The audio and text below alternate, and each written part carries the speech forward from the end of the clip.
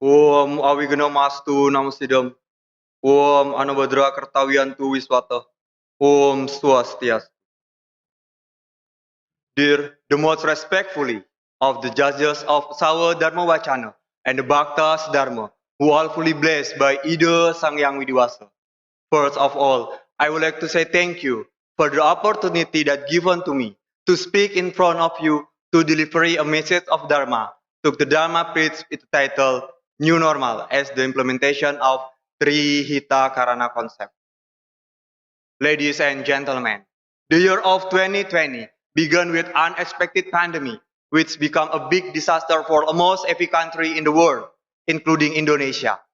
This pandemic, known as COVID-19, is a new type of coronavirus found in Wuhan, China in 2019. According to the data released by Health Ministry of Indonesia, in the end of 2020, the number of COVID-19 cases in Indonesia has reached more than 700 COVID cases. It broke Indonesia to the top one country with the highest confirmed COVID-19 in the Southeast Asia.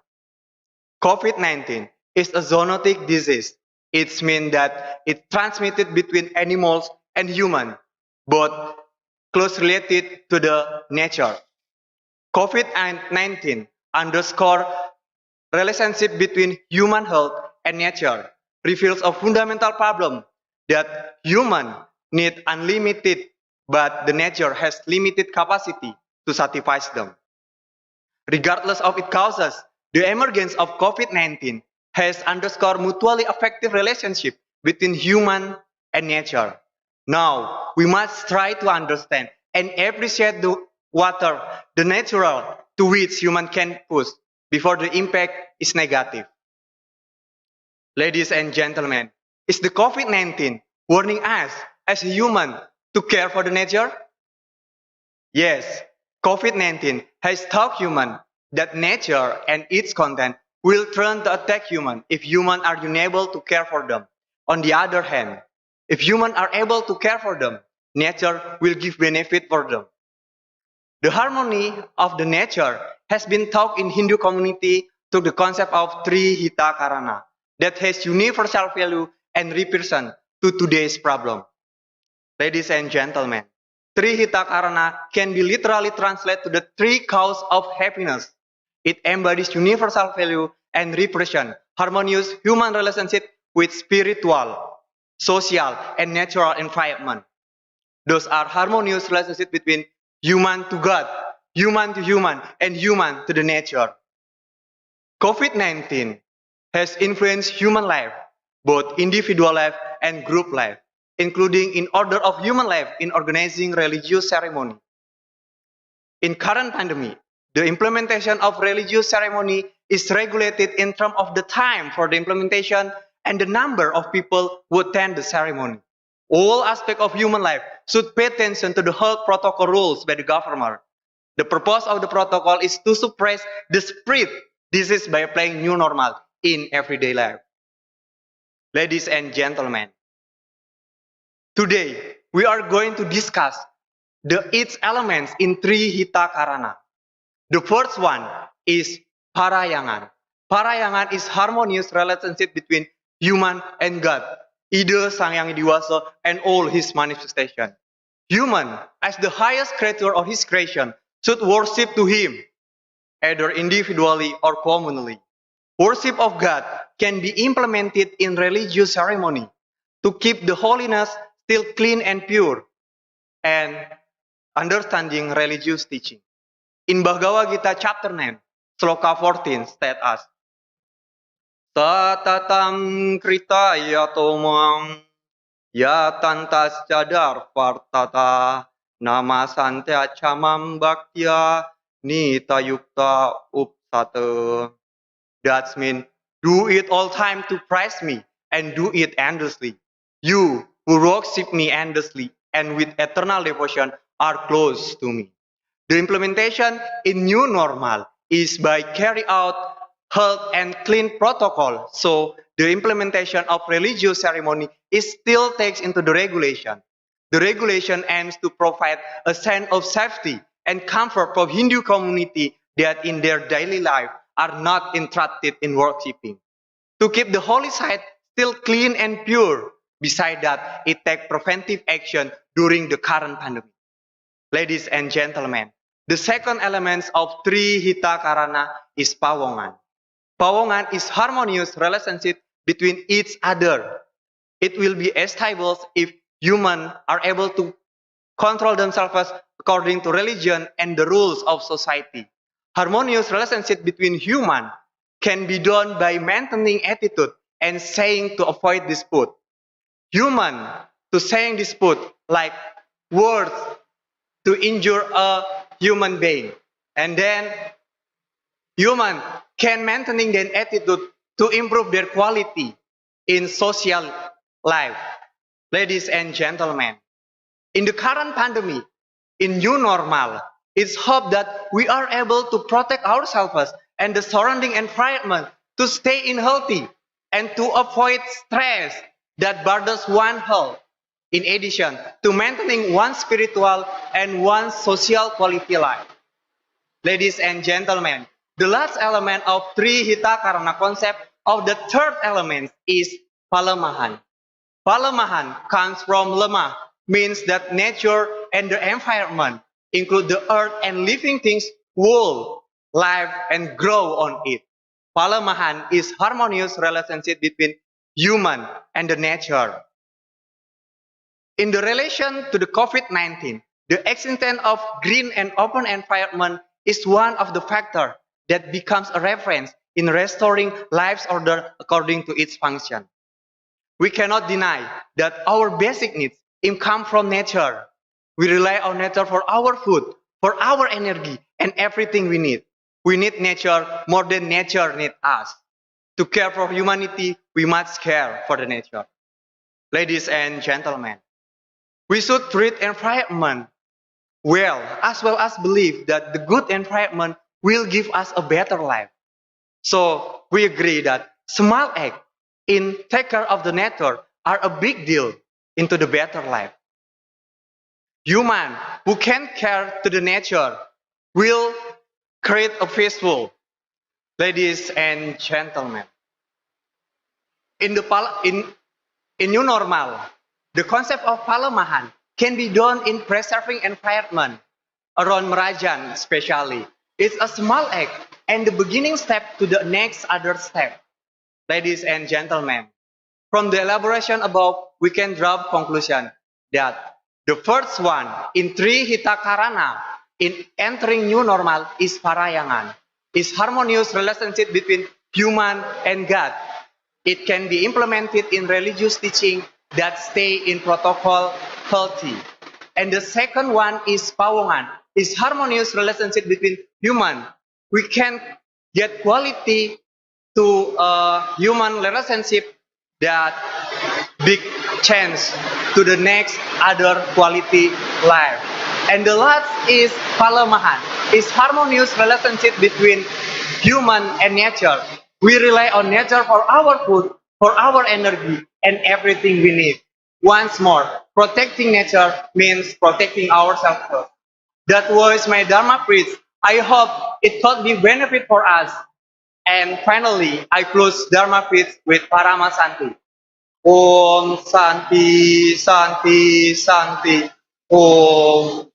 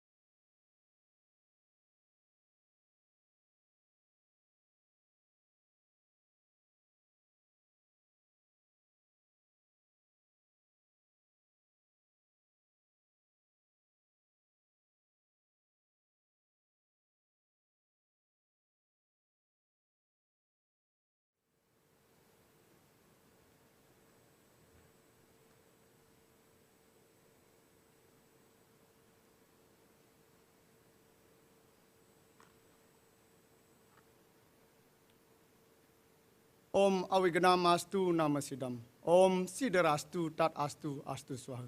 Om Swastiastu. First of all, I would like to say thanks to Ida Sangyang Widiwasa, who has given us healthy and happiness, so we can meet and gather here in this good location.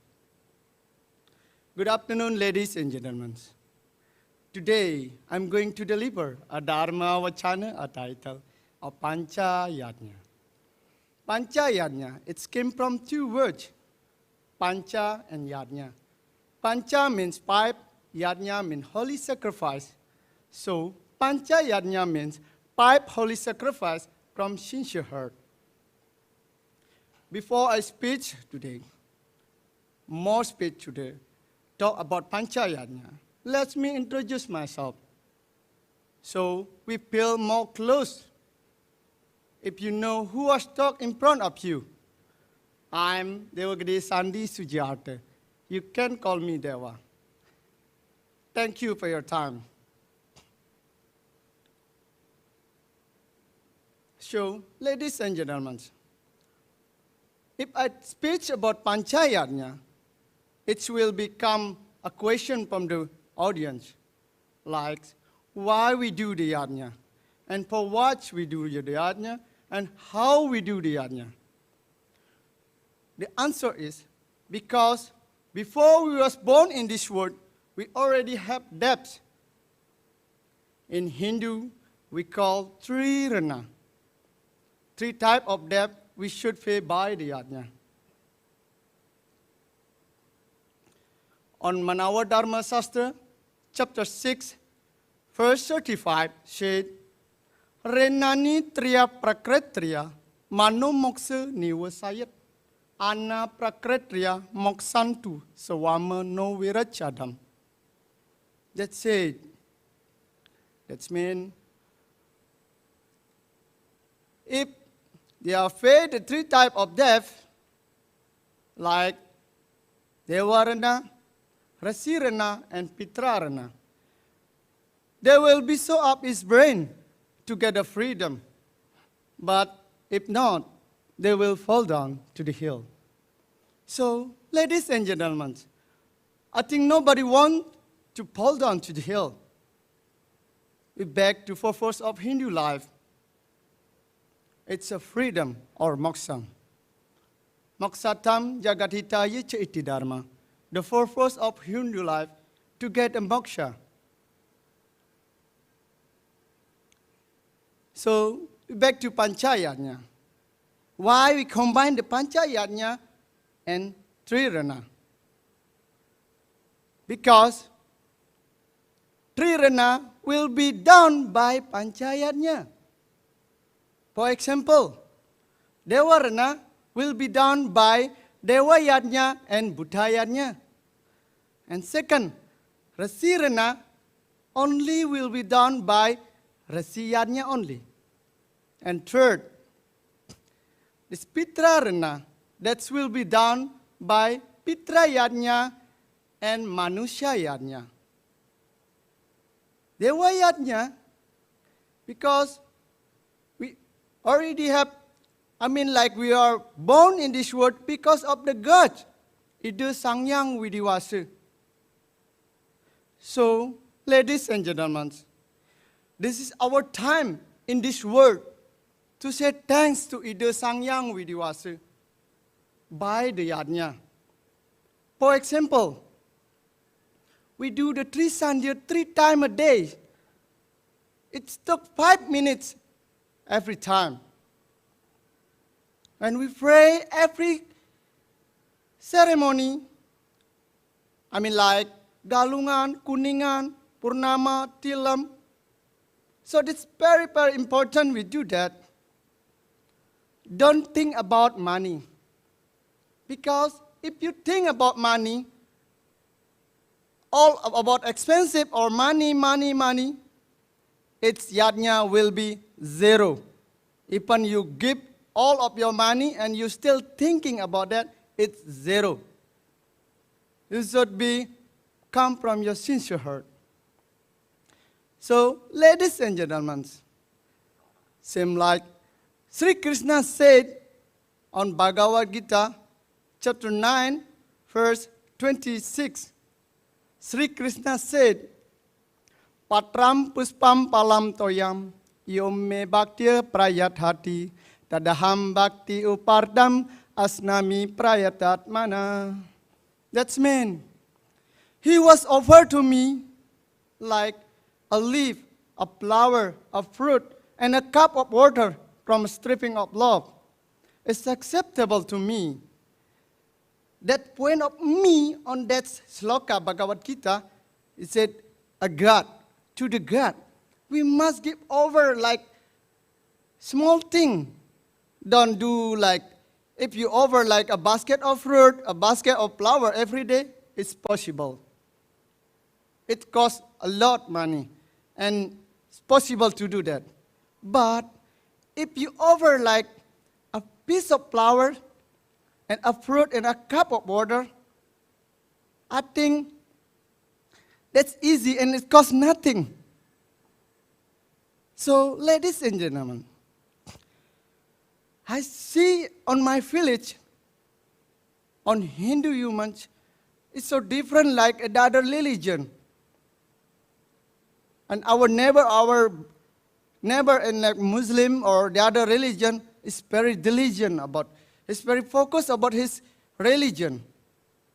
So sorry to say it, not like us. I'm very, very sad about that. Because I'm so seldom to see the people going to the temple to do the Trisandhya. They just do the Trisandhya only that ceremony, not every day. So, how we do that? In this time, I would like to tell you a little bit about my daily activity. Sorry to say, I'm not teaching here, but I just want to tell something. For example, every morning I was wake up at 5:30. Every day, I start learn for myself what I do. I took a shower to clean my body. And I use wearing my new costume because I want to meet or talk with the God by Trisandhya. And I'm ready to go to my own temple. So ladies and gentlemen, I believe everybody has own temple on your house. That's right. What you do in your own temple every day, you clean the temple. And then you clean your temple is clean, your body is clean. And now you need to clean your mind, you clean your spirit. By what? By holy water. Holy water is cost nothing. Just holy water, a cup of holy water we call tirtha. You can use every day. And feel it, the spirit of the tirtha will come to your brain, come to your spirit, your body. So, it's easy, right? And then you do that Trisandhya, only 5 minutes. It took 5 minutes. So it's easy, right? And then why? Nobody wants to do that. I already tried. I started to try it 1 year ago. And now I'm ready to pray 3 times a day. Only for Trisandhya, 3 times a day. In the morning, in the afternoon, and evening before you sleep. And feel it, how strong that mantra. How strong that mantra, the power in your body. Did you know on that Trisandhya, this is a biggest mantra. And the mother of the mantra. You can ask the holy people if you want. You can ask. That's a Om Borbwaswa Tat Sawito Varenyam Bargo Devasya Dimai Dioyuna Prachodayat. That's a Gayatri mantra. That's a mother of the mantra. So if you say that every day, it means like you say thanks to the God. If someone give you something, what do you say? Of course, you say thanks. Same like me. The God give us a life. So we must say thanks every day. And it costs nothing, zero. If you do any ceremony, like offering a basket of flower, a basket of fruit, every month or every week is not possible. It's all right. But every day is almost difficult. So we back to Sri Krishna. Teach us. So more simple thing how we do in our life. So ladies and gentlemen, this is how we do that pay our rena to the God. So if we do the 3 Sandhya, we pray every day, we already said thanks to the God. So, ladies and gentlemen, I hope you can teach your children, you teach your friend, and tell them how it's important if we do that 3 Sandhya. On this yajna, the simple yajna, don't think yajna is expensive. If you think like,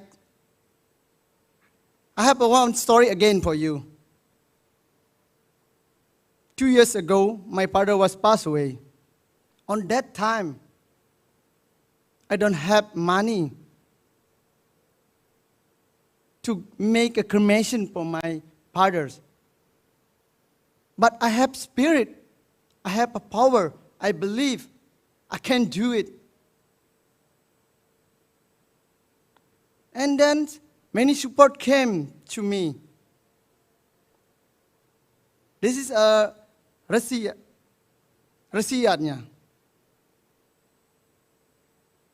So the power from the Rasiyatnya give me support. I come to the holy people, I'm in the Rasi. Give me support to do that. So, ladies and gentlemen, please believe and put your spirit on your body, on your mind.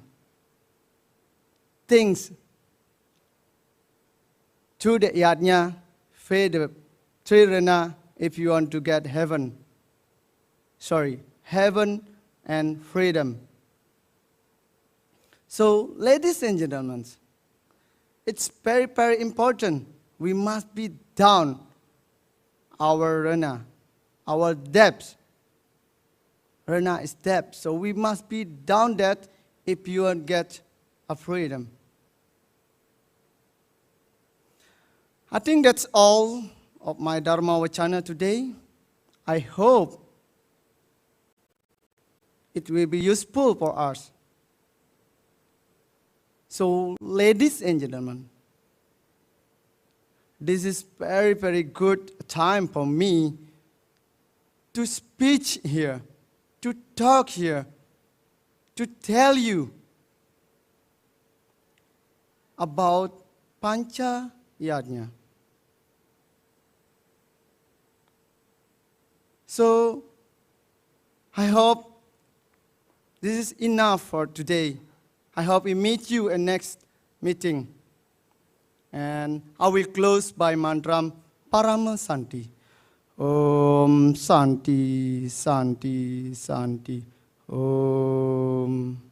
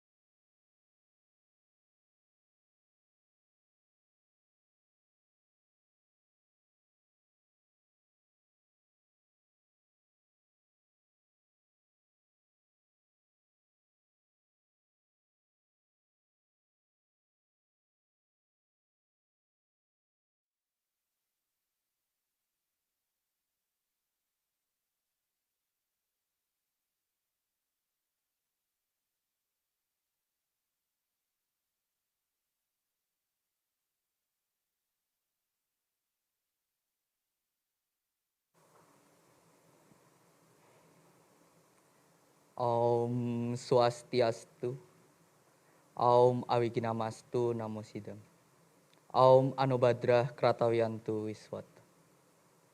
Hopefully, all noble thoughts come to us from all directions. Dear honorable judges, distinguished ladies and gentlemen, may God bless you and keep us in His tender loving care. In this beautiful day, I would like to express my sincere gratitude to first God, Ida Sang Yang Widiwasa, who gave us healthy, prosperity, and time so we can gather here together with smile, good health, happiness, and friendship, even during this ongoing COVID-19 pandemic. My name is Gusti Putu Surya Govinda Atmaja, and today I would like to deliver my Dharmawacana entitled Multiculturalism and Pluralism as the Fundamental Value of the World.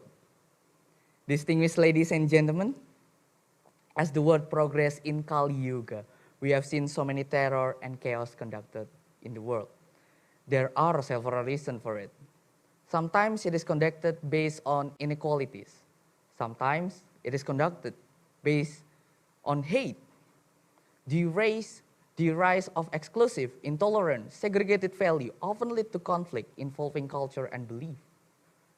This condition is also common in Indonesia, where sometimes discrimination happens in minorities, induced merely by wrong and radical belief. This condition undermines the spirit, the fundamental spirit of our world, the multiculturalism and pluralism. Distinguished ladies and gentlemen, we live in multicultural and plural society. No more debate about it. Everybody knows about multiculturalism and pluralism. Let me emphasize it. Multiculturalism means diversity of views. Pluralism means diversity of culture. The question becomes, do you know how Hindu views multiculturalism and pluralism? Yes, Hindu maintain and embrace multicultural and plural values without the second God. He is omniscient and omnipotent. He has unlimited power and unlimited love. Above all, here is another sloka from Bhagavad Gita, chapter 9, sloka 29. Samoham sarva bhutesu name dveso stina priya ye bhajanti tumam bhaktya mayi tetesu chavyaham. I envy no one, nor am I equal to anyone. But whoever renders service unto me in devotion is in me, is a friend to me, and I am also a friend to him. The Bhagavad Gita tells us that God is not only omniscient and omnipotent, but also omnibenevolent. He has unlimited love. If we discriminate other people with different culture and belief, we insult God in some ways because we underestimate the God's omniscient, omnipotent, and omnibenevolent. It is right or not? Distinguished ladies and gentlemen, if you are not convinced with the above sloka, let me present you the Bhagavad Gita, chapter 7, sloka 7. Matah param taram nanyat kincit asti dananjaya mayit sarvam idam protam sutre manigana iwa. O Dananjaya, there is no truth superior to me. Everything rests upon me, as pearls are strung on a string. Furthermore, if you are not convinced already, here is another set of words that is given to us since we were young. Tatwam asi. I am you. You are me and we are we. Vasudevam kutumbakam. We are all brothers. It is greatly important and greatly emphasize the importance of multicultural and plural society. With those understanding, why should we hate? Why should we discriminate? Why should we even murder other people with different culture, different belief, and different understanding about the God and anything else? All of those instructions conclude that multiculturalism and pluralism are guaranteed in Hindu. It is an essential fact in Hindu. In fact, our country founding fathers is also inspired by the teaching of multicultural and plural society in Hindu. They decided to apply the following motto that is written by Empu Tantular in Sutasoma. What is it, ladies and gentlemen? Bhinneka Tunggal Ika. Unity in diversity. Distinguished ladies and gentlemen, please be acknowledged that every religious belief has their own golden rule. Golden rule is the principle of treating others as one wants to be treated. I will present you some of the golden rules in religions in Indonesia. In Muslim, in An-Nawawi 40 Hadith, it is stated that none of you had faith until he loved for his brother what he loved for himself. In Christianity and Catholic, in Matthew 7:21, it is stated that do not unto others what you would not them should do unto you. In Buddhism, in Udawanga 5:18, it is stated that do not hurt others in ways you yourself would find hurtful. And in Confucianism, it is stated that do not unto others what you would not they should do unto you. All the religion in Indonesia instruct human the same thing, to respect and embrace multiculturalism and pluralism. The question is why violation of this rule happen by discriminating, by killing, or even murder other people with different culture and belief. There is no good war, ladies and gentlemen, and there is no a bad peace. Distinguished ladies and gentlemen, the spirit of multiculturalism and pluralism is not only embodied deeply on Hindu, but across all religious belief. Therefore, we should embrace and respect the golden rule of all religion. Now, let us speak it in Hindu. In Srimad Bhagavatam, chapter 4, Canto 4, chapter 11, sloka 13, it is stated that titik saya karunaya maitraya cakila jantusu samatwena sasarwatma bhagawan samprasidati. The Lord is very satisfied with his devotee if the devotee greets other people with mercy, tolerance, friendship, and equality. Distinguished ladies and gentlemen, Srimad Bhagavatam clearly instructs us to embrace and respect diversity, multiculturalism, and pluralism. It is said that the people that respect other culture, other belief, and tolerate them, we may satisfy the God. It is considered Jiwan Mukti, liberation from the material life. Distinguished ladies and gentlemen, there is a short reminder from me to be tolerant. Remember that we are born different. We born different with different skin, different hair, different tone, and etc. And so on. The list is endless. I am sure that there will be no war, no killing, no chaos, no hate, and genocide and other evil if we understand our religious teaching. And remember, there is no good war and there is no bad peace. Distinguished ladies and gentlemen, I will sum up and conclude with a statement of the world leaders. Diversity is the key to strengthen our world. To face the challenges in our time, we must maintain a diverse, multicultural, and plural society. Please share your understanding with your surrounding family, leaders, and other people. Up to here my Dharmawacana. Om Santi, Santi, Santi. Om.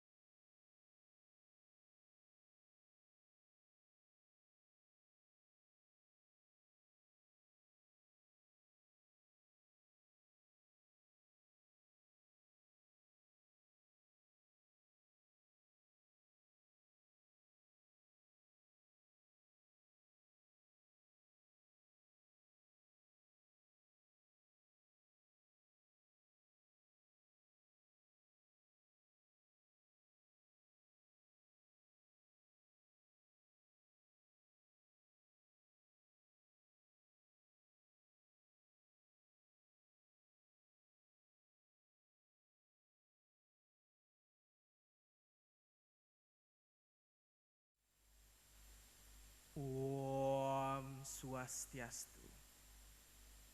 Good afternoon, the honorable adjudicators, the officials, and all people present in here. Before I continue with the Dharmawacana, I would like to praise Ida Sang Hyang Widiwasa. Because of His grace, we are able to stand here to participate in the tapping of Utsawa Dharmawacana that is accompanied by Utsawa Dharmagita the 14th in 2021, located in Bandung.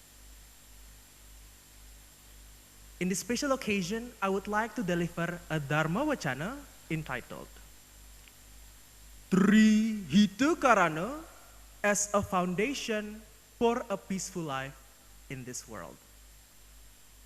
My beloved Hindus, as we may know, there are a lot of problems that we face in this world. Some stood up for me. Number one, Westernization. Globalization made our younger generation appeal more to Western values, cultures, and tradition, which in turn made us lose our own tradition and our own treasure. Second is global warming. Recently, due to global warming and climate change, there is a big flood that hit our family in Lembata, East Nusa Tenggara, which created a lot of IDPs, or known as internally displaced persons. That is 21,732 citizens that is affected by the flood according to the official documents that has been released by the government of Lembata. Ladies and gentlemen, the third problem is social disintegration. That happens because of miscommunications and insensitivity of people interacting with one another. Those problems alone already created such a bad impact in our lives. How can we as Hindus prevent or at least lessen the effects of those problems? Worry not, my beloved Hindus. In Hinduism literature, there is a concept called Tri Hita Karana. It is three relationship or cases that causes the sense of security in our life. There are three parts of Tri Hita Karana. The first one is Parahyangan. Parahyangan derives from the word Hyang, which means Hyang Widiwasa. Definition is God. Parahyangan is the relationship between us and God. It is everything that we stand for when we do our rituals and ceremonies. We do our rituals and ceremonies to serve and to show Ida Sang Hyang Widiwasa our own faith. To quote Dharmawacana chapter 10.8 that said, Tot sumbuya buati ekam ewa. It means Ida Sang Hyang Widiwasa is the main character of this world. Ida Sang Hyang Widiwasa is also known as Sang Sangkan Paraning Dumadi that created the world along with its contents. What does that tell us, my beloved Hindus? It tells us that we should be faithful towards Ida Sang Hyang Widiwasa because He has created us and this world. In this day and age, there are so many ways for us to understand Dharma and to remember our own culture. For an example, Instagram. There is an account in Instagram called Instagram filsafat_Hindu that shares Dharma in their feeds and open up religious discussions on their comment section. Thus, it is easier for us to understand Dharma and to remember our own God. Just like the content of Yajurveda chapter 31, sloka 18. Domewa widituati mertium eti. Meaning just by remembering our God, we could get the safety welfare we deserve. Second is palemahan. Palemahan derives from the word lemah, which is soil. Atharvaveda has spoken. Mata bumi utro aham pertiwiya, bandur no mata pertiwi mahi yam. Meaning Jagat or nature is known as our own mother and we exist here as her child. It is very important to take care of the environment just like we care about our own mother. There is an interesting example in Niti Sastra. Singa raksandeng alas, alas ike ngerakseng ari nitiasa. meaning the lion guards the forest and the forest also protects the lion. The imagery has a very deep meaning, ladies and gentlemen, because both are protecting each other. The lion gains protections from the forest, and the forest also can get protection from the lion in case anything bad happens with it. I would like to quote Yajurveda chapter 13, sloka 18.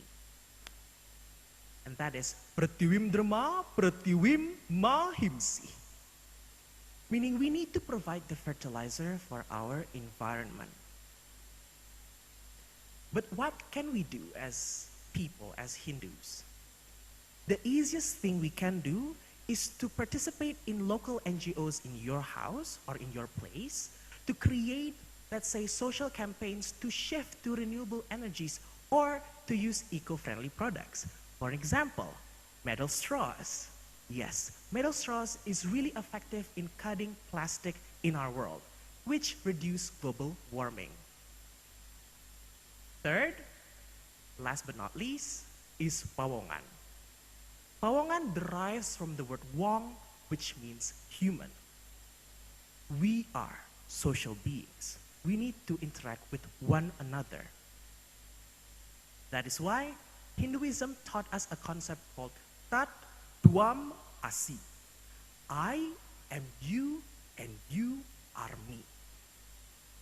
We learned the concept of sagile sagulok salunglung sabayantaka, paras paros sarpenaya saling asah, asih aso, which are the implementation of Tatuam Asi.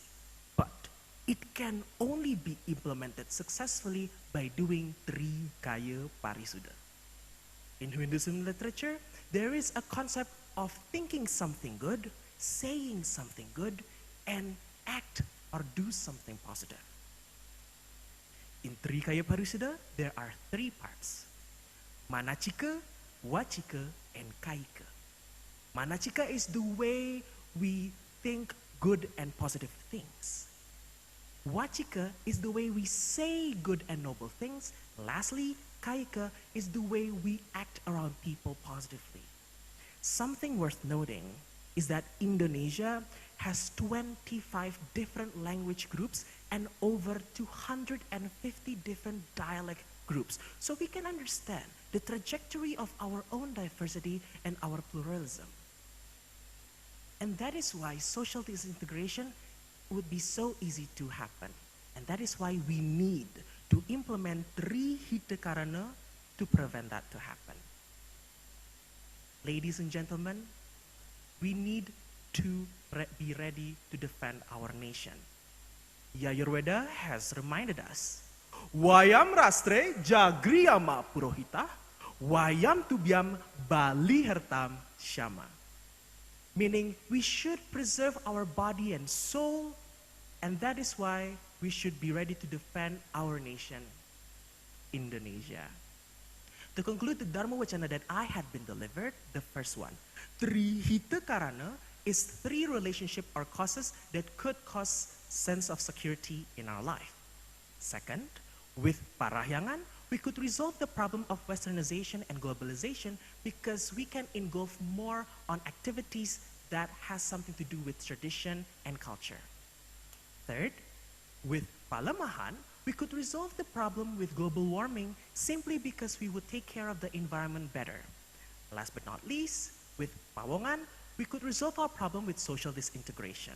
Ladies and gentlemen, I am not here to force you with my own ideas, but it would be better if together we implement three hita karana to achieve our happiness. Boksartam jagadita yacha iti dharma. With that, I would like to end my Dharmawacana with Paramasanti. Om Santi, Santi, Santi. Om.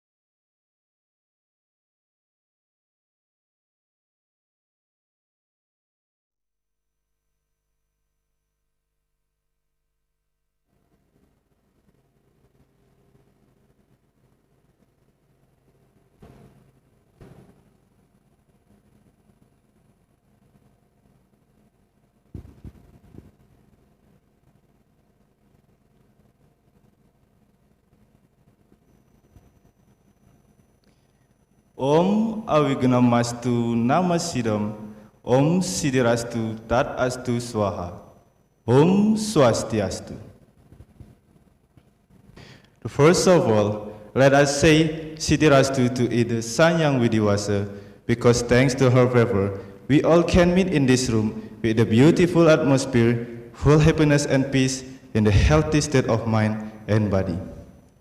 Secondly, according to the holy word of Yang Widi in Yajurveda 26.2, this holy word should be conveyed to all mankind, to the Brahmins, Naik, Vaisya, Sudra, to my people, even Toke people. From this word, allow me to participate in enlivening the series of Utsawa Dharma Gita activities as well as conveying the word of Yang Widi in the summary of the Dharmawacana with the theme implementation of the teaching of Trihitakarana in life. Trihitakarana is a concept or teaching in Hinduism which always emphasizes how one can live in harmony and peace. Trihitakarana can be interpreted lexically, which means three causes of well-being, which is three, which means three, hita, which means prosperity, and karana, which means cause. The three things are parayangan, pawangan, and palemahan. The concept of the Trihitakarana appears in a connection with existence of traditional village Cimbali. This is due to the realization of traditional village Cimbali, which is not only the regional alliance of life for common interest in a society, but also a common alliance in the belief of worshipping God. In other words, the characteristic of traditional village Cimbali must have element of the territory. The people and community who occupy an area with existence of holy place to worship God. So ladies and gentlemen, the first one, let me talk about parayangan.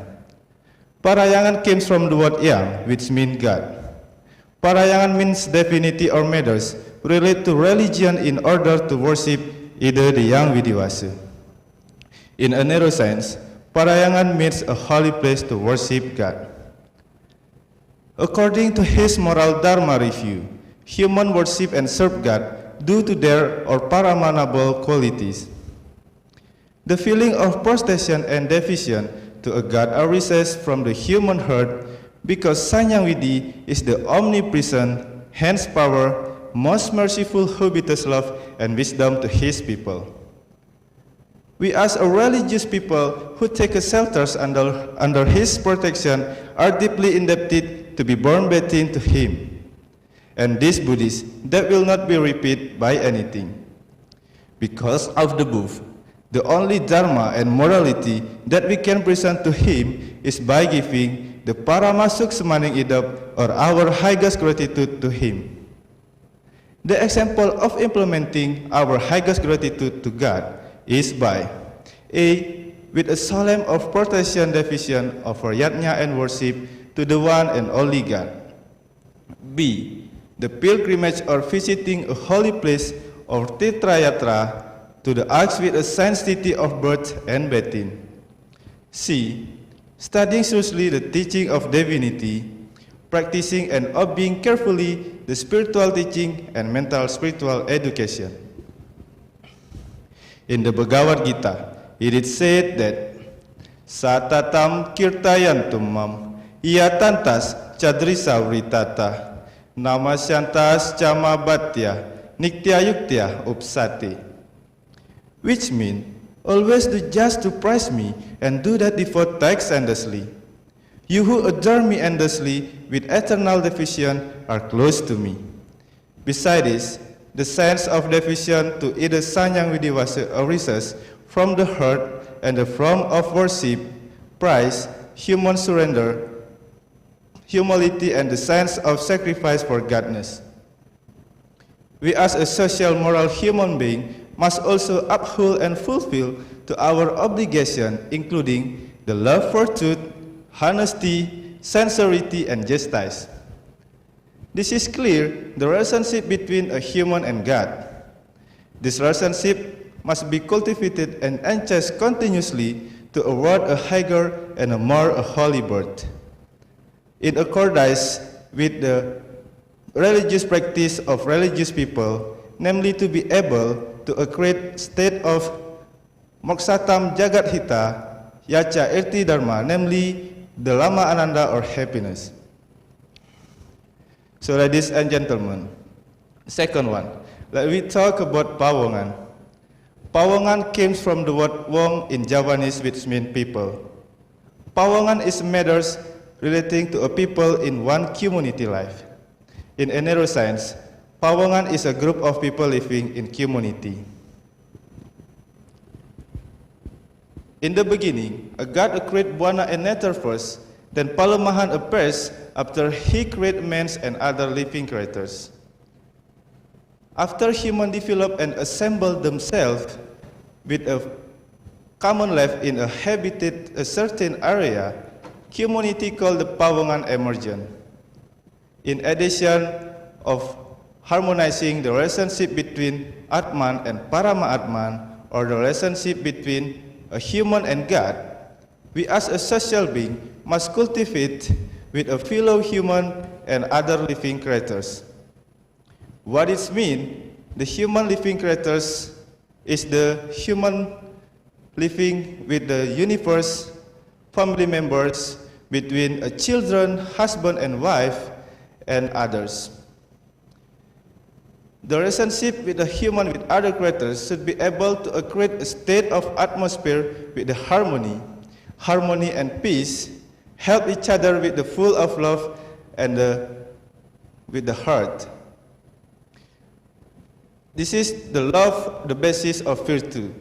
The love arises is the Lama Ananda, or the happiness of birth at Batin. So ladies and gentlemen, the third one, let me talk about Palemahan. Palemahan came from the word Wik, which means land. Palemahan also means a buana or nature. In a neuroscience, Palemahan means a settlement of resident. A human living in this earth and the form of natural product cannot live without a great buana and universe. This is what the underlies of harmonious the relationship between a human and universe. To maintain this balance of the harmony with a nature, Hindus carry out the Tumpak Wariga or Tumpak Uye ceremony to preserve the life of animals, and carry out the Tumpak Wariga or Tumpak Bubu ceremony to preserve the plant. So ladies and gentlemen, that's the explanation of definition of Trihita Karana teaching. The importance of the Trihita Karana is the direct human to always harmonize with the relationship between a human and other creatures, human and universe, and the human relationship with a universe and its environment. The direction and the goal of the Trihita Karana, which is to achieve the Moksaktam Jagat Hita, Yacha Irti Dharma, which is to achieve the physical of spiritual happiness and happiness of birth, with the ultimate goals of Hinduism, namely the union of Parama Atman and Atman. So ladies and gentlemen, those are the few reviews that I can present in this happy day. Hopefully, what I explained to earlier can be applied to our life to create a state of harmony, seniority, and peace. So that's all from me. Let I close this with the Parama Santi. Om Santi, Santi, Santi, Om.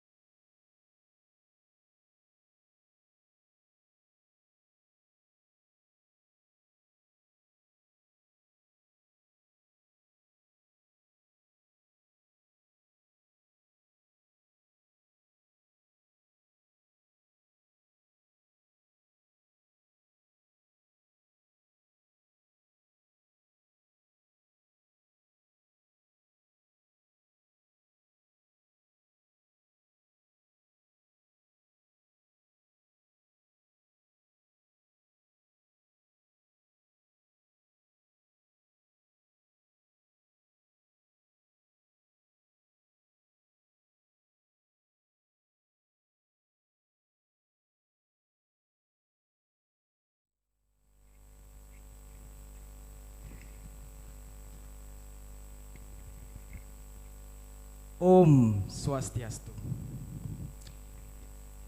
Good evening, honorable judges, ladies and gentlemen. Today, I'll mainly discuss about Shraddha and Bhakti. It is so interesting, like a food. A balanced main course and side dishes will enhance our appetites, right? Same goes to Shraddha and Bhakti. These two things are related each others. Before we go into details, we have to know what is Shraddha and what is Bhakti. Shraddha literally means anything or any act that is performed with all sincerity and faith. Bhakti means a participation, a devotion, a worship, love. So let's take a great example. When you're well in love, you will develop a faith into that person, right? You will feel the same and you will be develop your devotion to his or her. This devotion is what we call bhakti. Now, in Bhagavad Gita, chapter 6, verse 49. Yoginam api sarvesam sarvaloka maheswaram matkatinantaratmana tame sadavan bhajante yomam tame yutta tamo mata. And of all yogis, the one who thinks of me within himself renders untranscendental loving into me. He's the most united with me and is the highest of all. So Shraddha is the beginning of everything. Without Shraddha, you will be not having an advancement in your yoga life, or simply said, your bhakti life. Now, there's such another example in Bhagavad Gita, how this bhakti can deliver us to be more united with God. Bhoktaram yajna tapasam sarvaloka maheswaram sadavan bhajante yomam jnatva mam santim prachati.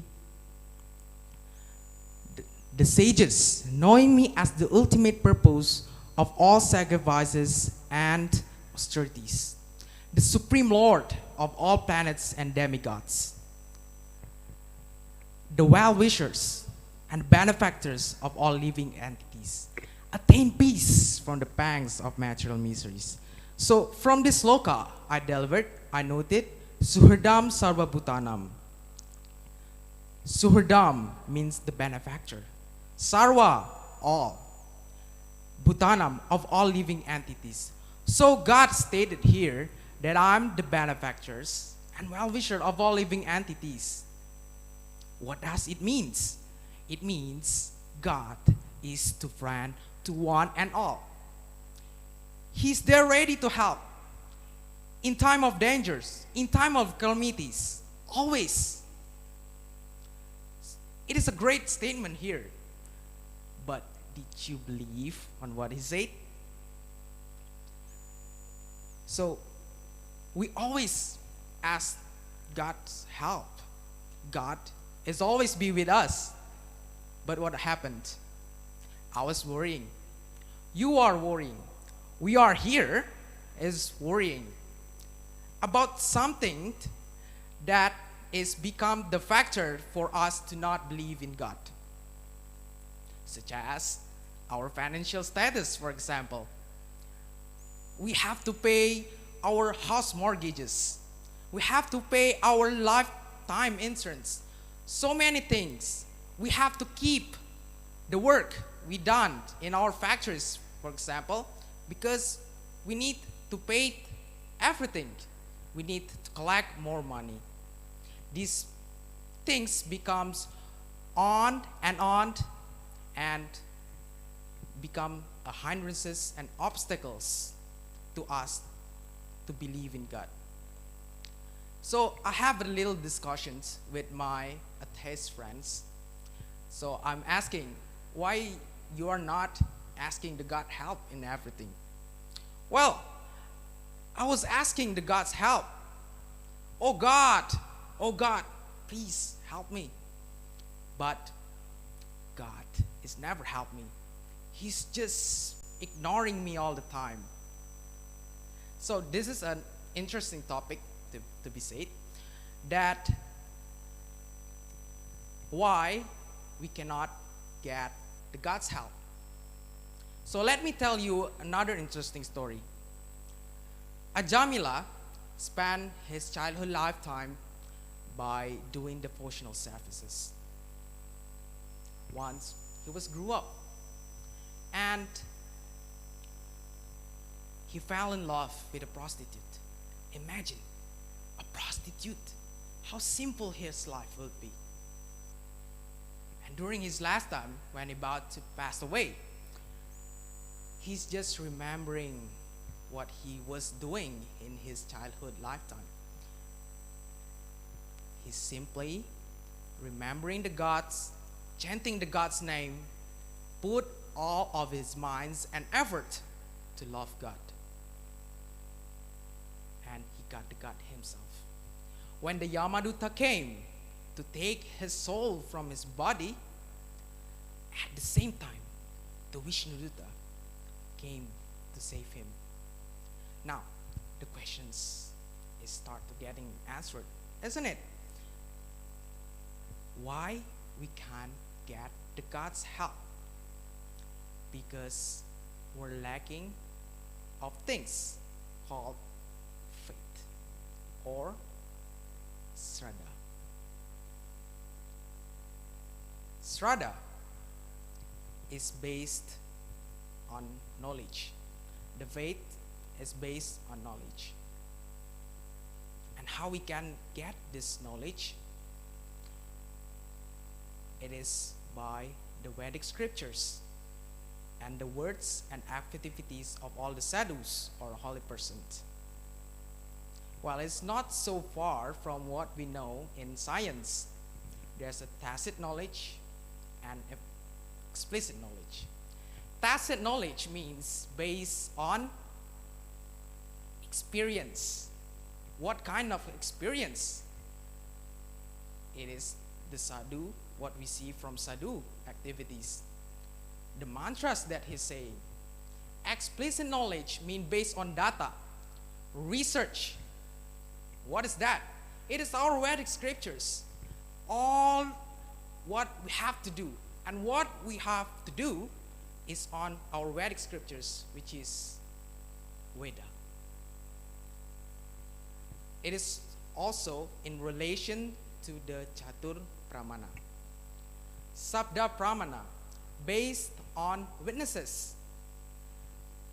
The Vedic scriptures already written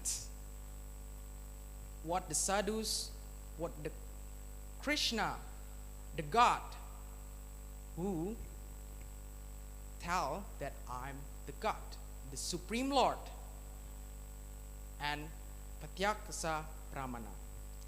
By observations, we have to see what this holy person doing, what he was saying.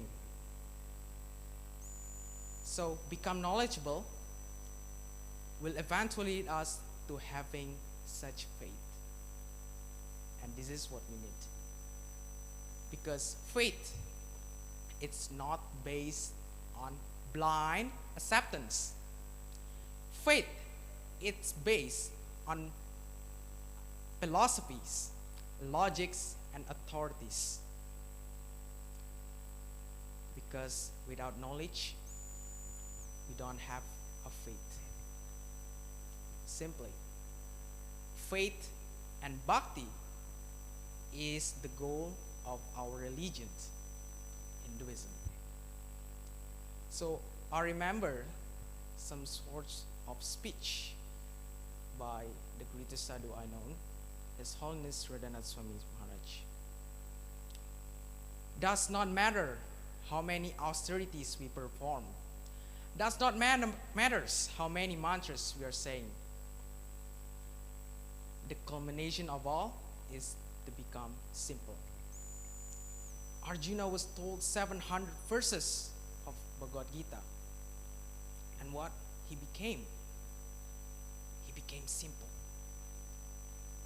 He became simple and saying to Krishna, "Oh Krishna, I'll do whatever you say. I'll do whatever you want." So if you are sincere and having this faith, God will be intimate with us.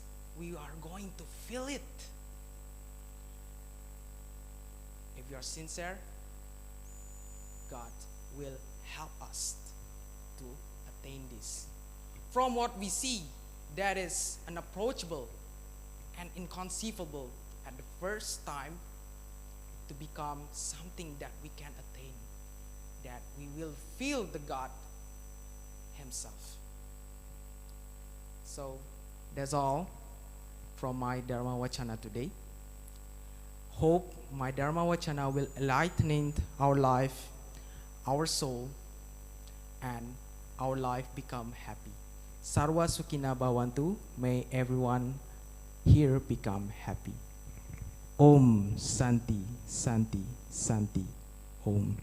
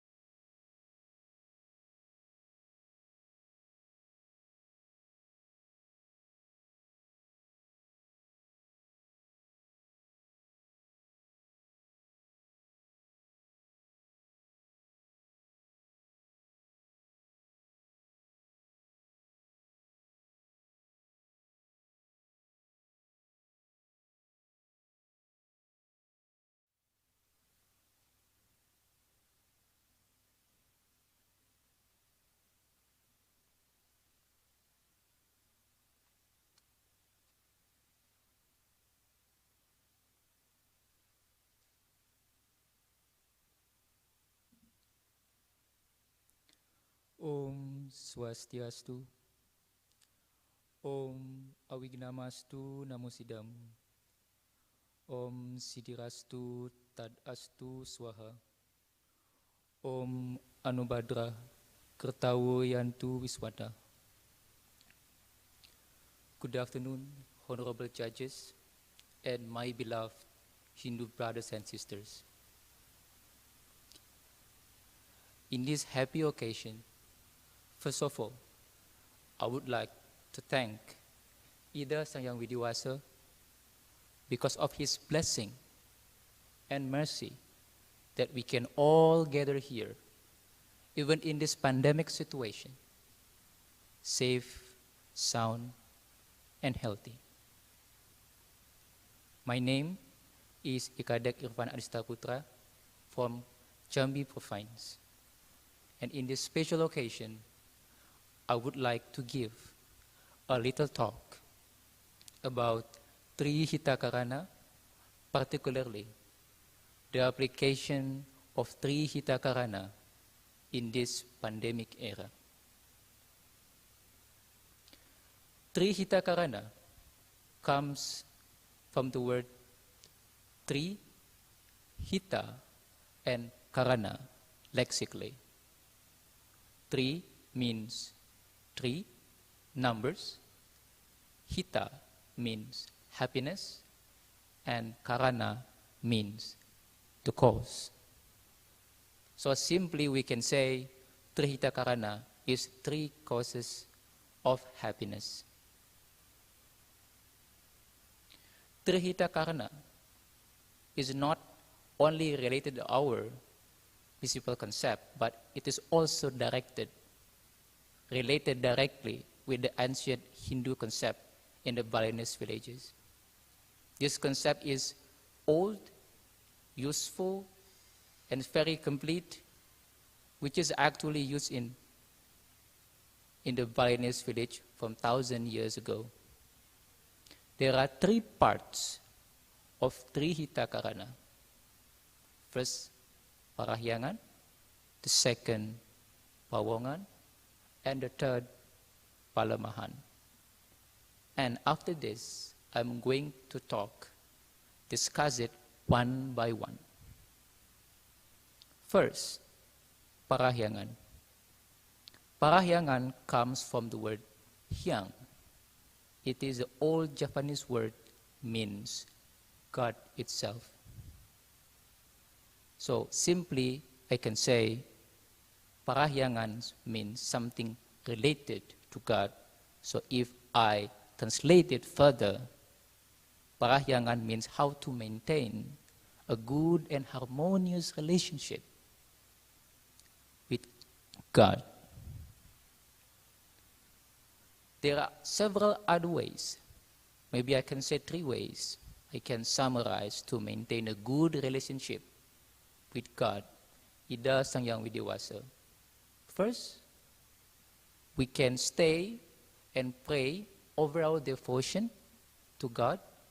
Second, we can visit or do some pilgrimage in our holy place. We call this as a Tirthayatra. And the third one, we can study God's teaching.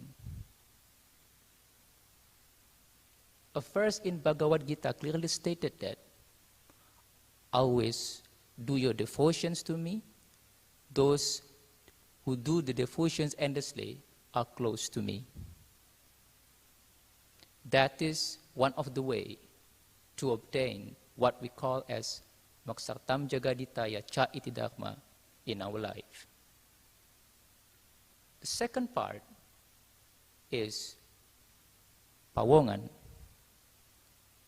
Previously, Parahyangan comes from the word hyang, Pawongan comes from the word wong. It's again an old Japanese word, means humans. So maybe you can guess, this is about how we maintain a good relationship, a harmonious relationship among us, with our brothers, sisters, families. Maybe you have wives, you have a college at work. that it is essential to maintain a good relationship so we can live peacefully in our daily life.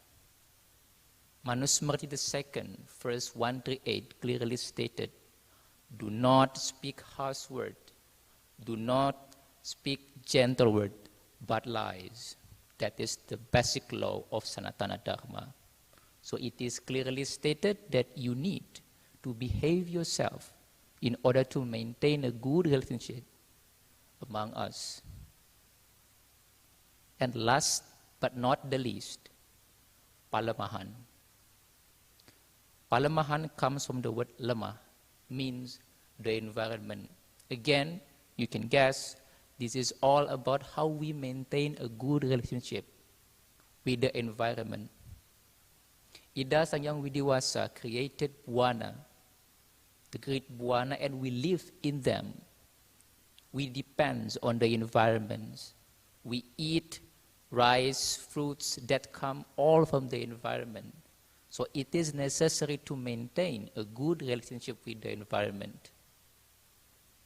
Maybe I can pick an example from a tradition from our Hindu people in Bali, that they have a festivities called Tumpak Uye, a day specifically dedicated to preserve animals. And we have also Tumpak Wariga, a day that is specifically dedicated to preserve plants.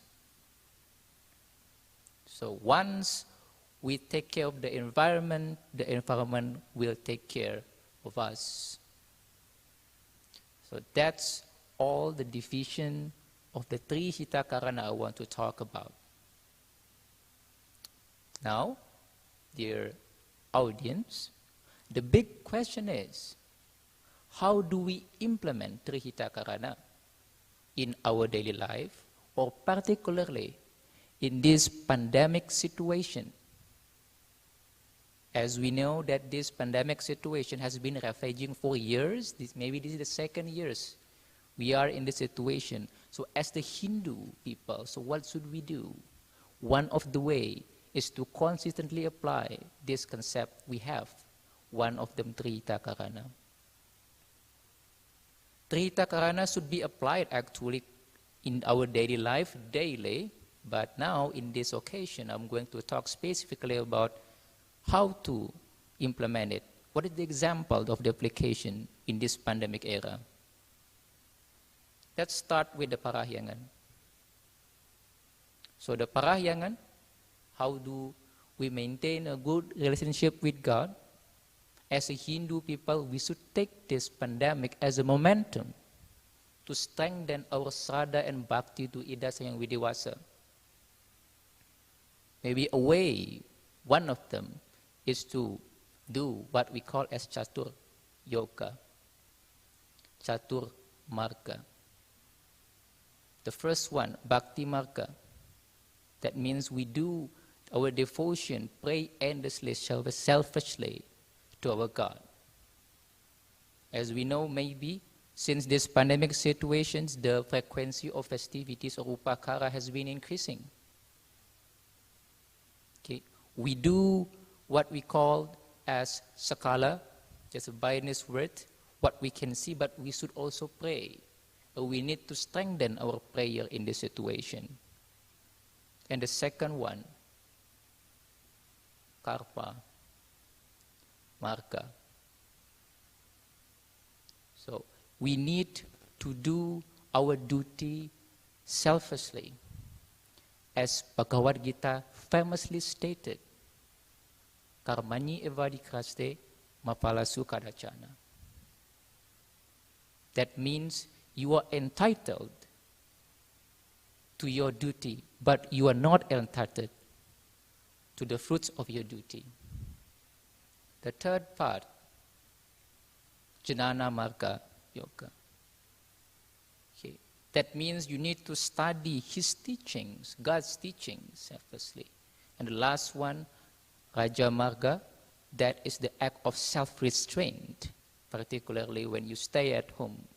Maybe you need to do this quite frequently. And the second, how do we apply the concept of Pawongan in this situation, the pandemic? Okay, this is pretty simple, but it's beautiful to say that we need to remind or remember again the Mahawakya Tatwam Asi. Tatwam Asi is about how to love yourself and how to love the others. It's the sense of understanding, sense of similarity, kinship, loving. So how do we translate this? The government already created some kind of health protocols to tackle the situation. And simply we just need to apply them consistently with strength, commitment, and discipline. The government told you to wear a mask, maintain a distance, wear hand sanitizer. We need to follow them. By wearing a mask, that means not only protecting yourself, but also protecting the others around you, protecting your family. That's the simplicity of our beloved concept. The other way, the COVID-19 has been destructing our economy, particularly our brothers in Bali who has lost their job because of the tourism sector has been hit badly and they have little income. And this concept of Pawongan teach us to help them either in the form of encouragement or in the form of economic material. We help them, maybe give them a job or give them some material to make them able to sustain their life. That's what should we do as a Hindu people, Hindu followers. Last but not the least, how do we apply Palemahan in this situation? Okay. How do we take care of the environment? Okay, in Niskala sections, we do quite a lot of we see a lot of festivities intended of Pacaruan. There's an effort to, okay. Other than that, okay, maybe it comes as a blessing in disguise because this pandemic situation forced most of us to work from home. That means our activity outside is limited. So that means, so there are less cars on the road, less motorcycles on the road, less factory works outside. That means less pollution, less air pollution, less noise pollution, and less water pollution. So that unexpectedly create a better environment for us. That also can act as a self-healing. So as a human, as a Hindu people, we should let the environment heal themselves. We should let the environment to recover. So it will provide us better in the future. Or maybe we can take it from different angle. That maybe you stay at home, you don't know what to do. You maybe plant some pretty flowers at your home. Put some plants on your desk. That creates your environment more colorful. So that's the application of Palemahan, especially in this COVID-19 situation. Ladies and gentlemen, honorable judges, and my beloved Hindu brothers and sisters, that's all I can say. That's all my little talk about Trihita Karana. I hope my little talk previously will contribute to bring us joy, peace, serenity, and harmony. I will close this session by Paramasanti. Om Santi, Santi, Santi, Om.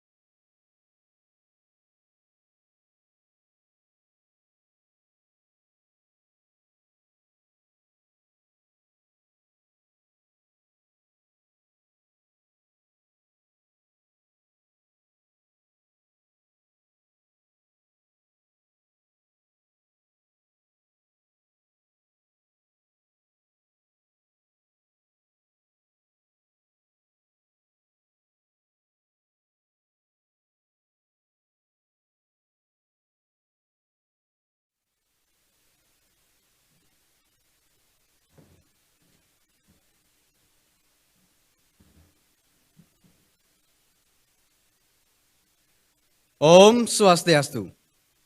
Om Avignamastu Namusidam. Om Sidirastu Tatastu Swaha. Om Manvadrah Kritaviyantu Vishwat. Honorable judges, ladies and gentlemen, thanks to the blessing of Ida Sang Yang Widiwasa, we can gather now this beautiful day with good health and happiness. On this auspicious occasion, I would like to present a Dharmawacana about something that we Hindu of Indonesia have known all this time. It's the religious activities that we've been missing these days.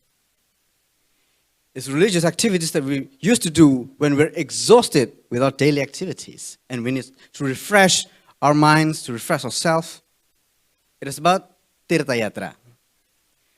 Tirtha Yatra, as we understand it, is a religious activities which is familiar to all of us Hindu of Indonesia.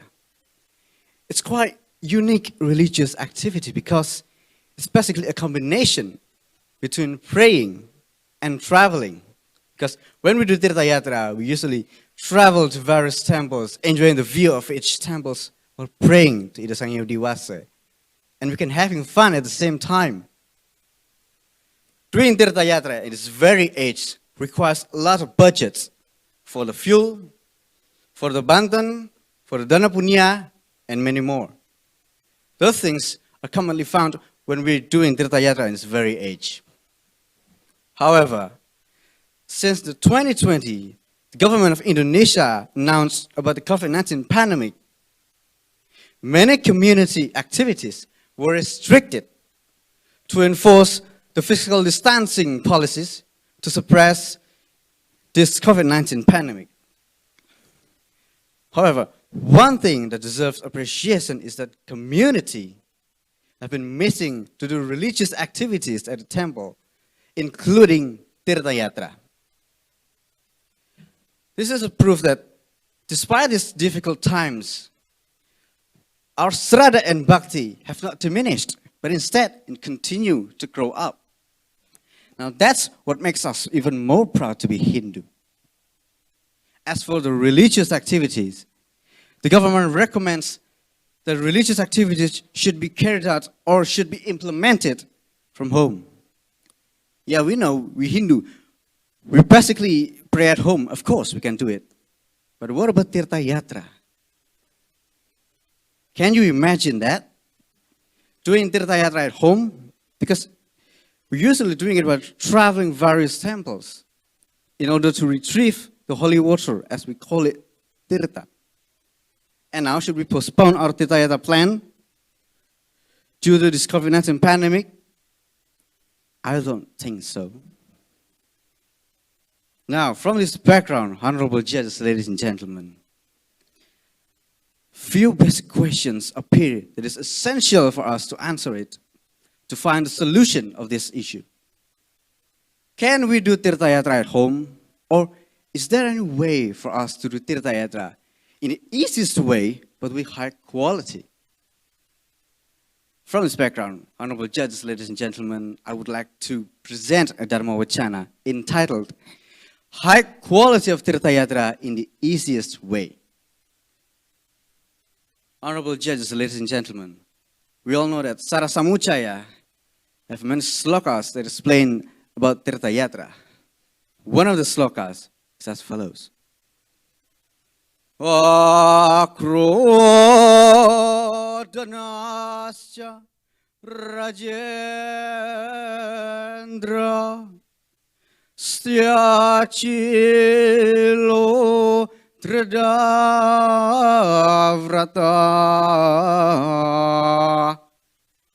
Atmo Pamasya Putesu Satirta Palamas Nute. Meaning, is the person who behaves like this, not angry, loves the truth, does the Tapabrata properly, compassion to all of living beings because they don't see any difference between them and all living beings. Such person will get the reward of Tirtha Yatra. And a Tirtha Yatra means going around with the intention to visit holy places. Honorable judges, ladies and gentlemen, from the sloka above, Sarasamuchaya 277, we now know that how we can get the reward of Tirtha Yatra. We also know what Tirtha Yatra is. But here's the thing. From the sloka, people will interpret that Tirtha Yatra is basically just a journey to visit holy places in order to retrieve the holy water, as we call it, Tirtha. Now, this misunderstanding will make us think that during this COVID-19 pandemic, we won't be able to do Tirtha Yatra because of the physical distancing policies from the government, and not to mention for a few of us having economic crisis. That's the truth of all society. Honorable judges, ladies and gentlemen, Hindu is known to be complex and flexible. When one principle seems unable to be carried out or implemented due to the society or community condition, or to the world condition in this case, Hindu has a lot of thought of it and provides the best solution for all of us. This gets related to the implementation of Tirtha Yatra during this COVID-19 pandemic. That's the proof that Hindu is brilliant, very brilliant. One of the solutions shown in Bhagavad Gita, Adhyaya 10th, Sloka 20. It says, Shri Krishna says, Ahamadma Gudakesha, Sarva Bhuta Sayastita, Ahamadischa Madhyamcha, Bhutanam Anta Evacha. Meaning, I am the beginning, the mid, and the end of all creations. I reside inside the heart of all beings. Honorable judges, ladies and gentlemen, from the sloka above, we now know that God has been always here, inside of heart, all along. So, related to the implementation of Tirtha Yatra in this case, the solution means that we don't have to spend a lot of money to do Tirtha Yatra. We don't have to offer a lot of bantans. We don't have to travel to various temples far away from our home. We just need to do it at home. We can use our heart as a temple, using our heart as a temple to do Tirtha Yatra. And the process of Tirtha Yatra, to retrieve the holy water, or as we call it Tirtha, is to find the inner peace of our mind, of our heart. That's why we have to keep our hearts clean and pure all the time. That's the temple that will always be with us all along until the end. Honorable judges, ladies and gentlemen, now that we have found the solution of doing Tirtha Yatra in these difficult times, in this COVID-19 pandemic, we don't need to worry about doing this. Then why don't we do it now? Let's ignite the fire of spirit within ourselves, using the heart as the temple to achieve the purity, the inner peace of our mind. That's the point of Tirtha Yatra. The truth, the real point of Tirtha Yatra is that.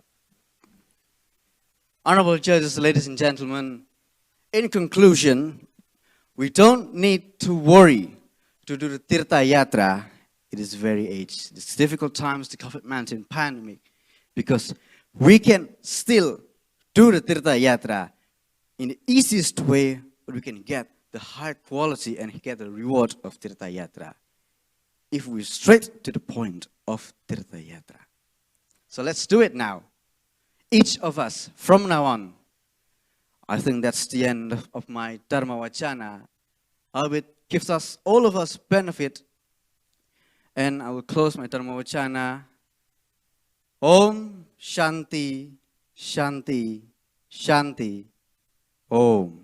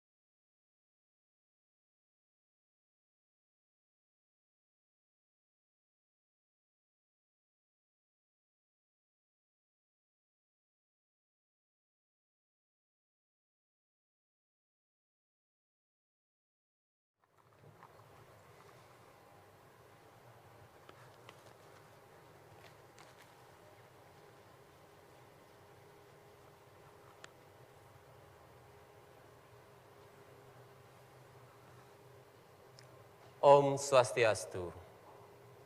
Ladies and gentlemen, let's pray and thank Ida Sang Yang Dewasa for give us mercies and blessing so we can meet and gather in good condition today.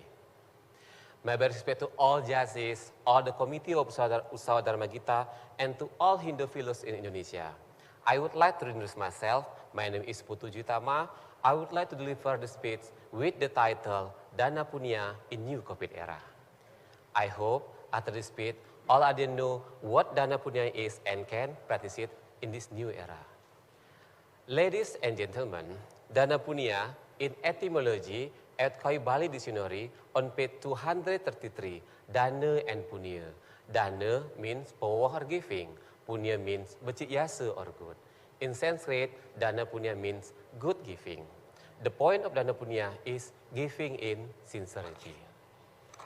Ladies and gentlemen, Arsaba Pandita Persada Pusat made agreement number 1/Bisama/Sabah Pandita Persada Pusat /10/2002 says that the fundraising activity is one thing of Hindu do. It's controlled by the Hindu law and this is an obligation. Today our Parisad has institution to collect the fund, but the result is not so satisfying. So the socialization that I do now must be socialized everywhere, anytime, in all media. Ladies and gentlemen, Dana Punya has a purpose to bring the people to grow in our heart about Vairagya. It means that we learn to let get out the boundaries of material goods. Finally, Dana Punya has a goal as every Hindu goal, Moksatam Jagatitayaca Iti Dharma, happiness on earth and hereafter. Ladies and gentlemen, in Manawa Dharma Sastra, chapter 4, sloka or number 234 says, Yena yena tubawena yadadanam prayasati tata tinewa bawena prapnoti pratipujita. It means whatever your intention for giving, the result from the God will go turn in the future. It means that Dana Punya has a big result and an obligation. But we look at the real situation, it's so different. If we compare, we go to the temple, mostly we get the small money. If we compare how much we spend money for the cell phone or the cigarette, it is meaningless. Finally, we have to realize it's easier to be said and done. And some people make statement, we are poor, we don't have something to give. This is completely not true, because there are two types of Dana Punya. First is spiritual Dana Punya. We give advice, mentally support for someone in bad condition because of sick, accident, or death. And second is material Dana Punya. We give something physically. There are 4 types of material Dana Punya. First is Druwe Dana. We give gold, silver, land, or the power to build the temple. The second is Saira Dana. We give ourselves to protect someone else. Third is Priya Dana. We give our son, our daughter, our husband or wife to save our motherland. And the last is Abhayadana. We give protection or shelter for someone who needs help. Ladies and gentlemen, but in my opinion, the most effective and efficient is giving money. In Sarasa Musia 262, until 264 says, our revenue divided into 3. A third per dharma, a good thing, a third per karma or passion, and a third per artha or investor or wealth. The result is 33.3%. 33.3% for dharma, we divide it into 7. The result is 4.7%. We make it 5%. But this Bisama does not work. Perhaps because of lack of socialization. So the final result is, the Bisama says, 2.5% of revenue for Dana Punya. Said in Ngadana, he was the Secretary General of Hindu Parisad in Jakarta. Ladies and gentlemen, most of people ask me, will our Dana Punya that we have given remove our sin? In our belief of karma law, that karma are exact and fair, what you give is what you get in return. We cannot remove, we cannot less our sin. But the good thing like Dana Punya, we can burning our sin. Maybe this statement made a little bit confused. I will exemplify. If good thing like that are very clean and fresh water, and the bad thing as the sin is very bitter pill, it will put the pill in the glass and slowly pour it the water onto the glass of pill. Finally, the taste of the bitter pill will remove, although the volume of the pill still in the glass. Ladies and gentlemen, when we do dana punya, we must remember two words, good and right. It is good, you are giving to those for somebody who has good attitude, and right, the source of dana punya must be right or legal. There is a people who deserve to have dana punya. In Sarasamuse 187 says, who deserve to have dana punya is good people, poor people, whom do not have any food, and who really need help. You are giving to those people, you good pahala or result to us. And in Sarasmusa 183 says, this is the best time for giving. At Daksinayana when the sun to the south, Uttarayana when the sun to the north, on Sada Sitimuka on sun and moon eclipse, and on Wisuwakala when the sun on direct position of equator. You are giving on this time, we will get pahala or result to us. Ladies and gentlemen, lots of benefit of dana punya for building and temporary rehabilitation, education fund, social cultural activities, to helping the people because of sick, accident, handicap, and death, and the victim of natural disaster. It has been 2 years when in bad condition of coronavirus disease or COVID-19. This is the best time for us for giving because a lot of people infected, died, lost their job, and business is closed. And just a simple way, we just using our cell phone to transfer our money. And don't forget to follow the health protocol from the government. Wash your hands regularly, wear mask, physical distancing, increase our body immune by nutrition and exercise, and don't forget, if you get called for the vaccine, please come to the medical center. Ladies and gentlemen, I know for a long time we have spent a lot of money for the religion ceremony. It was not wrong. But in my opinion, we make the religion ceremony, we listen the money for the ceremony without the essence of it. Because Hindu, we had degree of brata or sacrifice, Nista, Madhya, and Uttama. Nista does not mean bad. I give the example, you take a flight from Jakarta to Denpasar, with different places, services, or different prices. But the point is, we have the same direction. So the extra money we can give to those in it, it is much better than other religion believer help them that we don't know if they have the hidden agenda. Please take care of our society as our responsibility. This is the right time for us to practice the Tatamasi spirit. Tatamasi means I am you and you are me. So the spirit and concept of Tatamasi and giving completely each other. British proverb says, people don't care how much you know until they know how much you care. It makes we are different than any other creature on earth. Finally, ladies and gentlemen, because a lot of benefit of dana punya, let's we do dana punya in full sense of sincerity. British says, we make our habit, then our habit make us. It means we make our habit, then become a character.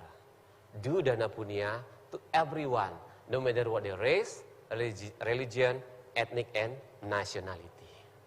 Be a good and nice giver before, during, and after dana punya.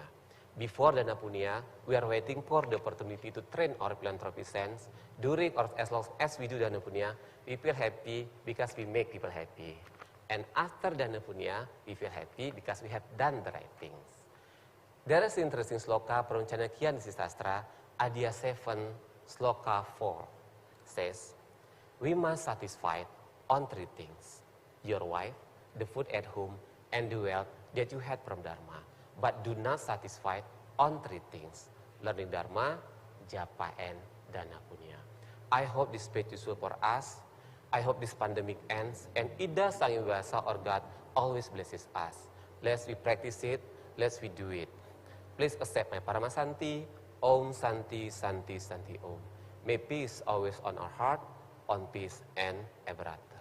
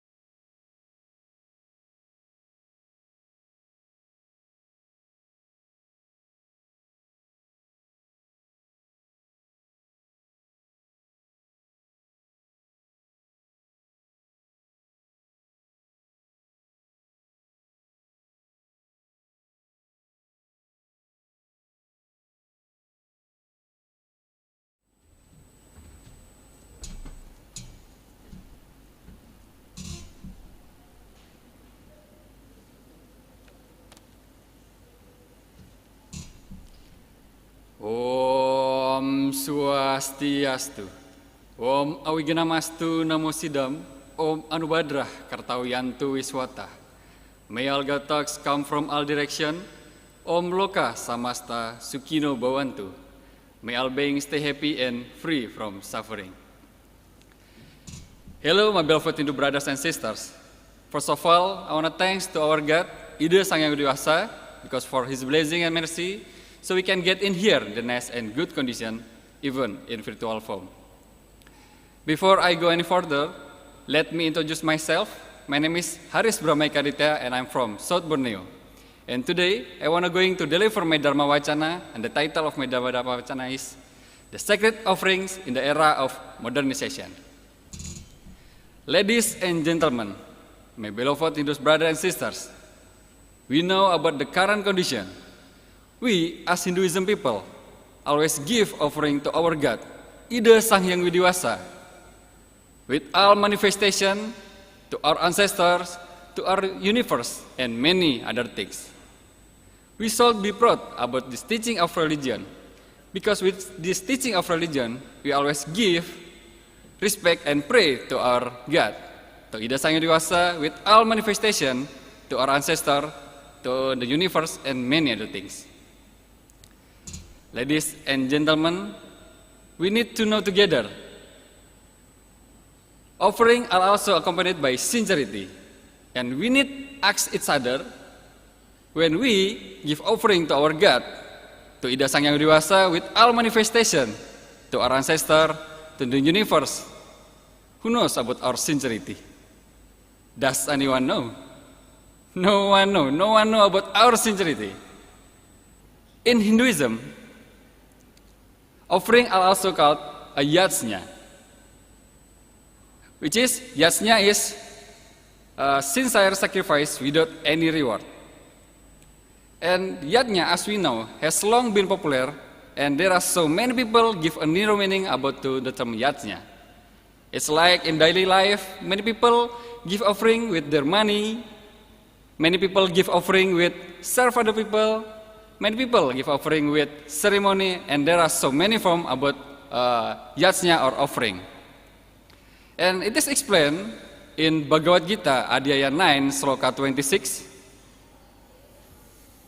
Patram puspam palam toyam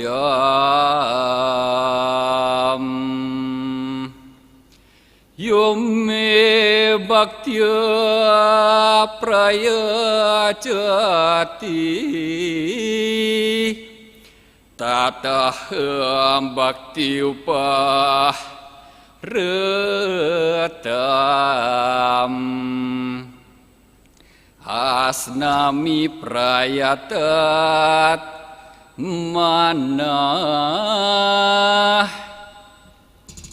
And the meaning of the sloka is, whoever is devoted to me by offering a leaf, a flower, a fruit, or a sip of water, I accept from a sincere person with a pure heart.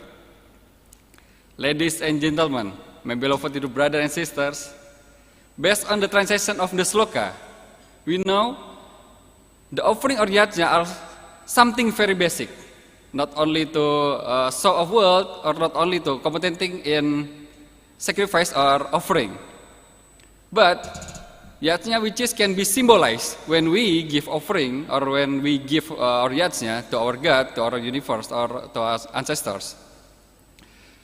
We can be symbolized, can be with flowers, can be with leaves, can be with fruit, or a sip of water.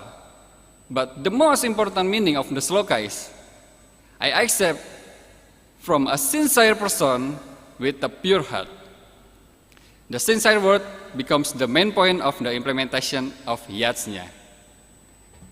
Ladies and gentlemen, it also necessary to know that, in principle, yajna or offering must be based on sraddha, sincerity, and purity. And when we talking about the implementation, must be following literature of religion. And desa, kala, and patra. What's the meaning desa, kala, and patra? Desa is place, kala is time, patra is circumstance. ladies and gentlemen. Look from the quantity of yatsnya. There are three several parts of quantity of yatsnya. The first is nista. What's the meaning nista yatsnya? Nista yatsnya is the minor level of yatsnya. And the parts of nista yatsnya is nistaning nista, nistaning madya, and nistaning utama. The second is madya. Madya yatsnya. Madya yatsnya is the medium level of yatsnya. And the parts of madya yatsnya is madyaning nista, madyaning madya, and madyaning utama. And the last is utama yatsnya. What's the meaning utama yatsnya? Utama yatsnya is the large level of yatsnya. And the parts of utama yatsnya is utamaning nista, utamaning madya, and utamaning utama. My beloved Hindus brothers and sisters, when we talking about the successful of implementation of yatsnya, we cannot see from the size of flares of the offerings, but we must see from the purity and sincerity. Ladies and gentlemen, my beloved Hindu brothers and sisters, if we before talking about the quantity of yatsnya, now we will be talking about the quality of yatsnya, and this is explained in Bhagavad Gita, Adhyaya 17, Sloka 11, 12, and 13. There are, it can be divided into several parts. The part one is Tamasika yatsnya. What's the meaning Tamasika yatsnya? Tamasika yatsnya is yatsnya without following the literature of religion, without srada, lasarya, daksina, sastra, mantra, gita, nasmita, and anasewa. And the second is rajasika yatsnya. What's the meaning rajasika yatsnya? Rajasika yatsnya is yatsnya with full of expectation of the result. And the last of the third is Satwika yatsnya. And the meaning of Satwika yatsnya is yatsnya with following the literature of religion, with srada, with lasarya, mantra gita, sastra, daksina, anasewa, and nasmita. Ladies and gentlemen, my beloved Hindu brothers and sisters, the implementation of yatsnya, the best from implementation of yatsnya is Satwika yatsnya. And when we talking about the Satwika yatsnya, must be following the 7 condition. What's the 7 condition? There is the first, srada. Srada is yatsnya with full of faith. The second is srada and lascarya. Lascarya is yatsnya with full of sincerity. The third is daksina. What's the meaning of daksina? Daksina is yatsnya, implementation of yatsnya with ceremonial. And the next is mantra and gita. What's the meaning mantra and gita? Mantra and gita is implementation of yatsnya with chanting of mantra or singing sacred song to worship to God. And next is anasewa. Anasewa is implementation of yatsnya. We give offering to our guests, the present in the implementation of yatsnya. The next is sastra. What's the meaning of sastra? Sastra is implementation of yatsnya with following the literature of religion. And the last is nasmita. What's the meaning of nasmita? Nasmita is the implementation of yatsnya without show of wealth and show of luxurious. Ladies and gentlemen, my beloved Hindu brothers and sisters, we talking about the implementation of yatsnya, and we as human, it is again of harmonization of universe. And when we talking about the harmonization of universe, in Hinduism have Trikaya Parisuddha. And the parts of Trikaya Parisuddha is Parahyangan, Pawongan, and Palemahan. Parahyangan is the harmonization between human and God. The second is Pawongan. Pawongan is harmonization between human beings. And the last is Palemahan. What's the meaning of palemahan? Palemahan is harmonization between human and the universe. Okay, my beloved brothers and sisters, my ladies, gentlemen, we have to the final conclusion of my Dharmawacana. I apologize when I have some mistake in my word, and I hope we are always healthy and always happy. I close my Dharmawacana with Salam Parama Santi. Om Santi, Santi, Santi. Om.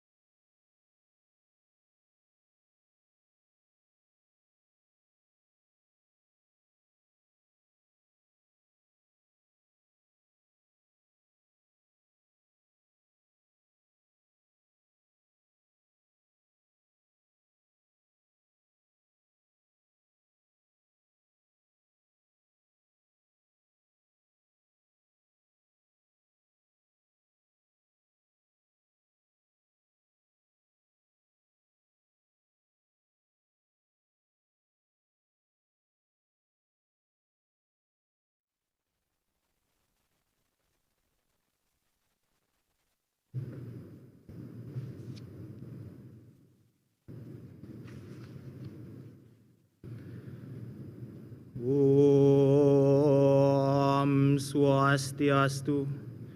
Om Awignam Astu Namosidam. Om Anubadrah Kartawiyantu Wiswata. First of all, I want to express my gratitude to Ida Sang Hyang Widiwasa for his grace so we can be here together holding this Utsawa Dharma Gita. Let me introduce myself. My name is Dewang Akan Putu Prasetyawan. I am from Nusa Tenggara Timur. In this Dharmawacana occasion, I will be talking about the genre in Hinduism, and the title is The Case in Veda.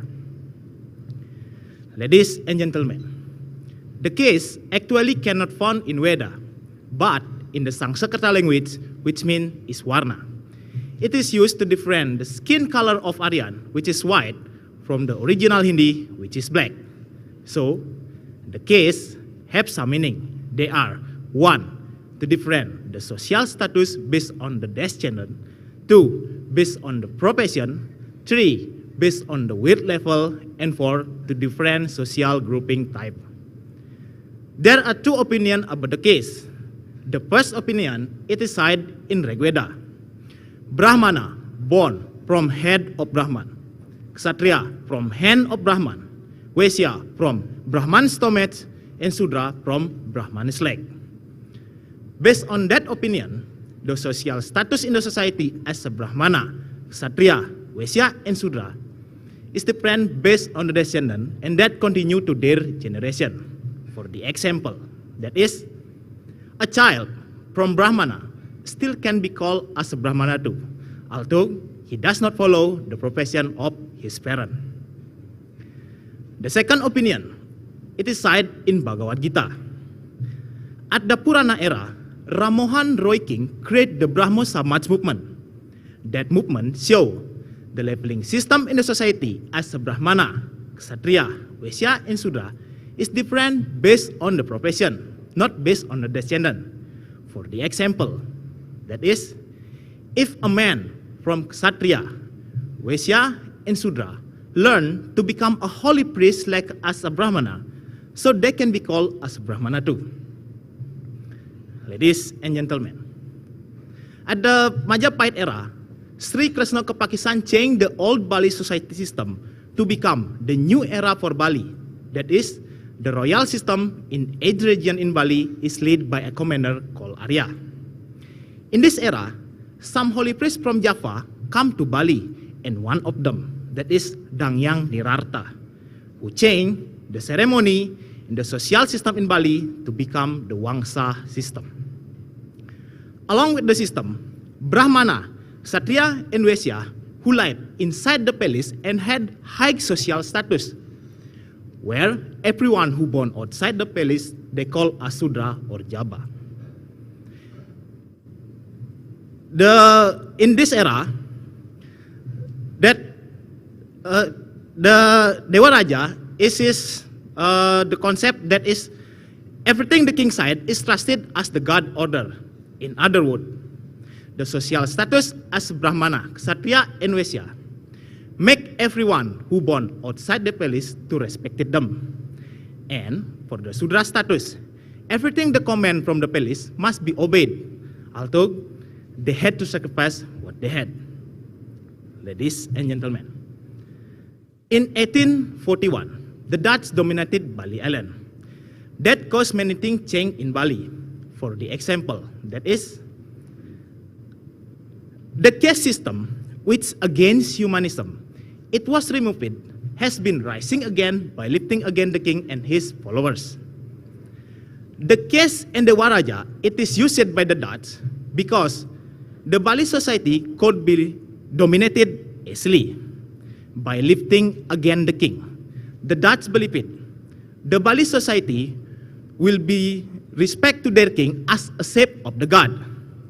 As a king, it was accomplished of the Dutch, so the Bali society could be loyal to the Dutch too. Ladies and gentlemen, in Hinduism, there is a system called Chaturvarna. Chaturvarna is a principle based in Bhagavad Gita to explain that journey of the life and the life of human being has been decided, included the profession of every human and how to walk through their karma. Furthermore, in development of Hinduism concept, the leveling system in the society is different based on the profession. So, Varna in the Sanskerta language, which means is choosing a job or profession. The Bhagavad Gita explained that Chaturvarna is being created based on the dividing of guna and karma. Although I am as the creator, you must know I overcome the movement and the change. That can be found in Bhagavad Gita chapter 4 verse 13. That sloka explained that the dividing of Chaturvarna or the profession in Hinduism is determined by guna, that is characteristic, skill, and qualification, while the karma, that is the quality or outcome of an action or a job. So, the dividing of Chaturvarna, that is, Brahmana is a priest, Kshatriya is a soldier, Vaishya as a ruler and trader, and Sudra as the waiter. Ladies and gentlemen, the conclusion, what can be explained about the concept of the caste and varna, that is, the leveling system in the society to categorize human being based on the personal characteristic and appearance. If the caste and varna explain it like what it is said in Rigveda and Bhagavad Gita, the human being is based on the profession. That means the personality and appearance still can be called as the caste too. However, in this modern era, the social status in the society is determined by someone's profession. Someone will be honored if they dedicated to their profession in and the society. For the example, that is, the society will be respect to a teacher if they act wisely in and outside the school. The existence of restriction to categorize human being cause have a gap between high caste level and low caste level. Therefore, the meaning of caste actually is not real, because that just outcome of an Indian opinion in this social life. However, the fact human being is have the same level, because the main purpose in Hinduism, that is, to create every human to reach the moksha, that is Brahman, Atman, Aikyam, or the unity of Atman and Brahman. That means every human is held the same position in the front of Brahman or Ida Sangyang Widiwasa. Ladies and gentlemen, that's all Dharmawacana can I deliver it. I hope that information will be useful for all of us as a guardian to think, speak, and act in the society. Thanks for your attention and have a nice day. Om Santi, Santi, Santi, Om.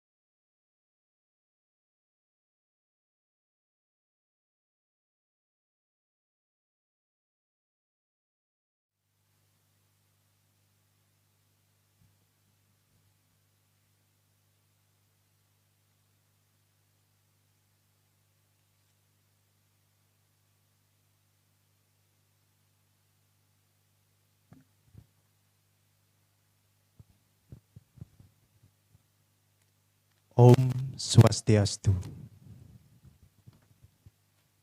The honorable judges, the audience, and all of the streamers here, their respect. Remember in our life in 10, 5, or even 2 years ago, when our activity seems normal, everything we go to the work, people go to schools, we're going to holidays, sometimes watching movie in the weekend, go to the beach, and everything seems so normal and so happy. And unfortunately, today's situations, you see, ladies and gentlemen, you know what I mean. The pandemic of COVID-19 that spread all over around the world brings so many changes in our life. The change of this pandemic unfortunately brings so many sadness and sorrow, brings so many negative impact in our life.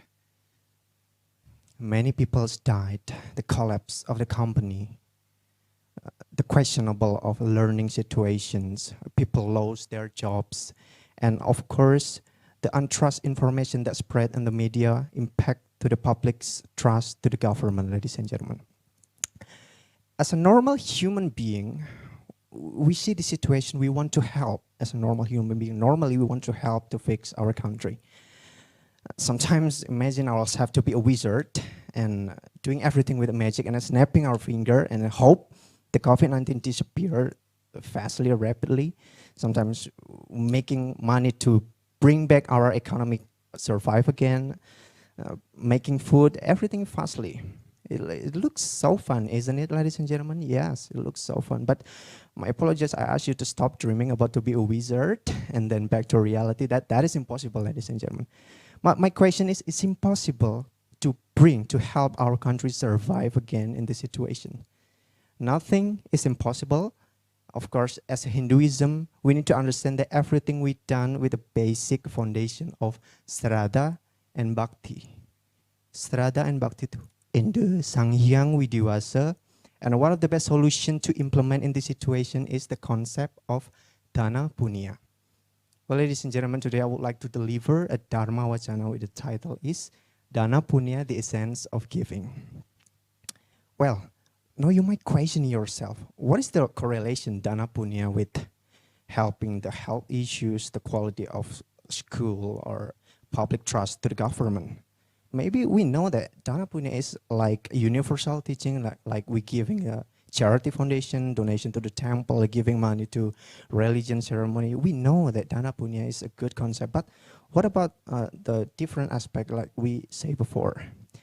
Ladies and gentlemen, before that, I give you the Manawa Dharma Sastra chapter 1, sloka 86 that state that to help our life in the religion life, to make us safe from this life, that in the Kali Yuga age, we can implement the concept of Dana Punya. And of course, we have two concepts in Hinduism, that is Tattvamasi and Vasudeva Kutumbakam. Tattvamasi means all of us are the same, and Vasudeva Kutumbakam means we are in the people in the world, we are brothers and sisters. So of course, as a one and brothers and sisters to help each other is the basic concept of our life. Yes, we know. So what is the correlation? How if Dana Punya is only about money, how the people who don't have a lot of money? Is it impact to the quality of the Dana Punya if people just give smaller amount and high amount? Is impact to the quality of the Dana Punya? Ladies and gentlemen, Dana Punya defined by Swami Vivekananda into three types. The first one is Dharma, second Vidya, third one is Artha Dana. So let's talk about the first one is Dharma Dana. Dharma means good behavior and attitude. So Dharma Dana means sincerely giving of Dharma to other peoples. Ladies and gentlemen, this morning I read the articles from World Meters about the number of deaths of people in our country since September 2021. The people deaths in our country reached 136,000 people. It almost 140,000 people dead in our country. It makes our country to be second highest number people dead because of COVID-19 in Asia. Unbelievable, but we can proud of that. Why? Now we questioning why it's possible. Why our country to be second highest? We don't want to blame anyone. We don't want to blame government, but the fact is, so many people around of us, they still don't listen or don't listening to government suggestion about always doing the COVID-19 protocols like wearing masks, stop physical contacting, making crowds. So many people still do that. But the concept of Dharma Dana that we can implement to fix the situation is we tell other people that important to always maintain the COVID-19 protocols, always mask, always using mask, washing our hand, do not physical contact and everything. And also we can use the social media like Instagram, TikTok to share our videos about Dharma, about COVID-19 protocols. I think that is helpful and one of the modern implementation of Dharma Dana. And the second one is Vidya Dana. Vidya means knowledge or education. So Vidya Dana means sincerely giving of knowledge, education to others people. Ladies and gentlemen, I give you the data from Central Bureau of Statistics of Indonesia in September 2020.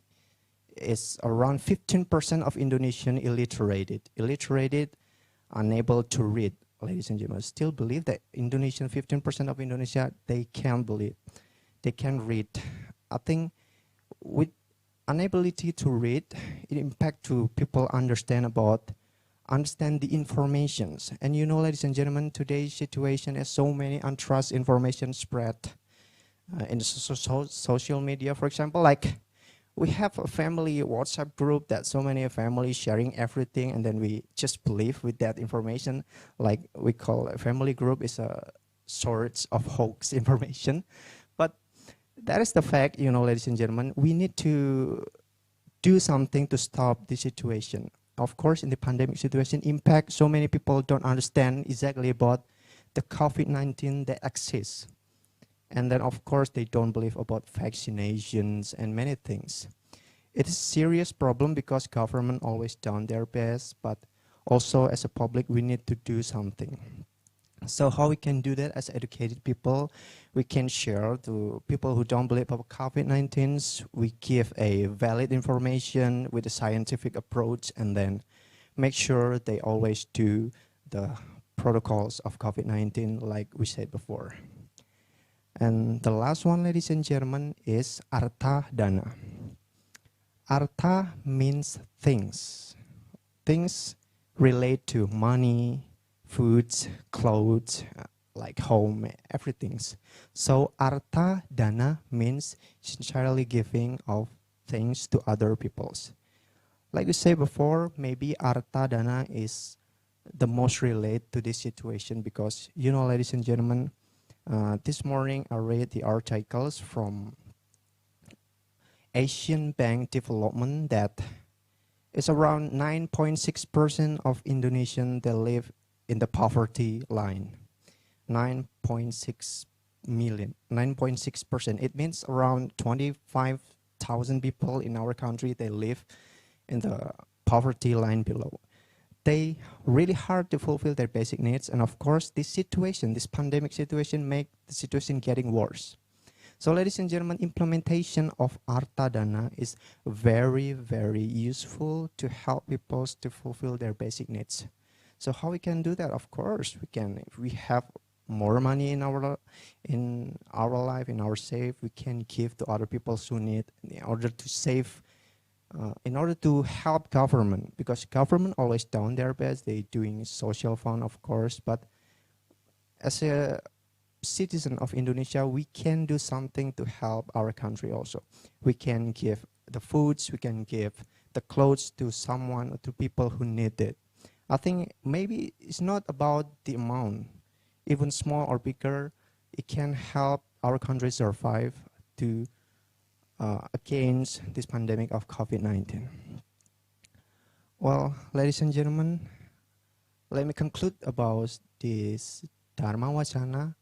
Dana Punya in this situation is very important, ladies and gentlemen. We don't just talk about money, donating money or something like that.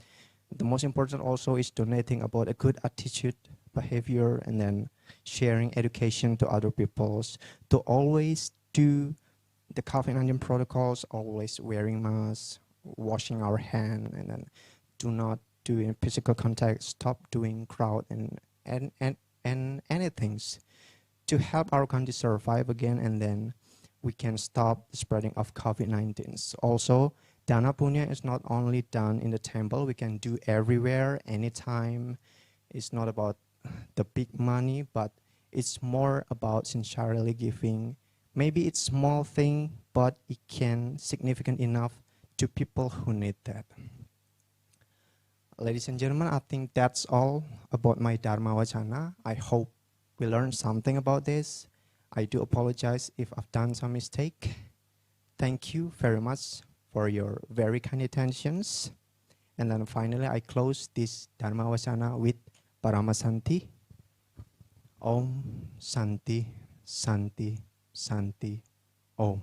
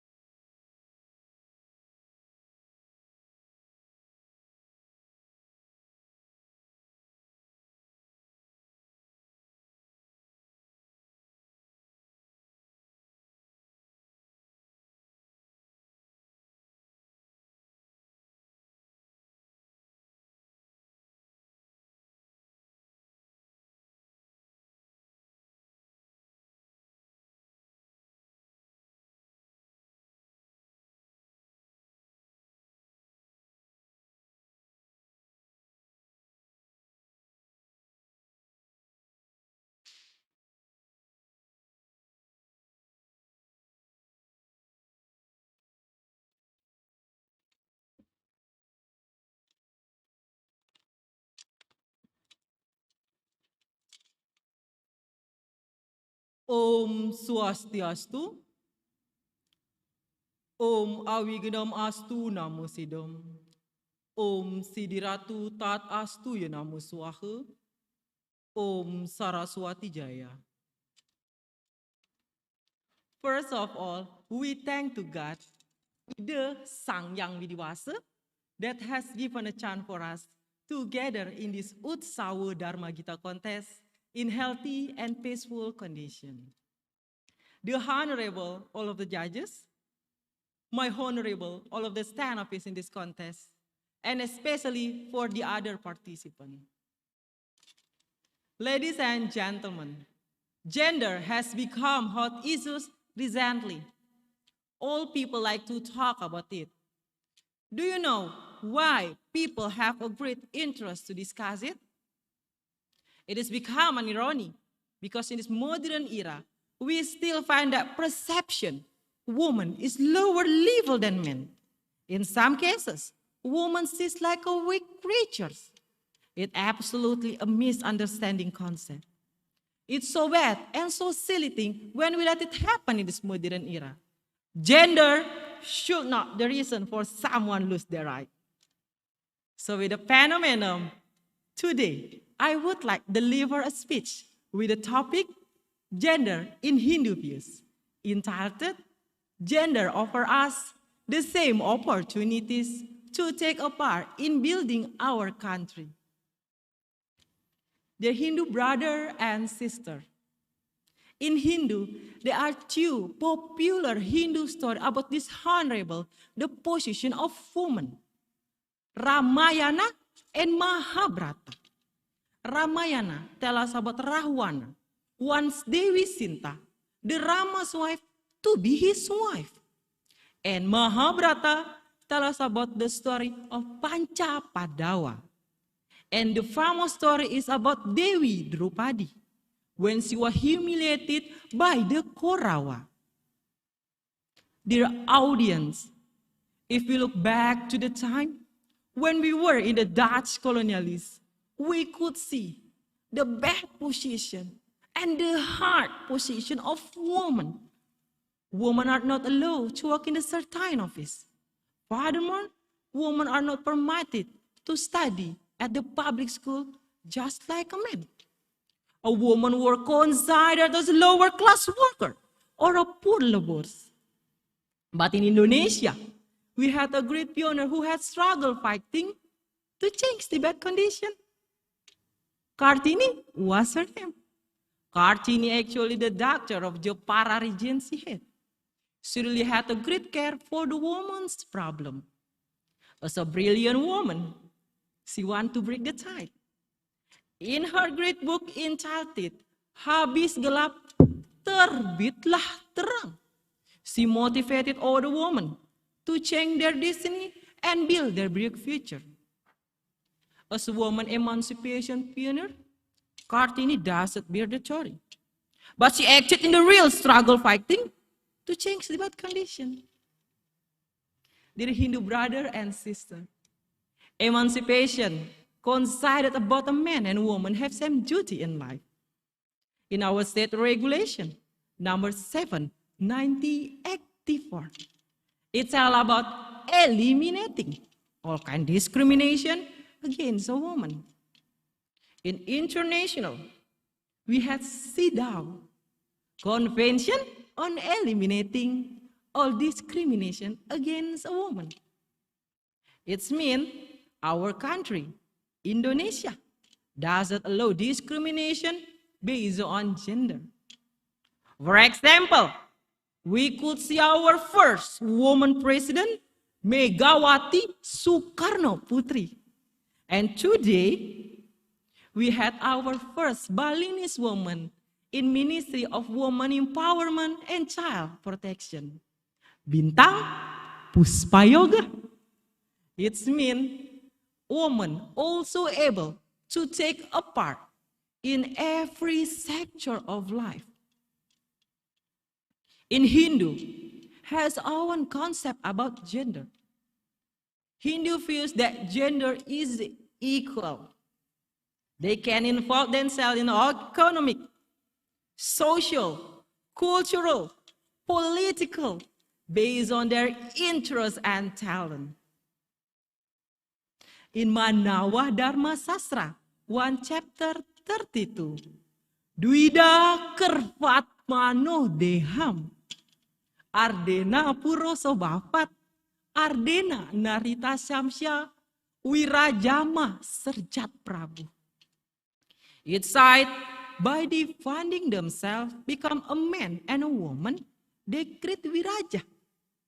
The day and the night, positive and negative, right hand and the left hand, they are so different. But if we become one, to be joined, we can get a great power, a superpower, to build and develop our country, Indonesia.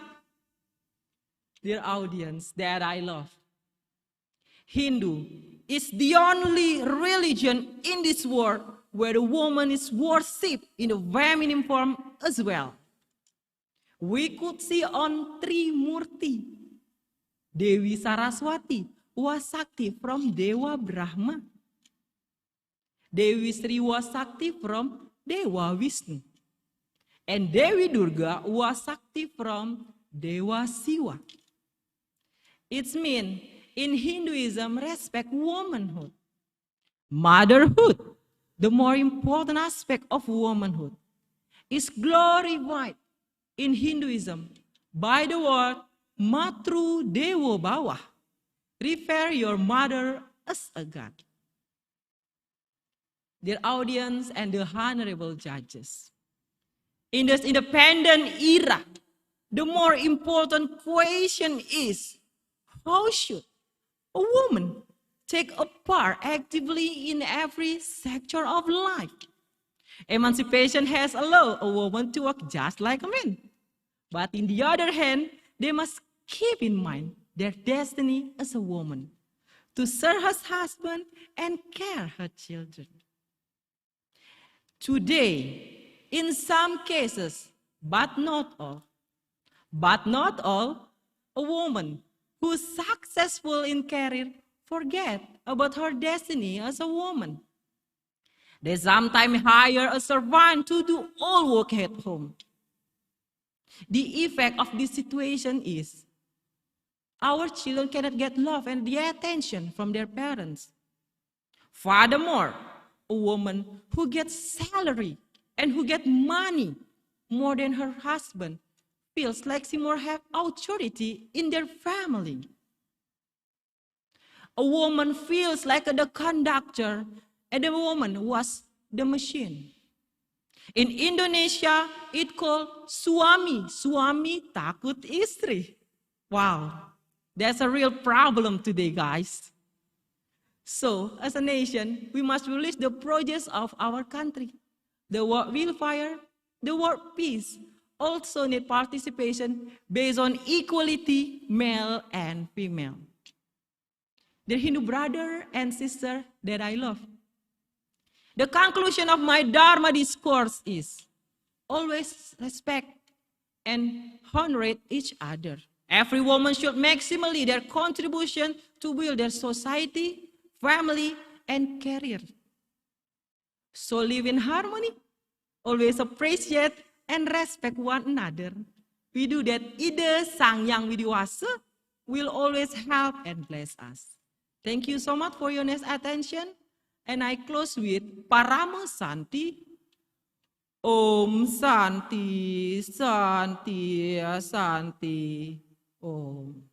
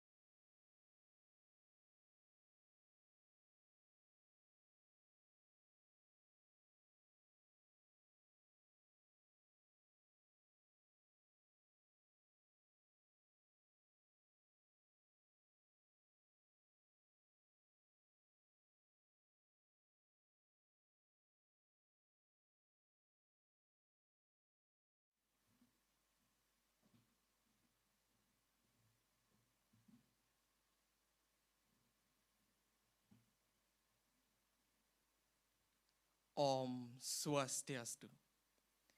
Good evening, the honorable juries, ladies and gentlemen. First of all, let us praise to Ida Sang Yang Widiwasa, the Almighty God. Thanks for His blessing. So, we can be here to join in the Utsawa Dharmawacana.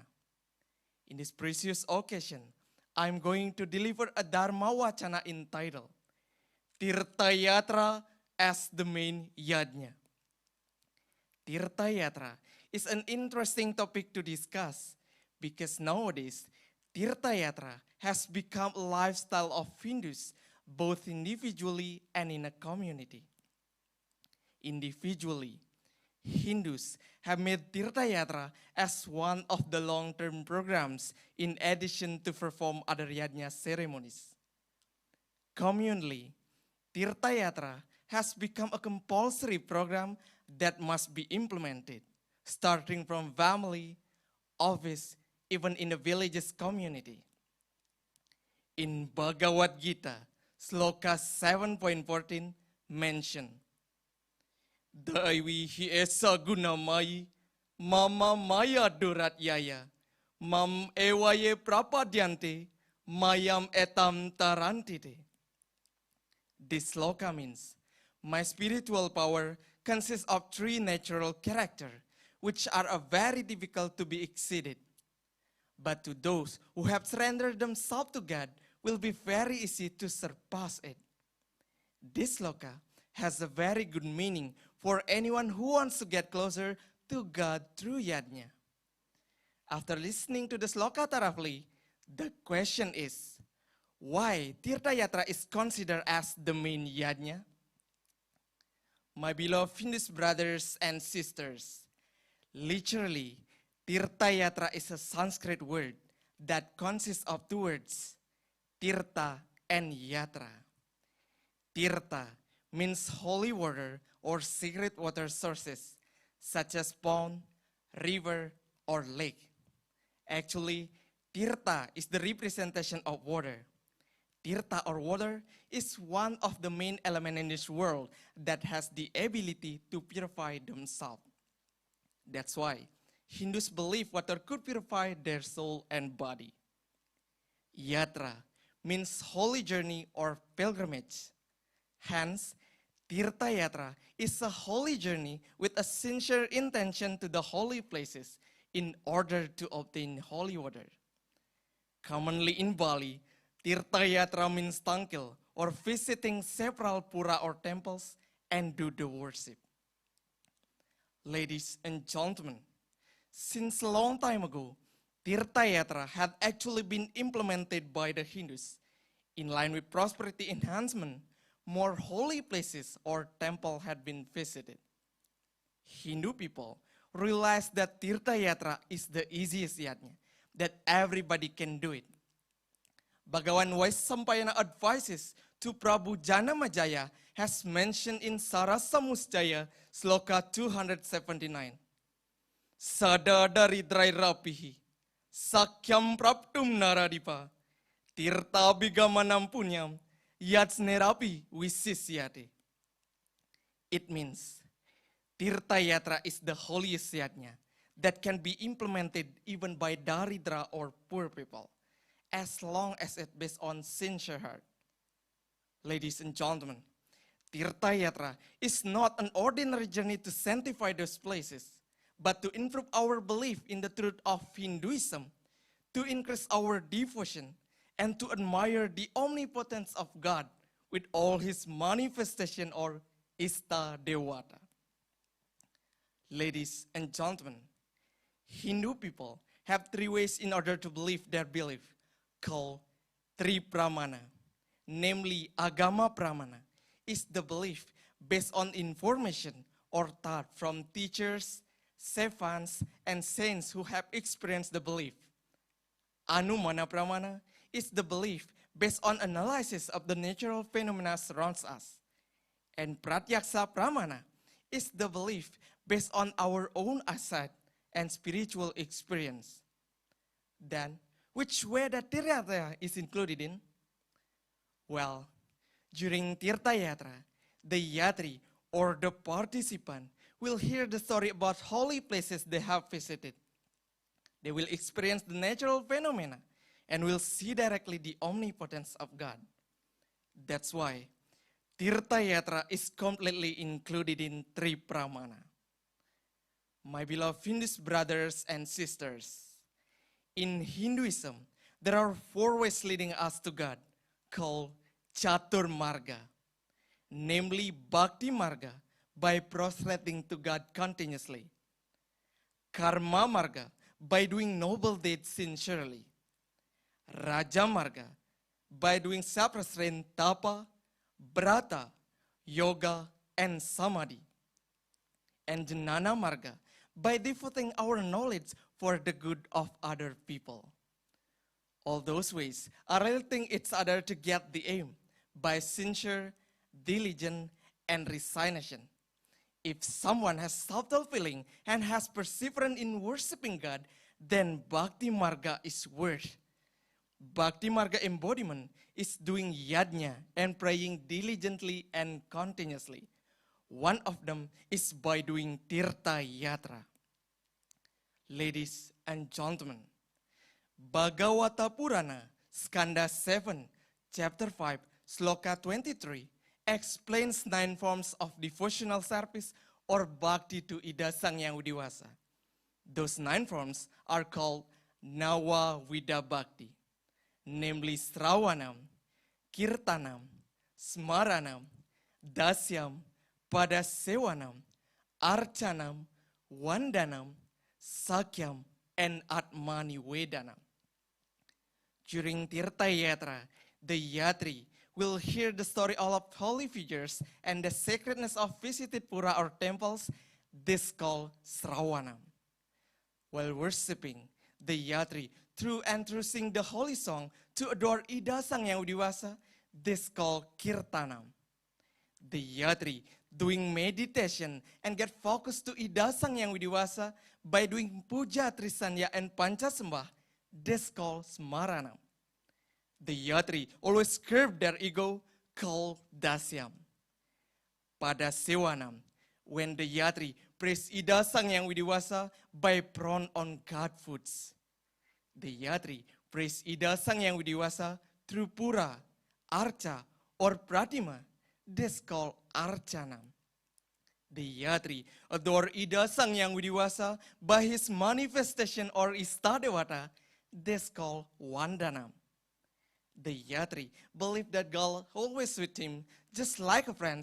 This called Sakyam. And finally, ladies and gentlemen, the Yatri truly surrender themselves to God, called Atmani Vedanam. Whole Tirtha Yatra activities is the embodiment of Nawa Vida Bhakti. That's why Tirtha Yatra is a prime yajna.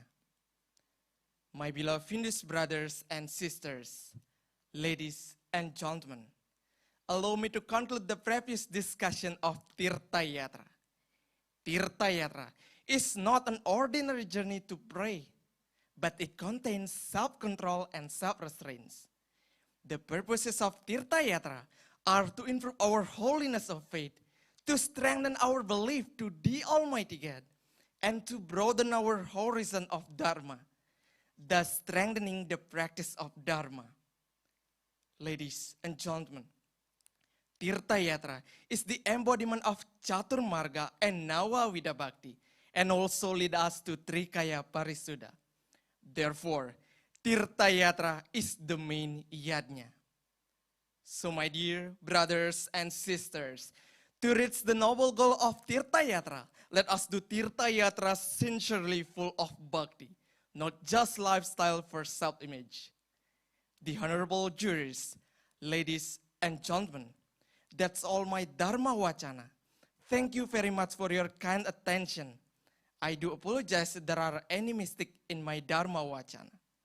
Hopefully, in this Dharma discourse is useful to improve our Shraddha and Bhakti. Om Santi, Santi, Santi, Om.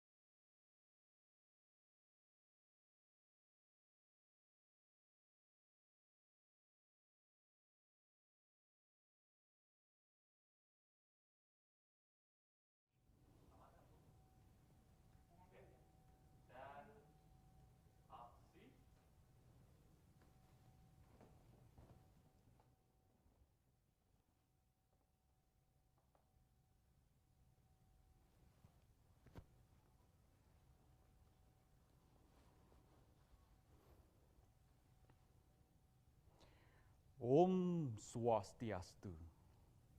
Om Awignamastu Namasidam. Good evening, the honorable judges and my beloved brothers and sisters in Dharma. Let me introduce myself. My name is Vidya Pramada. To begin with, I would like to express my sincere gratitude to Ida Sang Yang Widiwasa, the God Almighty, for blessing and mercy so we can gather here on this very important occasion. Today, I am standing here want to present my Dharmawacana, and title is Dana Punya, the power of giving. My beloved brothers and sisters in Dharma, we often hear the words of Dana Punya. And we also often say, we want Dana Punya. And we also often see a box of Dana Punya in almost every temple. And I am questioning myself, is Dana Punya only can be done at the temple? And what is in your mind if you hear the words of Dana Punya? Is it always to be in the form of money? And so what about those who don't have any money? And does it mean they are unable to Dana Punya? And what is exactly Dana Punya is? And what is benefit of doing it for humanity? Dana in Sanskrit word interpreted as a kindness to give. And Punya means is a sincere. So Dana Punya in Hinduism means is a sincere giving without expecting anything in return. And it's just like the universe that provides us air, water, space, and land, and sun for us to be able to live. And the universe has taught us that giving is Swadharma. And we should learn from it by giving, giving, and giving. And giving is a power, and giving provides benefit for both the giver and the receiver. And by giving, a person will never lose on everything. And by giving, person allows himself to grow in spiritually. And by giving, person trains himself to mentally break away from material attachments and grow in compassion. And by giving, the problem of the recipient is solved and reduced. My beloved brothers and sisters in Dharma, Dana Punya isn't always in the form of money. And in this life, there is a lot a person can give. It can be form of time, ideas, knowledge, skills, advices, love, happy support, and so on. In Manawa Dharma Sastra, Adhyaya 4, Sloka 235, it is revealed, those who give with a sincere heart surely will receive a heaven. But on the other hand, those who give without a sincere heart surely will fall into the underworld. And the slokas show us that Dana Punya must be from your sincere heart. If it is not, it will be worthless. And now you might ask yourself why we must do Dana Punya. Is it important for us? One of the reasons why we must do Dana Punya because we are one. As of, on our religion reveal that Tattvam Asi from Chandogya Upanishad it is stated, I am you and you are me. And there is no difference between us because we are one. Chandogya Upanishad and Vasudeva Kutumbakam, it is revealed, We were all brothers and sisters. So as brothers and sisters, we have to care and help each other. My beloved brothers and sisters in Dharma, Dana Punya isn't always to be in the form of money. And it can be divided into three ways. The first one is Dharma Dana, Vidya Dana, and Artha Dana. Dharma means it's a good culture or attitude. So Dharma Dana means giving or sharing Dharma to other people by showing good culture or attitude. And imagine how beautiful the world it is if it filled with people who are implement this Dharma Dana concept. And surely there will be no crime and all live in harmony. And the second type of Dana Punya we have is a Vidya Dana. Vidya means knowledge or education, so Vidya Dana means giving or sharing education to other people. And we need to be aware that education is the most powerful weapon that we can use for change the world. If all people are well educated and implement this Vidya Dana concept, they have in the way in Dharma. And we are able to reach the purpose of life, which is prosperity and happiness. The last type of Dana Punya we have not the least is Artha Dana. Artha means money or property.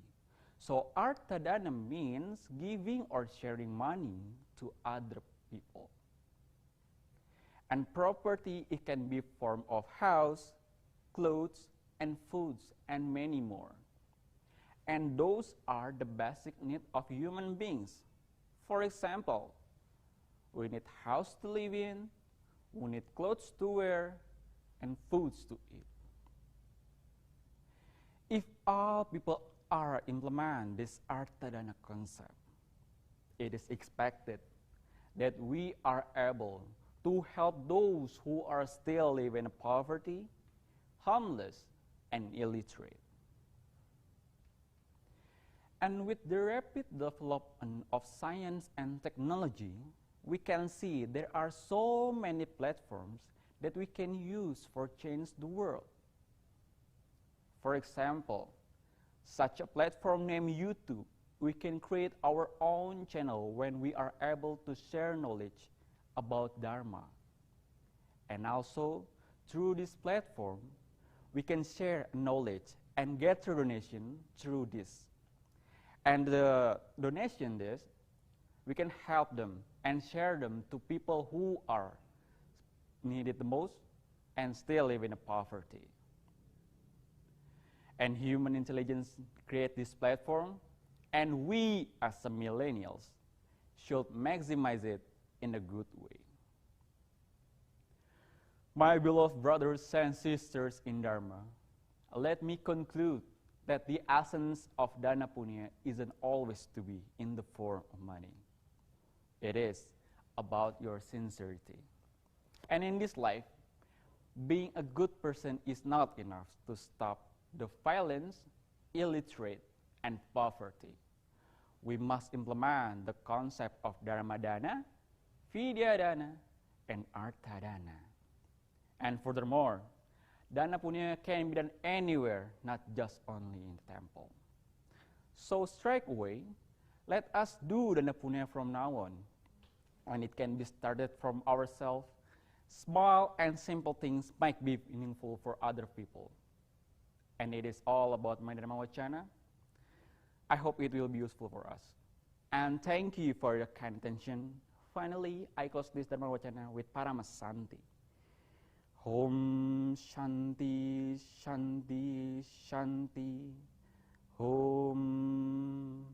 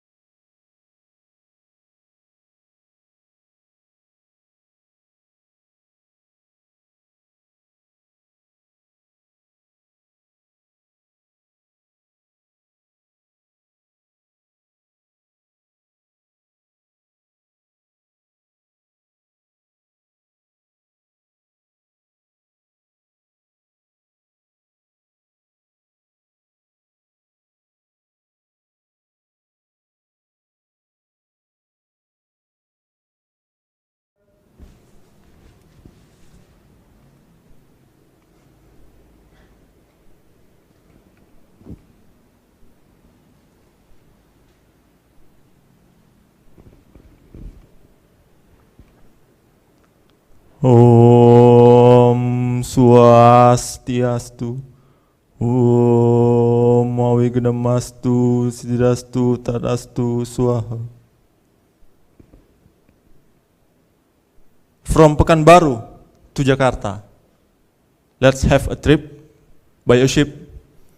My name, Igede Parinata, will deliver to you about leadership.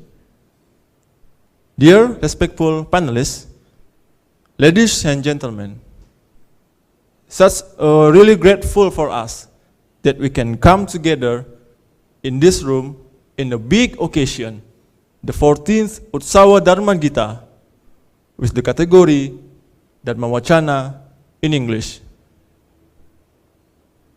Today, my name is Igede Parinata, and I will deliver to you my Dharmawacana with the topic, the leadership in Hinduism, with the title Astabrata. Such a really big opportunity for me that we can come stand in this here to deliver my Dharmawacana.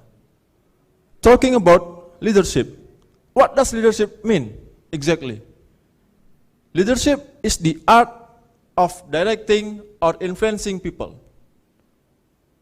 There are several definitions from the expertise about leadership. Number one, Stoner. Stoner said that leadership is the process of directing and influencing people in order to achieve main goal related to the organization. Number two, Wahyu Sumijo. Wahyu Sumijo said that leadership is the inner ability related by someone that cannot be separated from position, style, behavior, and the interaction to the followers. Number three, Sonang Siagian. Sonang Siagian said that leadership is the ability owned by someone affecting as a leader, accordance with the instruction given to achieve the main goal. So, a leader is the person or someone who has those abilities. In Hindu, there are several concepts of Hinduism leadership. One of the most popular concepts is Astabrata. In Manawa Dharma Sastra stated, Astabrata as the guidance from Sri Rama to his younger brother Bharata before his inauguration to become the king of the Ayodhya's kingdom. Now, let's talk about Astabrata itself. Consists of 8 elements. In Kakawin Ramayana stated, Sang Yang Indra, Yama, Baruna, Agni, Surya, Chandra, Nilakwera, they are all the 8. They are united as the personality of a king. That's why we have to worship Astabrata. So, the first is Indrabrata. What is Indrabrata? Indrabrata is the god that is famous for the prosperity and the god of war. What does it mean?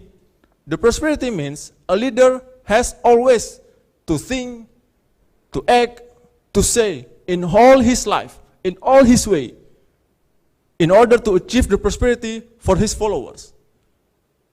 Besides, the god of Indra also known as the god of war. What does it mean? A leader has always to fight to overcome the enemy's lies in his soul, which is called Satripu. Number 2, it is Yamabrata. Yamabrata in Hinduism is famous for the god of justice.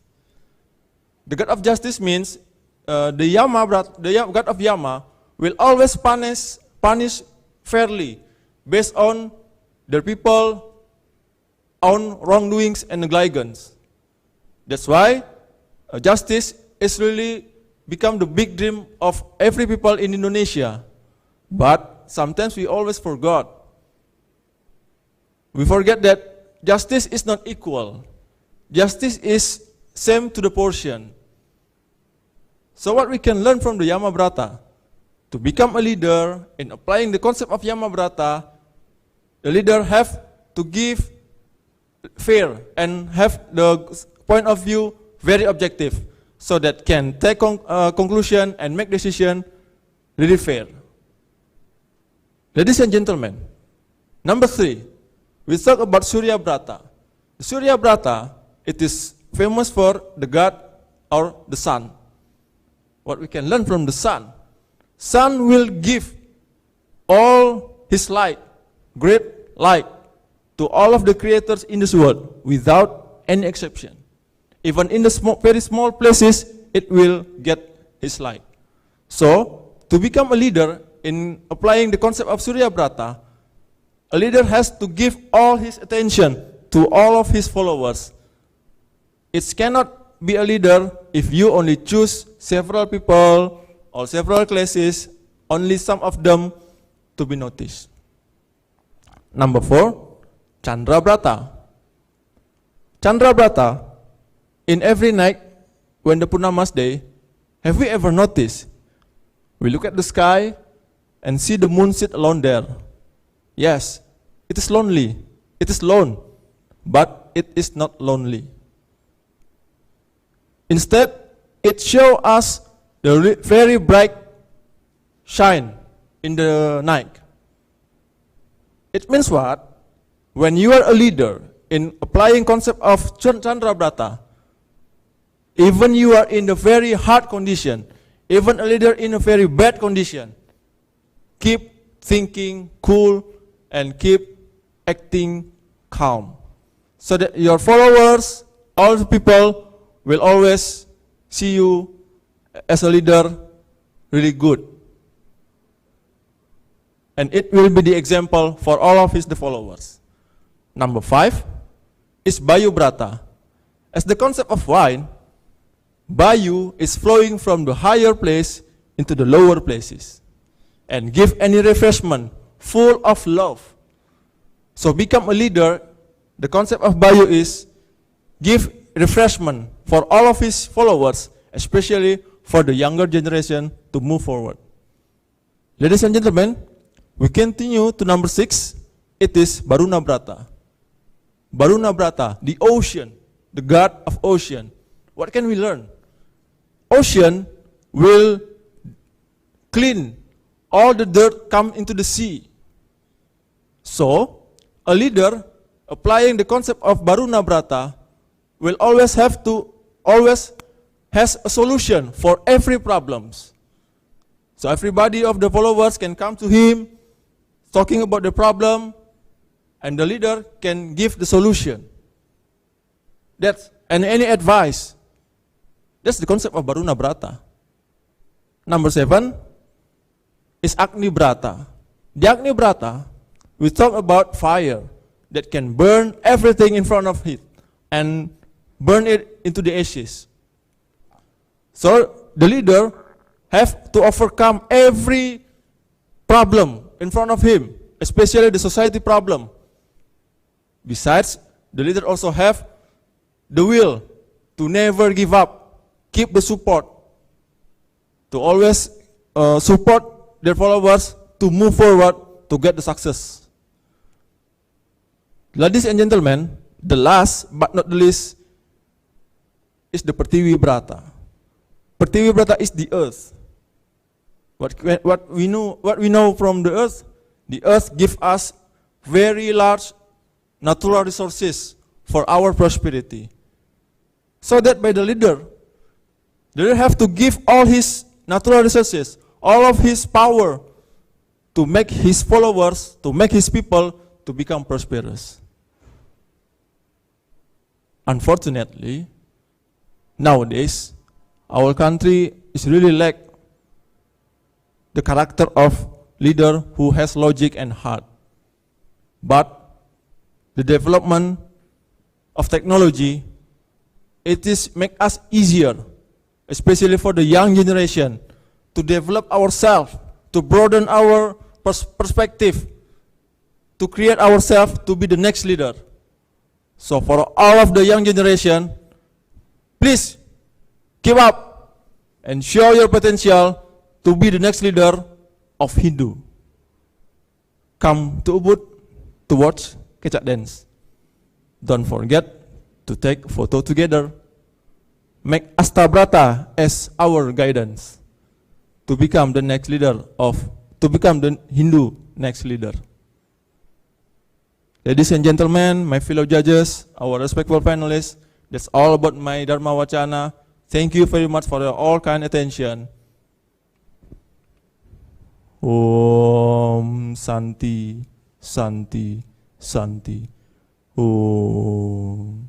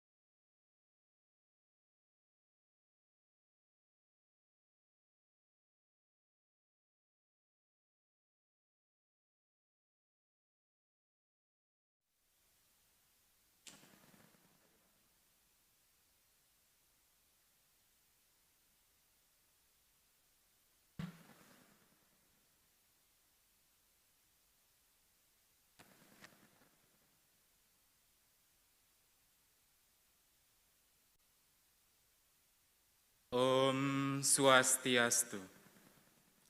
Om Awiganamastu Namosidam.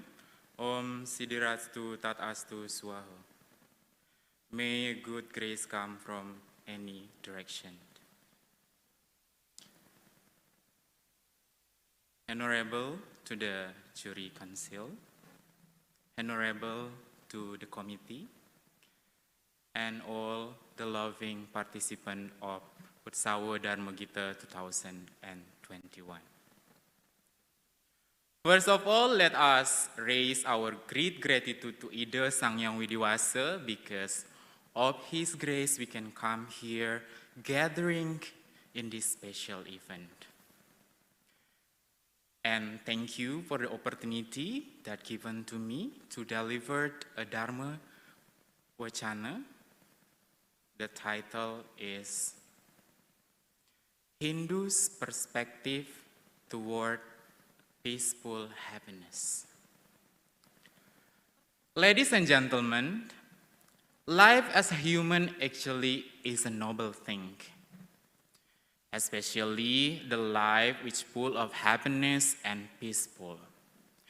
Having a good life with a good friends and live in such a nice environment is one of the best thing that the people dream of. But because of the globalization and also the modern lifestyle have affected the people behavior and the lifestyle itself. And this build the life that, as we know that the life that we don't. Actually, as a human, we have been equipped by the valuable things. Beside have Sabda and Bayu, people have Ida. By this Ida, people are able to think well and also distinguish which one is bad, which one is good in living the social life. Ladies and gentlemen, by having this complete sense, people are able to live or to feel and also to do many things. For example, feeling the happiness and doing the things that can make this happiness. But sometimes people are selfish for themselves. They only think how to please themselves. And this respect is happen not only to the other, but also to the environment and with the connection with the God. As we can see on social media, a lot of people share about we know that the natural disaster and also the criminal. All these things can happen because, the disrespect of people. The criminal can happen because some people only think about how to fulfill my happiness, how to fulfill how to satisfy themselves. And the disaster can happen because, people only throw away the rubbish wherever they want. Ladies and gentlemen, based on those cases I said before, so how exactly the life of full of happiness and joyful, not only based on the people perspective, but also the Hindus' perspective, it's become a big question going ahead. Ladies and gentlemen, in Hindu actually, there is a concept of happiness and the things that we can do to create the happiness, not only for our own self, but how to share at the same time for the happiness of others and also the environment. This concept called Trihita Karana. I believe that all of you know that this Trihita Karana derives from 3 words. The first word is Tri, the second word is Hita, means happiness, the last word is Karana, means the things that cause the happiness. So, Trihita Karana means the 3 things that cause the happiness. This concept try to teach us how to build the good relationship or the harmonious relationship between 3 elements, as we call that parahayangan, pawongan, and palemahan. So, ladies and gentlemen, let me give you a brief example of these 3 elements. So if you want to, build the harmonious relationship between these 3 elements, so we need to understand all of these aspects. The first aspect is parahayangan. We need to realize that all of these things surrounding your life is not yours, is not ours. These all is belonging to God, and these things have the end. If all these things come to the end, so you will, or this thing will die. So this life said, as the Bhagavad Gita chapter 10 sloka 8 said or explained, this life is not real. All that exists in this world come from me. Knowing this, wise people worship me with a full of heart. Actually there are a lot of things that we can do to create the harmonious relationship between our God. The first thing, we have to stay away or not doing the prohibition. His prohibition. By staying away the bad thing, right? And also to create the harmony, we can start by doing the good things. For example, doing Trisandia and also reciting holy book and helping other people happen. We can start doing those things and do this seriously and continuously. If you do that, I strongly believe that we can create the harmony with Ida Sang Yang Widiwasa as our God. So, ladies and gentlemen, the second element of Trihita Karana is how we build the harmonious relationship between others. As this situation, actually you can see a pandemic attack our world, and kill many people. And also some people losing their job, don't have money anymore, don't have job anymore. So this time we have to take a real action by helping each other. We need to hold the concept of helping each other and also the concept of Tatuam Asi. You need to keep in mind that you are me and I am you. By implementing and understanding this Tatuam Asi, I believe that you can make the harmony relationship among people. And we come to the last element of Trihitakarana, that is palemahan. Yeah, after with the God, with the other people, and the last one with the environment. This palemahan, we need to keep how exactly to keep the relationship between the environment, how to keep the environment clean. Because when we keep the environment, we will get the best feedback of the environment itself. Yeah, I say that we need to keep each other.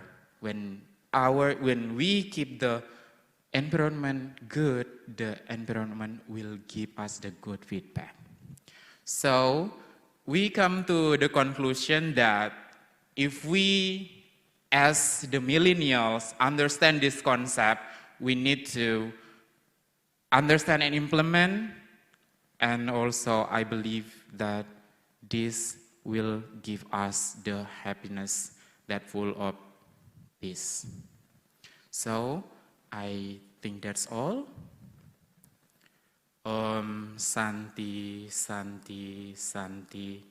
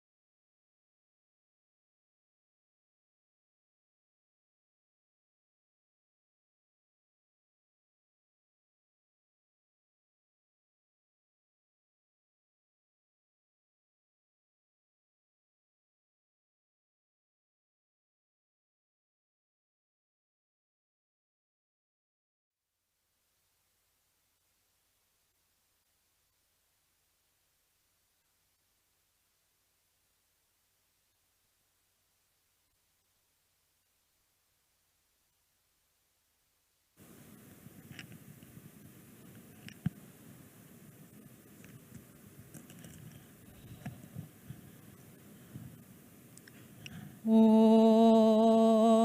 Awignam Astu Namusidam. Om Sidirastu Tat Astu Astu Swaha. Om Anubadrah Kertawo Yantu Wiswatah. Om Swastiastu. Good morning to the esteemed judges. Good morning, ladies and gentlemen, and to all my greatly respected audience.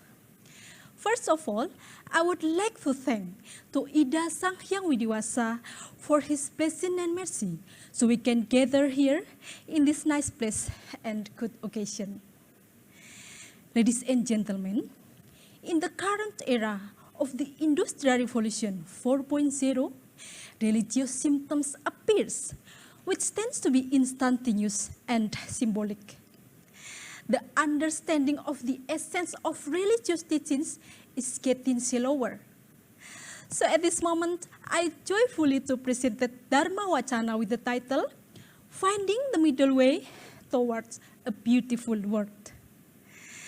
Ladies and gentlemen, let me sing a part of song first, then I hope all of you have heard this song before.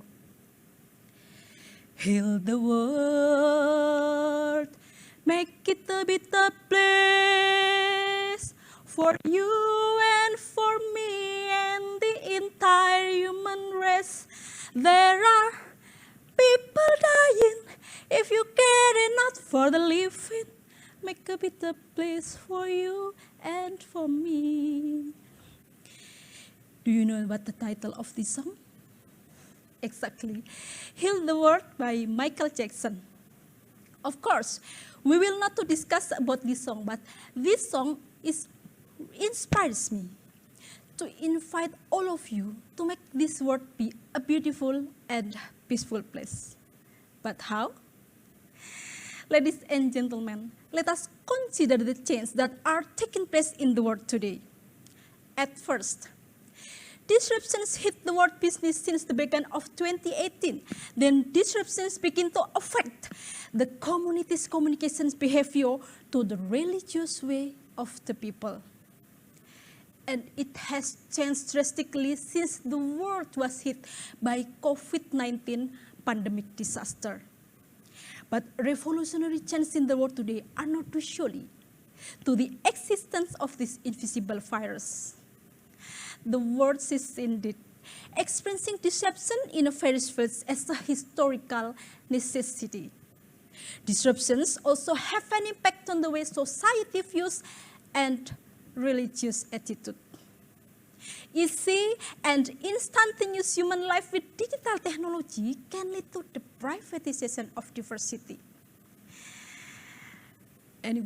Anyone feels entitled to interpret religion with help of search engine, even with limited and partial knowledge. Ladies and gentlemen, a very worrying phenomenon lately as internet access becomes more free and easy to the emergence of divisions between groups that do the spread the fake news and hate speech against the religious adherence or existent differences. We attempt to fight the unity and integrity of the nation. Where we live in pluralistic and diverse country of Indonesia, differences in language, custom, culture, ethnicity, and even religion should be a privilege that rely on by other nations. But it's trying to dim it by several groups of irresponsible people. Ladies and gentlemen, this dynamic needs to be addressed wisely. Extreme attitude in religion, for example, it needs to be addressed with religious moderation. But it's important to note that what being moderate is the variety of ways, not the religious itself, because religion actually moderate always teaches the values of balance and middle way in the role of religion and ethics in a disruptive era, where the era was lacked to have eroded the human value and human dignity. Ladies and gentlemen, in our moderate Hindu home, we have 4 foundations. The first foundation is knowledge or vidya. Knowledge allows us to be able to sort and choose what should be accepted and what should be rejected. The second foundation is Tattvam Asi. This reminds us that all creatures are God's creations and must be loved.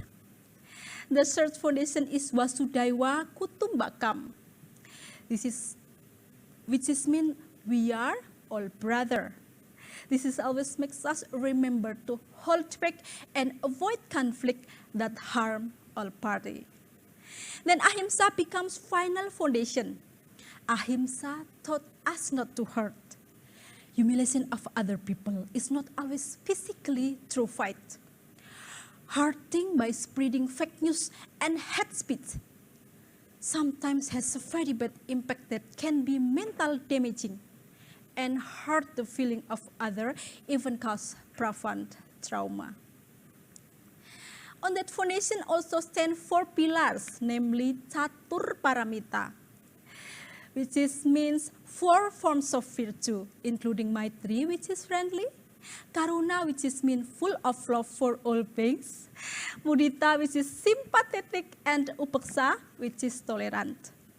Then finally, we provide roofing our moderate whom we were beautiful with Satyam, Sivam, Sundaram, chastity, truth, and harmony.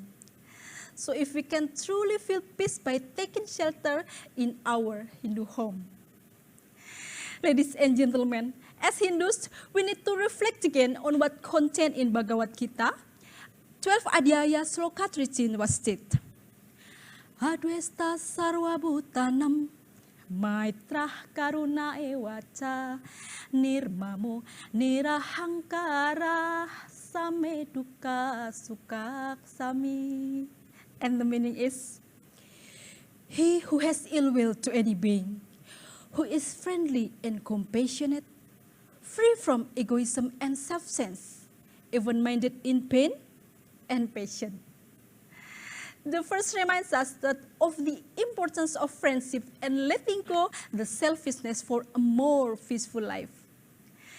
Ladies and gentlemen, in the Declaration of Abu Dhabi, February 4th, 2019, which is the document Brotherhood of Humanity, was stated, the common enemy actually is fanatism acute or fanatic extremism, desire to annihilate, war, intolerant, hatred between people or the name religion. But in fact, all of these are factors from outside the self. All these bad influences will never be affect us if we have grown in strength in the forms of compassion for all beings as expressed in Yajurveda 36 Mandala Mantra 18. Mitra syama caksusa sarwani bhutani samiksantam. Mitra syaham caksusa sarwani bhutani samikse. Mitra sya caksusa samik samahe. My all creatures, look at us with the eyes of a friend. I hope that I see all beings as a friend. I hope we have a friendly view. Ladies and gentlemen, so the essence of all that is to cultivate an attitude of religious moderation and avoid all forms of violence, selfishness, hatred between people. Hostility is a strength sense of self.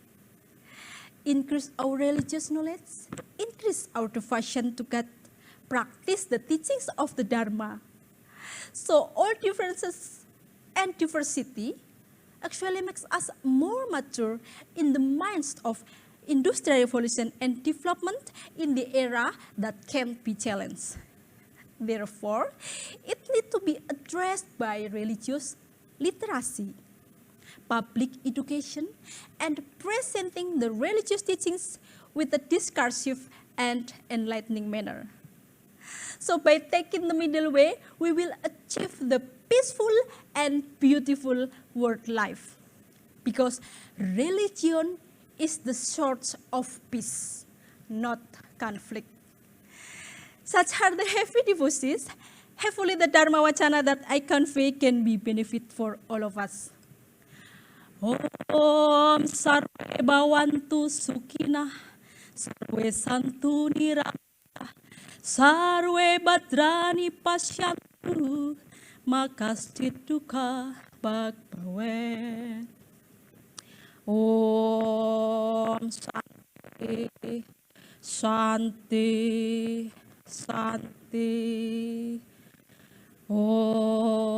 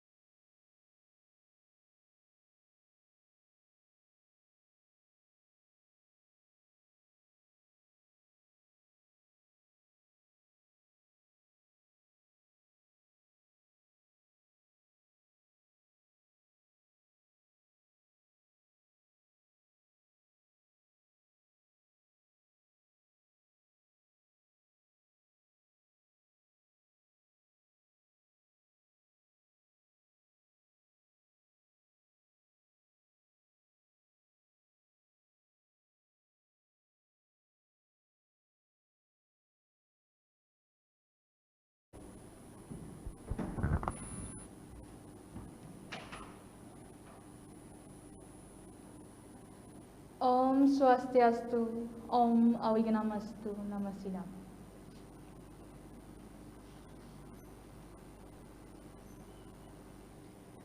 Good afternoon, ladies and gentlemen, and all my beloved Hindu brothers and sisters. First of all, I would like to thank to Ida Sang Yang Widiwasa because of his blessing we can gather in this joyful event. Today, I would like to deliver a speech that entitled The Essence of Shraddha and Bhakti in Social Living. The word Shraddha and Bhakti, we've heard it frequently when we read about Hindu literature or when our teacher told us to walk into Dharma by laying in Shraddha and Bhakti as its guidelines. But my one question is, do we really know the actual meaning of Shraddha and Bhakti itself? Is it still important to us nowadays? Let us talk about it.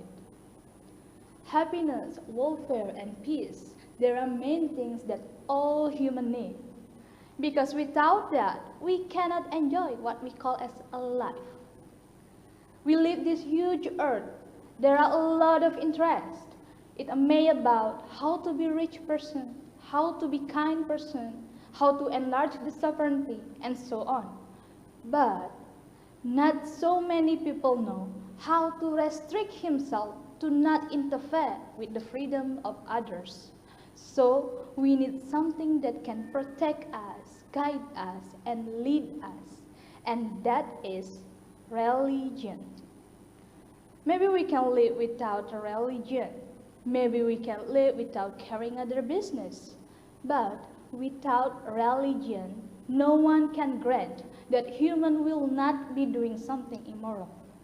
So quoting from Sarasa Muscaya 4 states, Apan iking dadiwang, utama jugaya, nimitaning mangkana, wenangya tamulong awaknya saking sangsara, makasada ng subakarma, hingananing katamaning dadiwang ika. That's mean, being a human is the main things, because only human can help himself from misery by doing good. And that is the advantage of being human. So, as a human, we have sabda bayu idam. We can think, we can speak, and we can move. We need religion to determine which is bad and which is good. And also, ladies and gentlemen, what we need is science. Quoting from Niti Sastra or Chanakya Niti Sastra, Sloka 15, there's a line says, "Science is a friend of our journey. The knowledge of the truth and Dharma is a friend for people who are will and going to die." So basically, this science told us to think within the brain and match it with religion or Dharma that told us to act within the heart and moral. So, ladies and gentlemen, after we can use it simultaneously, we have a perfect combo in our life. And after that, we can set our final goals as a Hinduism. Moksartam jagarita yachaiti dharma, achieving happiness in the world and liberation of material attachment afterwards. So what we need to set first, our basic and our foundation, and that is Shraddha and Bhakti. Okay, ladies and gentlemen, the word Shraddha and Bhakti like so familiar in our ears, but we don't know where it comes from. Shraddha, Pancha Shraddha, 5 beliefs of Hinduism. First, Vidhi Shraddha, we believe the existence of Ida Sangyang Widiwasa or God. Viapi Viapaka Nirvikara, everywhere there's a God. So everything that we do, God always watching to you. Second one, about Atma Shraddha, we believe the existence of Atma, or the smallest part of God that giving us life, so we can carry out our daily activities. Third, about Karma Pala Shraddha, we believe the existence of karma, or a law of cause and effect in our life. Fourth, about Punarbhava Shraddha, we believe there is reincarnation or rebirth from the previous life or to the next life. And fifth, about Moksha Shraddha, we believe there is the highest level of happiness that every human wants to achieve, like eternal happiness. So, ladies and gentlemen, after you can believe that 5 points, all we do is bhakti. Bhakti means devotion. When we have belief on something, so we have a loyalty to obey his order and prohibition. If it's difficult to understand what bhakti is, let's make a simple sentence. When we eliminating our fears because of Ida Sangyang Widiwasa and cultivating our confidence because of Ida Sangyang Widiwasa, that is bhakti.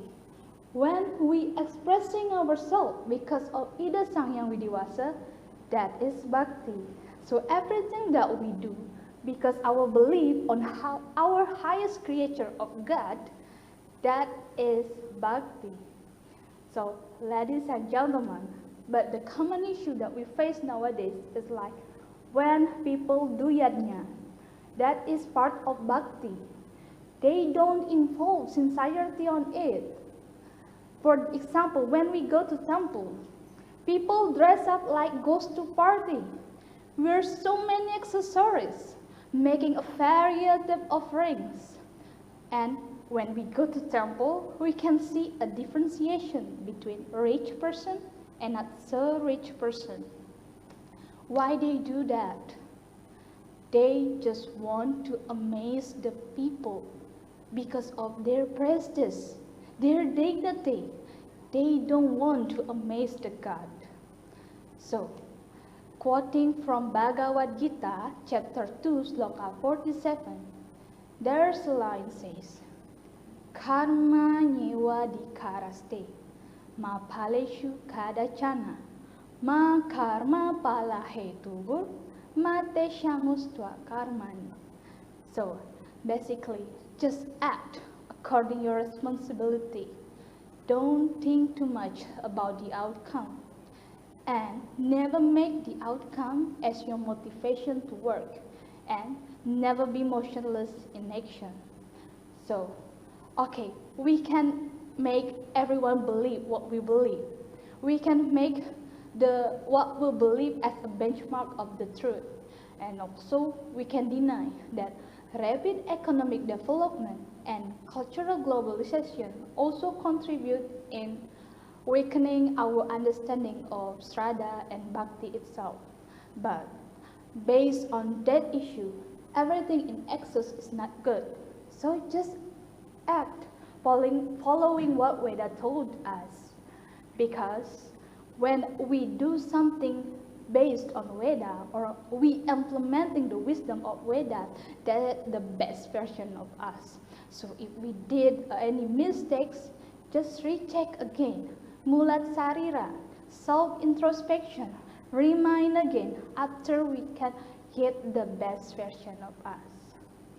So, ladies and gentlemen, as a Hinduism, keep in your mind that we are Hinduism. We need to tie our Shraddha and Bhakti. Okay, ladies and gentlemen, that's all about my short Dharmawacana. Thank you for attention, and keep in mind, Shraddha and Bhakti is still important to us nowadays. Thank you for your attention, and Om Santi, Santi, Santi. Om.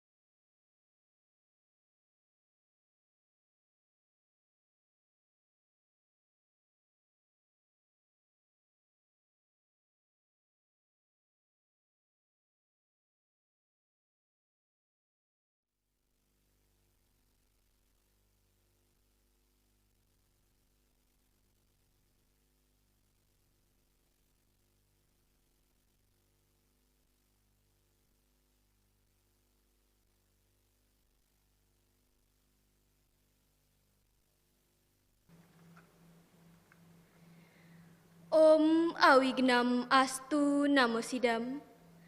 Om Anubadrah Kertawiantu Wiswata. Om Swastiastu. Dear most respectfully, the judges of Utsawa Dharmawacana and Bhakta Sedharma, which is fully blessed by Ida Sangyang Widiwasa.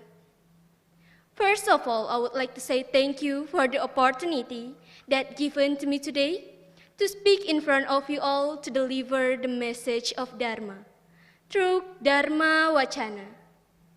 Ladies and gentlemen, the development of science and technology bring both a positive impact, example, rapid communication, and also bring a negative impact, especially disgracing of people awareness of their surrounding environment.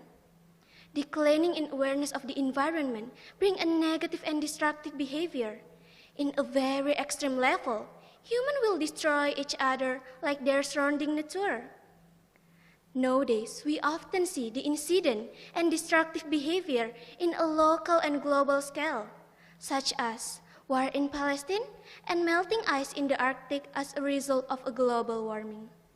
This problem is going to turn and attack humans who cause it. Moreover, as we know, we are against the COVID-19 pandemic, which the government is preparing for a new normal. Surely it will impact the three hitakarana in people's life. Ladies and gentlemen, Hinduism is Sanatana Dharma, which teach mankind through that concept have universal value and relevant to today's problems. One of which is Tri Hitakarana. The existence of Tri Hitakarana began since the day of Majapahit and used by Gajah Mada in uniting the archipelago, known as Tri Hitawacana. Then, on November 11, 1966, became the term of Tri Hitakarana. Tri Hitakarana is a concept or teaching in Hinduism which is often focused on how people can live in peace and harmony. Tri Hitakarana can also be defined as the three causes of goodness, which is Tri means tree, Hita means self, and Karana means cause. For those three things are a harmonious relationship between human to God, Parahyangan, human to human, Pawongan, and human to the environment, Palemahan. Furthermore, let me explain in detail with the three elements of Tri Hitakarana. The first is Parahyangan. Parahyangan is a harmonious relationship between human and Ida Sang Yang Widiwasa and all of his manifestation. God is the primary source of happiness for human because the true happiness is when awareness of the Atman able to unite it with Brahman. So that the concept Parahyangan we can actualize from praying, yatnya, tirtha yatra, tapa, brata, yoga, and samadhi. Besides of that, we can also be done with cleaning the holy sites, keep the holiness of the holy sites, and a lot of things we can do in this concept if we able to define the supporting element. Ladies and gentlemen, a harmonious relationship between human and Ida Sang Yang Widiwasa will create human being that filled with Shraddha and Bhakti. And by having those kind of attitude, human will be able to live anandam, or we can call it spiritual happiness, like what has been written in Bhagavad Gita, Adhyayaten Slokaten. Tesam sata tayuktanam, bajatam priti purwakam, dadami budiyogam tam, yenamam upayantite. That's mean, to those who are constantly devoted to serving me with full of love, I will give the understanding by which they can come to me. The second is Pawongan. Pawongan in this concept is required us to keep the harmony as well as balance between human to human. The simple ways to execute the implementation in this concept are conducting the three good things, such as good thinking, speaking the good things, and execute the good things. They're also known as Tri Kaya Parisuddha. Globalization requires us to keep the harmonious relationship between humans who have a different culture, language, and religion. We must be able to build a positive network with peoples to increase our potential, because the good potential will bring benefit to the society, and the good society will bring us into a better life. Like what has been written in Rigveda, Mandala 10, Sukta 191, Mantra 4. Samani wa akuti, samana herdayaniwa, samanam astu womano, yatawa susahasati. That means, may your destination will be the same, may your passion will be the same, may your ideal will be the same, may all live in happiness together.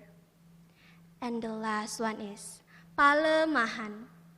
Palemahan is come from lemah, that means nature or the environment, include earth and living things who live and grow on it. A harmonious relationship between human and nature, like lion and the forest. It is written in Kekawiniti Sastra, Sagrahwan Slokaten. Singa raksaning halas, halas ikang rakseng harini tiasa. Singa muang wana tan patut pada wiroda, angdoh tikang kesari. Ruk brasteng wana denikang jana, tino reksanya sirna padang. Singa angetri jurang nikang, tegal ayun sampun dinondur bala. That means lion is the guardian of the forest, but lion is also guarded by the forest.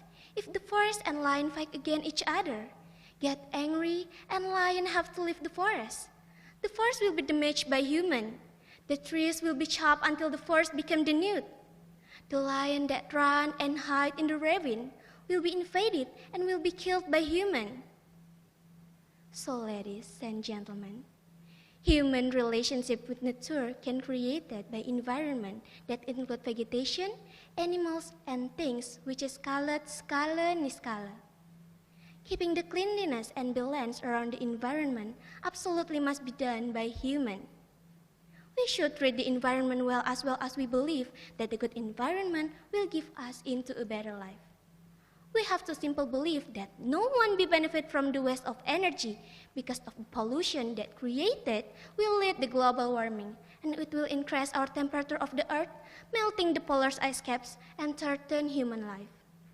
So we agree that the small step in building a harmonious relationship with nature is a small step into a better life. Ladies and gentlemen, from the elaboration, we can conclude that tree Hitakarana is the tree of harmony or balance to create a peaceful as well as happiness by maintaining the harmony as well as balance between human to God, human to human, and human to the environment. The harmonious relationship between human and Ida Sang Yang Widiwasa will create human being that filled with Shraddha and Bhakti. If it is related to the current condition of COVID-19 pandemic, we can apply the concept parahyangan by increasing our Shraddha and Bhakti, by doing yatnya and as effort to keeping the harmonious relationship with God to be protected from the virus. The harmonious relationship between human will affect the harmonious of life and respect to each other. During this COVID-19 pandemic, pecalang adat or traditional security was needed to discipline human who violated health and protocols. And the harmonious relationship with nature can create long-lasting healthy environment. Nowadays, people are required to always wash their hands to avoid the COVID-19. The positive side that we can learn from this pandemic is that people can protect nature properly, or in other words is mulat sarira during this pandemic. Ladies and gentlemen, harmony as a cause of happiness can be achieved if the three elements of Tri Hitakarana are balanced. So, let us together create balance and harmony with the three elements of Tri Hitakarana, starting from the simple ways and can be done. Last but not least, I hope this Dharmawacana could benefit us, and I will close it with Parama Santi. Om Santi, Santi, Santi, Om.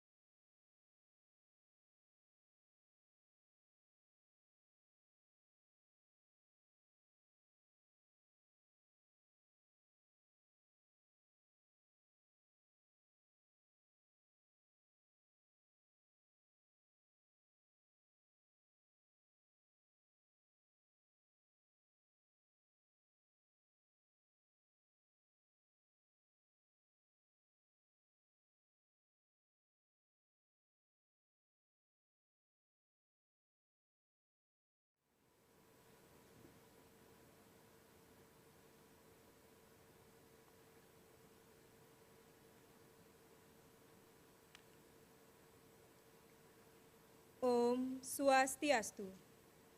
Om Awigenam Astu Namo Sidam. Om Anubhadra Kertawo Yantu Wiswata. Hopefully, all the positive thinking come to us from all directions. Excellencies, honorable judges, and distinguished ladies and gentlemen. It is a great honor to me to present here in this respected forum. First of all, I would like to offer my humble obeisances to the God Ide Sang Hyang Widiwasa for his blessing and mercy to us. So we can gather to attend this event Utsawa Dharmawacana for 2021. But it is so very unfortunately for us to being this event by virtual because of the epidemical COVID-19, not only in Indonesia, but in the whole of the world. I hope the event going on today will be to the benefit for us. Ladies and gentlemen, I'm standing here, I would like to present my discuss about the Panca Yajna. I think when we are in the elementary school, we already get a lesson, is that right? So let me beginning my Dharma speech about the Panca Yajna with some questions. Did you know why we are praying? Why we are carry out the religion ceremonies? So the answer is because all of that are the third part of the Panca Yajna. So let's be talking about the Panca Yajna. Panca Yajna is coming from two Sanskrit words that Pancha, which means 5, and Yajna, it means sacrifice. When we combine, Panca Yajna will be take meaning 5 forms obligation that should be done by Hindus in their daily life. And as a Hindu, we doing for Panca Yajna for several purposes. Those are, first, to create the harmonious life between human, plant, animal, and the universe. And then, to be the tools to connecting between human with the God, to release human from the sins and the karma, and the last one, to achieve the moksha. And it was written on the Bhagavad Gita, chapter 3.10. They say, Saya jenah praja sristva, puro wacha prajapati, anena prasha wisadwam, esawo stavista kamadu. So the meaning, in the beginning of creation, Brahma created humankind along with duties and said, prosper in the performance of this yajna, for they shall bestow you upon you always to achieve. So ladies and gentlemen, in this creation of Brahma created humankind along with duties for the human and other living things and born to this world bring karma wasana. Karma wasana is our former deeds in life that should be paid with doing yajna. And beside carrying karma wasana, also carry the 3 debts, namely Trirana. Part of the Trirana includes Dewarana, Rasirana, and Pitrarana. So Dewarana is our obligation to the God Ide Sang Hyang Widiwasa. Rasirana is our obligation to the races, and Pitrarana is our obligation between human. And because of the Trirana, human in the teaching of Hindus are expected to be able to repay the debt with doing part of Panca Yajna. So that we know, part of Panca Yajna includes Dewa Yajna, Rasi Yajna, Manusya Yajna, Pitra Yajna, and Bhuta Yajna. So let me talking about the Dewa Yajna first. Dewa Yajna is our sacrifice that we offer to the God Ide Sang Hyang Widiwasa, including his manifestation. For the implementation, what we can do we can carry out the religion ceremonies like Galungan, Kuningan, and Purnama. And then we can do for the stay away from his prohibition, and also we can do 3 sandhya in 3 times a day. But the question, do you already doing 3 sandhya in your daily life? So please answer by yourself. And then the destination we doing for Dewa Yajna, for what? First, to apologize all the mistake that we have done, and then to thankful to the God for everything that we have, and also we hopefully to be avoid from all the distress. And by implementation for Dewa Yajna is one redemptive form of Dewa Rana. And the second one for Rasi Yajna. Rasi Yajna is our sacrifice that we offer to the races that who's giving sanctification for us. And for the implementation, it will be classification as 2 ratio. First, Eka Jati ceremony and Dwi Jati ceremony. Eka Jati ceremony is a person inauguration become to pinandita or pemangku. They have a duties for what? To complete the ceremonies surrounding his community and also responsibility for the temple who's to be his assigned. And then Dwijati ceremony is a person inauguration become to pendeta or sulingge. And they have a duties for what? To complete the ceremonies, giving guidance about the religion for Hindus, and also getting daksina and punya every Sivaratri celebration. And by implementation for Resi Yajna is one redemptive form of Resi Rana. And the third one for Manusia Yajna. Manusia Yajna is our sacrifice that we offer between human. For the implementation, we can to be respect, to be loving each other to the human. And then, for these ceremonies, we can do in baby in the womb ceremonies that we call it magadong-gadongan, and the marriage ceremonies, and also katit ceremonies. And by implementation for Manusia Yajna is one redemptive form of Pitra Rana. And then for the fourth one, for Pitra Yajna. Pitra Yajna is our sacrifice that we offer to our ancestors. So, for the implementation, it will be classification as to ratio by passing away ceremonies. First, that Atma Vedana and Sawa Vedana. Atma Vedana is a burning ceremonies, rogue of bodies as a symbol to returning the element of Panca Mahabhuta. And then Sawa Vedana that we better known like Nyekah, Maligya, and Ngaroras. And by implementation for Pitrayanya is one redemptive form of Pitrarana. And the last one for Butayanya. Butayanya is our sacrifice that we offer to the universe to get the harmonious life. And then for the implementation, usually we doing for the Yajna Sesa every after cooking in the kitchen, and then we hold on for the Ekada Saludra in Bali every once in 100 years. So by implementation for Butayanya is one redemptive form of Dewa Rena.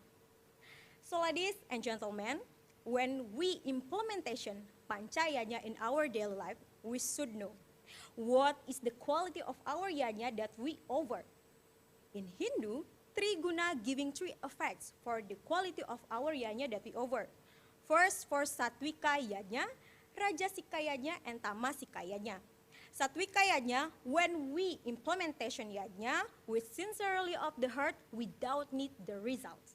And then Rajasika yajna, when we implementation yajna only for arrogant. And the last one, Tamasika yajna, when we implementation yajna without literature. So that's mean let's we doing for the better one that Satwika yajna. So for the implementation of Pancayanya that we doing for our daily life was written on the Bhagavad Gita chapter 3.13. They said, Yajna sista sinah santu Muciante sarwa kilbisai, bunjante tetwa agam papa, yepai hamti atma kranat. So the meaning, the essence of what we enjoy in this world is coming from the God Ide Sang Hyang Widiwasa. We are very sinful if we are just enjoy but never serve to the God, to the races, to human, to Buddha. So that's why let's we doing for the Pancayanya for our daily life. So ladies and gentlemen, so the conclusion of my Dharma speech about the Pancayanya for today, that with implementation Pancayanya in our daily life, because we born to this world is bring debt, that's why we should pay the debt with doing part of Pancayanya. So maybe that's all for my Dharma Wacana today about the Pancayanya. I do apologize if I have a mistake when my Dharma Wacana running. I close my Dharma Wacana today with Parama Santi. Om Santi, Santi, Santi, Om.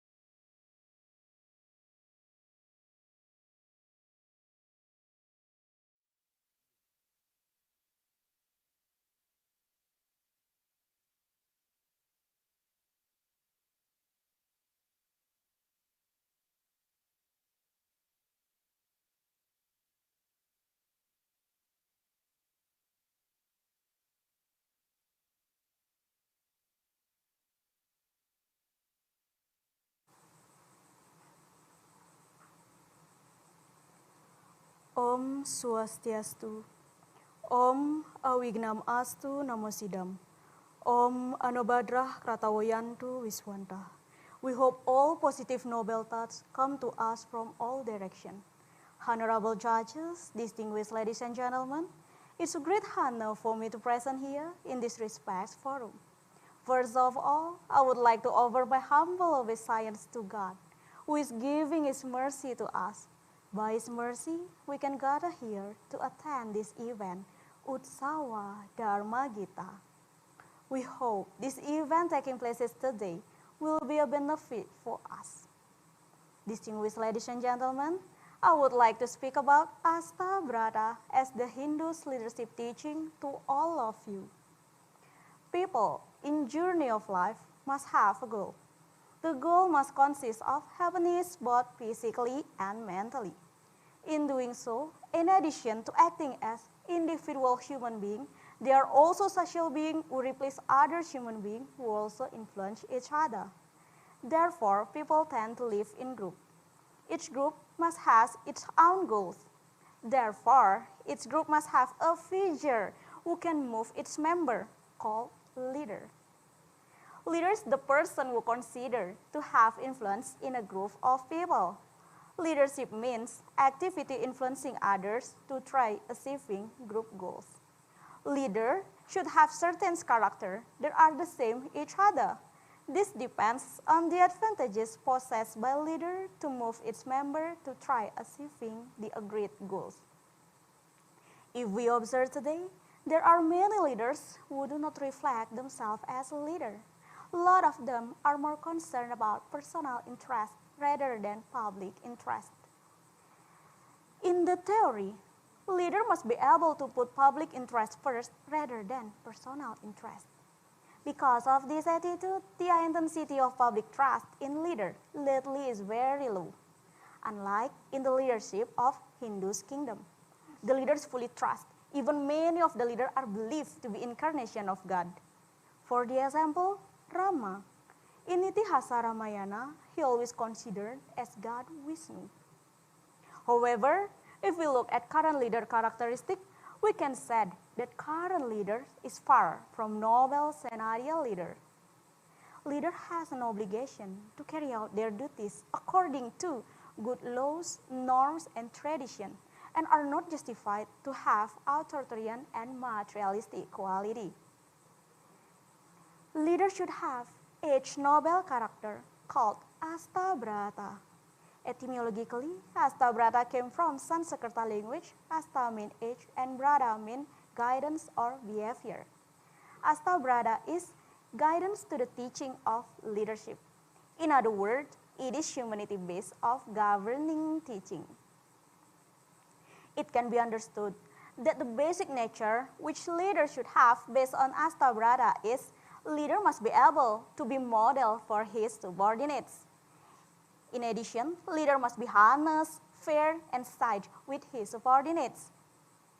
Ashtabrata first appeared in Ramayana story when Rama gave advice to Vibhisana when Vibhisana is about to become king. It also mentioned in Manowa Dharma Sastra chapter 9, sloka 303. Indrasya, Arkasya, Vayusya, Yamasya, Varunasya cha, Chandrasya, Agne, Prativyasya, Tejo, Vratam, Nrapascharet. Leader should act like behavior of God, Indra, Surya, Bayu, Yama, Varuna, Chandra, Agni, and Pertiwi. Indra Brata.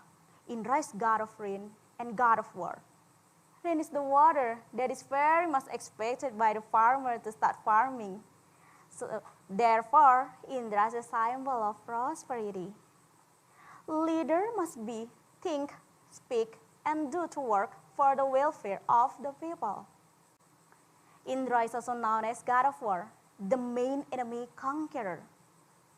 A leader must be a protector for his people, able to provide security and comfort for the people without exception. This means that the leader must be able to protect yourself in the enemies that are in our service called Sadripu. so that a leader will be a model for his subordinates in terms of self-control. Surya Brata. Surya is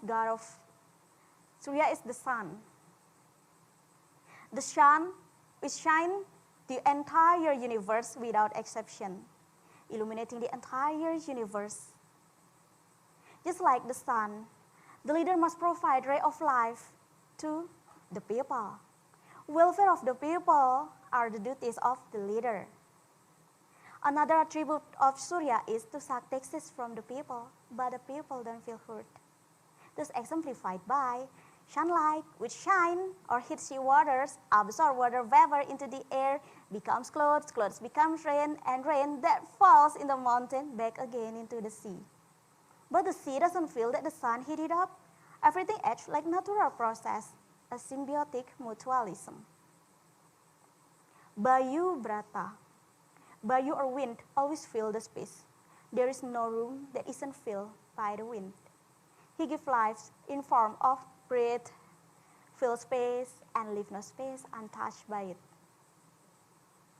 Just like the wind, a leader must be able to read the entire mind and will of the people, has sensitivity to the desires and wishes of the people without exception.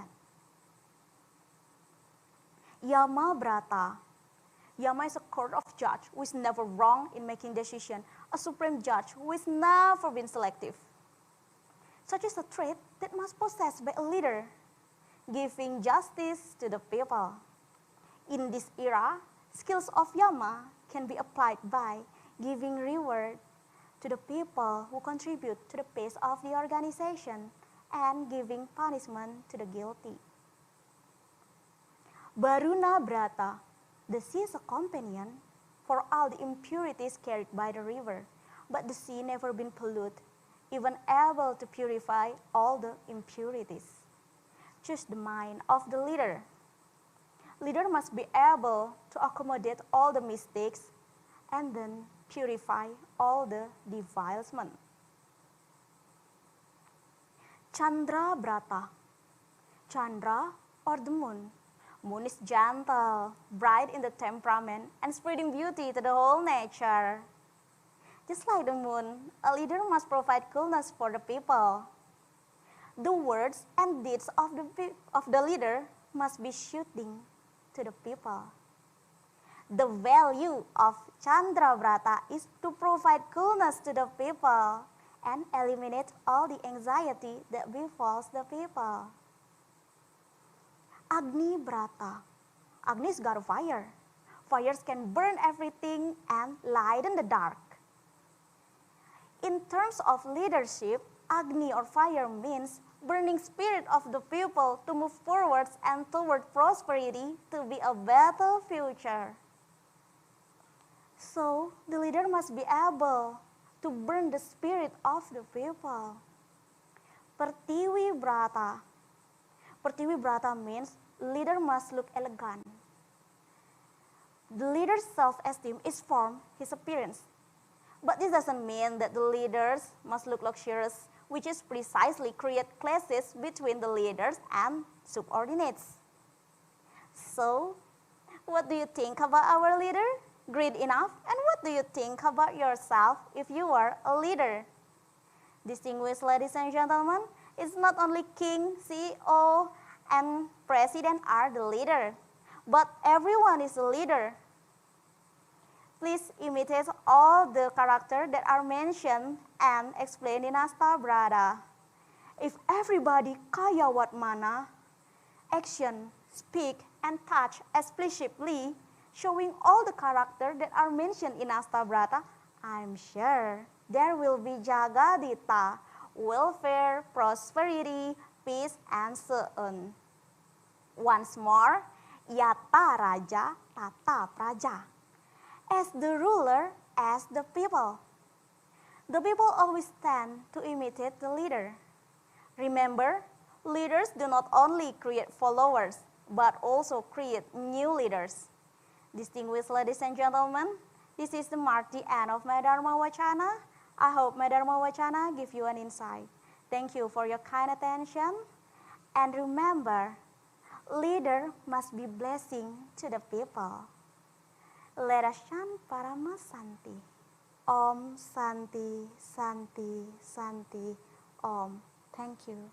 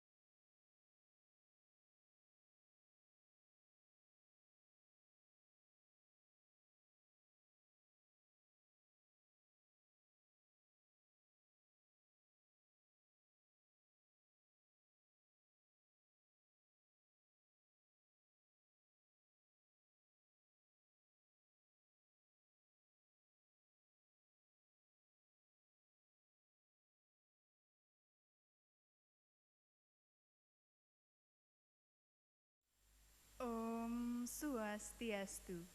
Om Awignam Astu Namo Sidam. Dear honorable judges, committees, and also my beloved Hindu brothers and sisters. First of all, I would like to praise Ida Sang Hyang Widiwasa for his unconditional blessings that we are able to present here in this nice occasion peacefully. Today, I would like to present a Dharmawacana entitled Growing Positivity in the Era of Social Media Through Bhakti Marga. Ladies and gentlemen, this pandemic has limited our physical interaction, but at the same time, it also shows us that human interaction is limitless. How? It takes the power of social media, such as Facebook, Instagram, Twitter, or anything else. I believe most people in this world have at least one social media application that they use to interact with people without any physical meetings. Talking about social media, it has grown into a huge part of our lives, that it affects our behavior and our mind.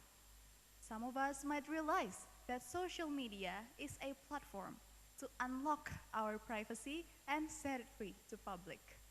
But most of the posts and photos being shared are the reflections of joy, happiness, and pride. It seems like we are not allowed to express our sadness or our grief in the world of social media. A research from London Royal Society for Public Health has reported 70% increase in the case of anxiety and depression after the usage of social media within these past 25 years. The statistics showed us that social media has created pressure for people to fit into the society. Ladies and gentlemen, have we ever wondered where all of these pressures while living in the era of social media is coming from? It starts from our mind. Our mind is like a double-sided sword, as it can turn pressure into either motivation or stressor. Now it depends on ourselves whether to take it positively or let it harm us. Now, how can we stay positive while living in the era of social media as a Hindu? Born as Hindu, we believe in Ida Sang Hyang Widiwasa, that he creates this life and lives within us in form of Atman. However, how far is this belief implicated in our lifestyle? How many of us praying seriously to God in an unfortunate times and not taking it seriously when things just get better? We keep asking, we keep begging to God, but sometimes we forget to thank God for everything He has given to us. Little do we know, through coming to God sincerely at any time, He will give us more than we ever asked for. Because sincere devotion to God will eventually lead us to peaceful and joyful life. And the practice is called Bhakti Marga. The word Bhakti is rooted in the word Bhaj, which means love and compassion, while Marga means the way. Therefore, Bhakti Marga is a way to connect ourselves to God through sincere devotion based upon our love and compassion to God. According to Bhagavata Purana, chapter 7, verse 5.23, there are 9 ways that we can do to implement Bhakti Marga in our daily lives. Nawa Vida Bhakti. Shravanam Kirtanam Vishnu Smaranam Padasevanam Archanam Vandanam Dasham Sakyam Atmani Vedanam. But today, we will only talk about the 3 simple ones: Shravanam, Kirtanam, and Smaranam. These 3 are the simple ones because we can practice it effortlessly without needing additional resources nor disturbing our daily lifestyle, and we can also practice it with our smartphones. First one, Shravanam. Shravanam is a devotion through listening to stories or tales of God. The more we listen, the more we believe that God present in our lives. As millennials and Generation Z, we are very familiar with podcasts, which has grown massively during this pandemic. And as a way to practice Shravanam in our daily lives, we can try to add those religious podcasts, religious speech, religious discussion into our favorite playlists on Spotify or YouTube. And we can try to start listening to those right before bed to help calm our mind after a busy day and help us sleep better. Second one, Kirtanam. Kirtanam is a devotion through singing or chanting to the names or words of God. As we chant the mantras, the vibration will activate the chakras in our body, especially Ajna chakra, which is responsible in maintaining our focus, our concentration, and also set all the stress away. Now, whenever we feel stressed out of our lives, try to chant the names of God anytime, anywhere, and believe that things will get better. Ladies and gentlemen, through listening and singing to the words or names of God, our subconscious mind have already started to remember God. And it is related to our third point for today, Smaranam, remembering the greatness of God. The practice of Smaranam can be even easier by answering these questions. Have you feel grateful today? If you do, what are the 3 things you're thankful for today? Take some time to remember that all of those things happen by the greatness of God, simply by saying Astungkara for all the good things that happen in our lives, and Om Awignam Astu Namosidam in the beginning of our daily activities to let God guide along our way. After all, the practice of Smaranam can be very easily applicable in our daily lives. Ladies and gentlemen, we've been listening, singing, and remembering things for our entire lives. Now that we know similar practices can lead us closer to God, then it should not be very complicated to follow. It's just now we are start nourishing positivity by putting God in our daily activities.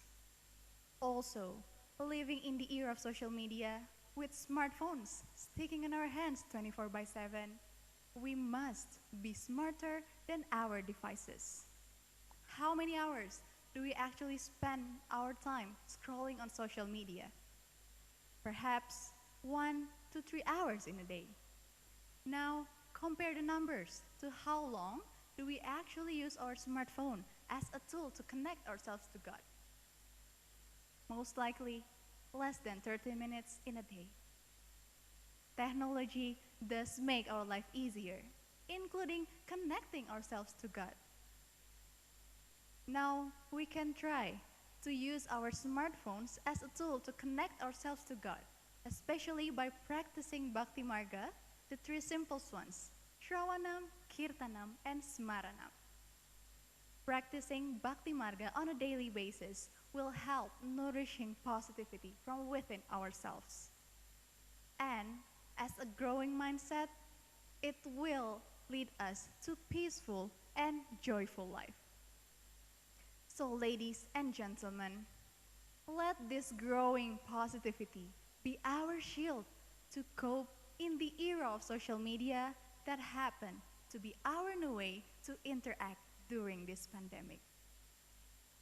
Om Santi, Santi, Santi, Om.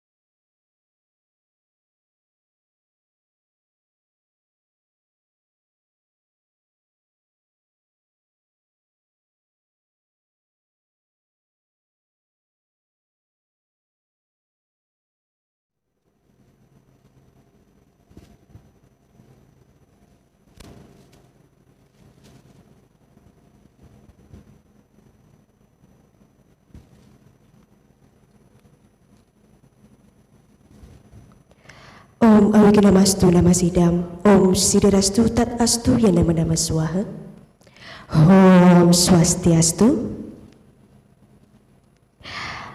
Dear Honorable judges and the audience, the first I want to give thanks to Sangya Widiwasa. Because of him, I can stay here and can be part of Utsawa Dharma Gita 2021 on national level. When there is a faithful woman, there is a happy man. When there is a strong woman, there is a successful man. When a man leaves a woman, it's when a woman may youthful and live long. But when a woman leaves a man, it's when a man catches up soon. Ladies and gentlemen, the meaning of woman's presence is more beautiful if a man and woman complement each other like those were before. However, that nowadays there are still many women who are treated and compared to men. So, on this occasion, I'm so interested in discussing about gender in Hinduism's perspective, entitled From Zero to Hero. Ladies and gentlemen, in September 2020, a Dalit girl who belongs to the lowest caste in India was raped and killed by 4 people. What makes me sad about this news is the fact that this culprit has the higher caste. So, the police who were supposed to protect the community and defend the truth insisted to immediately cremate the body on the scene. And when family refused because they wanted to say goodbye, the police locked them in their house. Isn't it sad? In addition, it's not only in India, but also in the most part in the whole world, including Indonesia. The rate of position of women who victim of violence against is still very high, especially during this pandemic. The position of women who are violence victim is even more oppressed. Ladies and gentlemen, the existence of an idea that a man and woman outwardly has the same dignity before God actually long proved in Hinduism.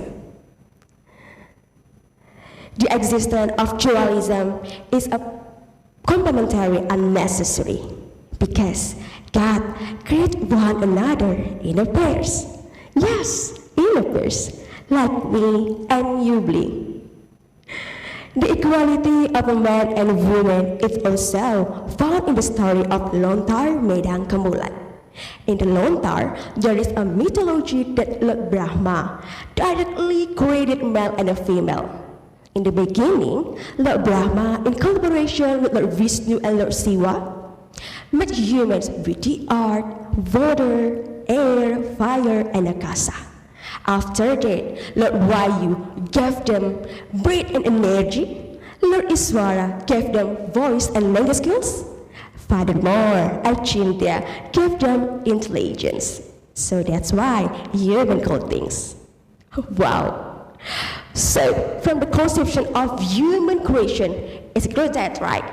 Men and women are basically has the same gender and dignity.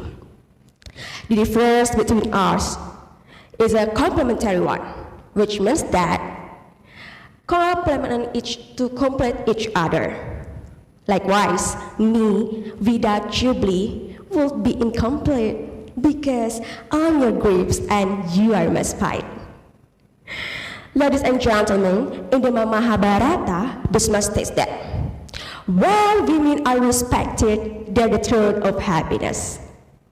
In Manawa Dharmasastra 3.56 states that Yatra Naryasu Pujyante Ramante Tatra Dewata Yatra Itastu Na Pujyante Saswa Tatra Palagriya, which means that where women are honored, divinity blossoms there.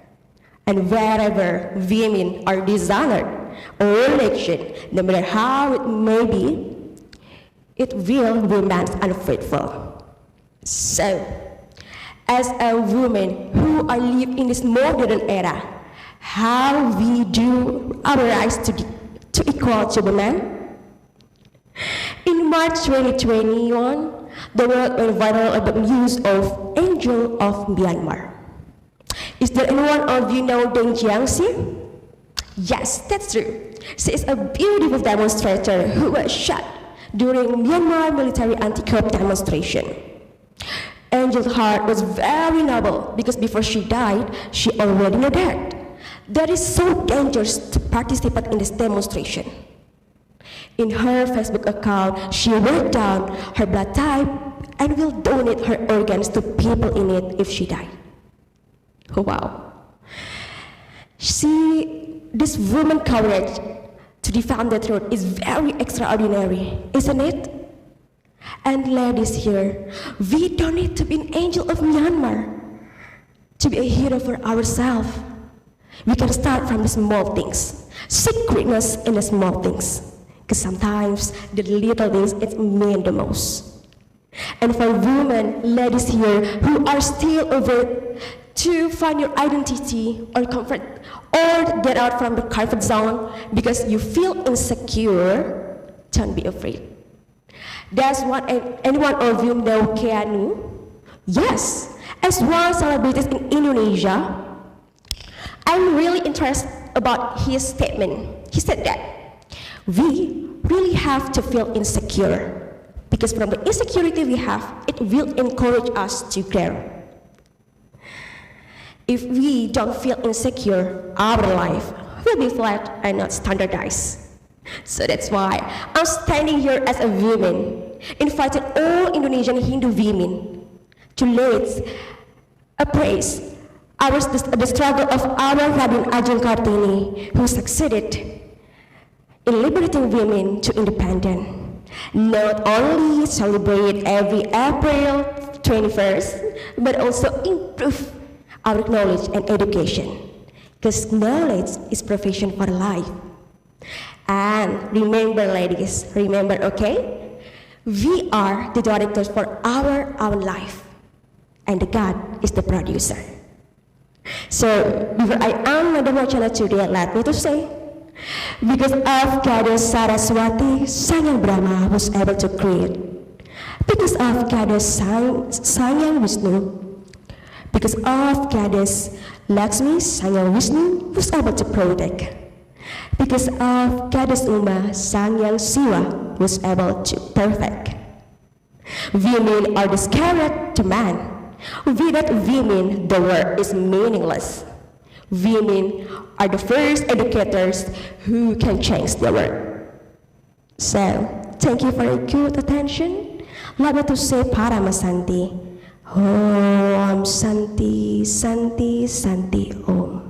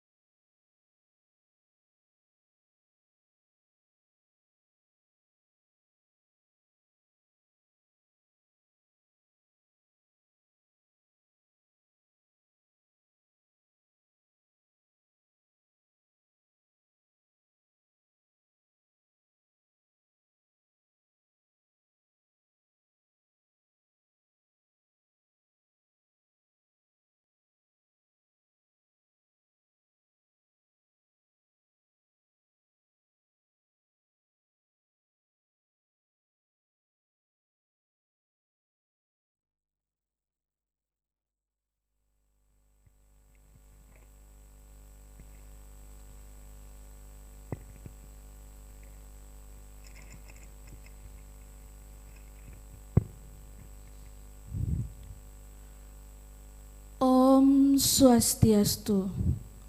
Om Awiganamastu Namosidam. Good evening, my honorable judges. First of all, I would like to thank Ida Sang Yang Widiwasa for the blessing that been given, so we could gather together in this good opportunity. Today, I would like to present a Dharma Wacana that entitled The Primacy of Dana Punya. Ladies and gentlemen, according Hinduism, Dana Punya is one of the teaching that must be understood and applicated. Many people think that Dana Punya is about giving money to others. In fact, there are various ways to doing Dana Punya. Dana Punya consists of two words. Dana means giving, while Punya means good, holy, and sincere. So Dana Punya means a sincerely giving. Dana Punya also one of many ways to improve our Shraddha and Bhakti to Sang Yang Widiwasa. Ladies and gentlemen,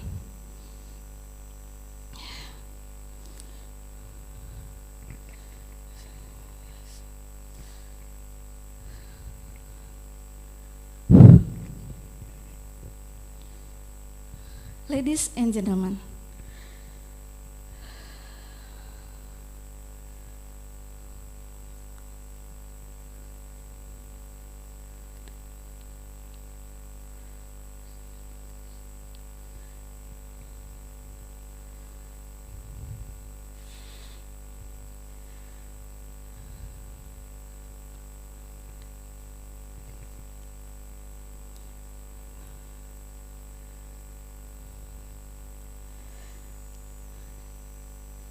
in Manawa Dharma Sastra, Adhyaya 4, Sloka 235 stated, Yor citam pratigrinati, dada tiar cita mewaca, tau bau gacata, swargam narakam tu wiparyaye. It means that those people who accept and give dana punya sincerely, both will reach heaven. But if it's not in sincerity, both will go into hell. In addition to what described in the Manawa Dharma Sastra, we can find in Sara Samuscaya, Sloka 169, is also explaining about Dana Punya, which the main idea of this sloka is, whoever provides Dana Punya, then they himself will enjoy the reward and virtues. Both sloka tell us that if we provide Dana Punya sincerely, we will get happiness because the gift and acceptance will be useful. But if doesn't, then everything gonna be useless. Ladies and gentlemen, why should we do Dana Punya? There are few reasons to answer it. The first one, as a Hinduism, we have being teach Tatwam Asi, which means you are me and I am you. There is no difference. We are all the same. Humans are social beings in the sense that we can live alone, so we need help from others. This definition leads us to the conclusion that our treatment to others indeed is our treat to ourselves. Dana Punya is not limited to the material things only. The non-material things also being considered. So Dana Punya can be divided into three types. They are Dharma Dana, Widya Dana, and Artha Dana. Dharma Dana is a sincere contribution in the realization of Dharma. Dharma Dana produces wisdom and knowledge. Dharma is referred to as a daily morality. Nowadays, we are realizing that the implementation of morality is decreasing. There are some common traits found in the society, such as alcoholic, drugs, pornography, child abuse, sexual violence, and even sexual deviation. What should we do to deal with this problem? Of course, by doing Dharma Dana. We can tell and teach them how to behave a certain character, such as doing a daily prayer, thinking positively, controlling their emotion, and the most important thing is to always be grateful to Sang Yang Widiwasa. If we are aware to implement Dharma Dana in our daily life, then we already have the strong foundation to realize that the mental revolution of our generation. Ladies and gentlemen, the second type of Dana Punya is Widya Dana. Widya means knowledge. So Widya Dana refers to sharing our knowledge to other people. Widya Dana also known as a Jnana Yatnya, which means sharing knowledge to develop tattva. In Bhagavad Gita, Adhyaya 4, Sloka 33 stated, Sreyan dravyamaya yatnya, Jnana yatnya parantapa, Sarvam karma kilam parta, Jnane parisama pyate. It means the sacrifice of knowledge is greater than the sacrifice of material possession. Oh, Parantapa. After all, the sacrifice of work culminates in transcendental knowledge. Oh, Partha. This local tell us that the offering of knowledge is the excellence of material offering. Ladies and gentlemen, knowledge is an information combined with experience. According to Nonaka in Entaikichi in 1995, there are two types of knowledge, namely tacit knowledge and explicit knowledge. Tacit knowledge is obtained through a daily experience and learning process, while explicit knowledge is a knowledge that has been collected and translated into a form of documentation so it can be shared easily and easily understood by others. One of the key concepts of knowledge management is differentiation between tacit and explicit knowledge. Tacit knowledge is in someone's head, so the challenge is to make tacit knowledge become a explicit knowledge, so it can be shared. Ladies and gentlemen, sharing knowledge is the swadharma or responsibility of everyone to educate the next generation, both in terms of intellect and morality. In Indonesia, education is still not evenly distributed, especially in remote area.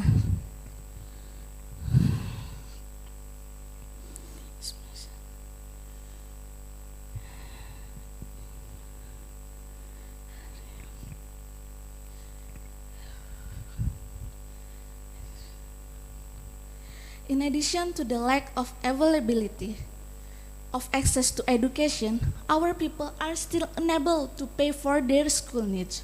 So, as a Hindu generation, we can implement Widyadana in this case. We can share our knowledge to the rural children by opening a free learning class. We can teach them for reading, counting, and writing. Besides that, we can teach them the art and skill. Of course, this will increase their knowledge and even increase our happiness for doing Widyadana.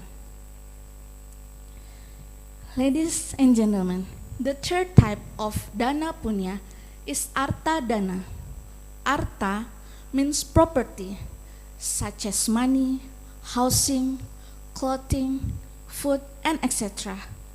Arta dana means giving the material or property needed as long as it is based on sincerity and it's obtained by the means of dharma. Ladies and gentlemen, we are currently facing the COVID-19 pandemic. Many people have died caused by this virus. Countries in the world are struggling to face COVID-19. According data in www.covid19.go.id as per May 12, 2021, there are more than 1.4 million people with COVID in Indonesia. All economic sectors such as tourism, import-export trade, and other industries are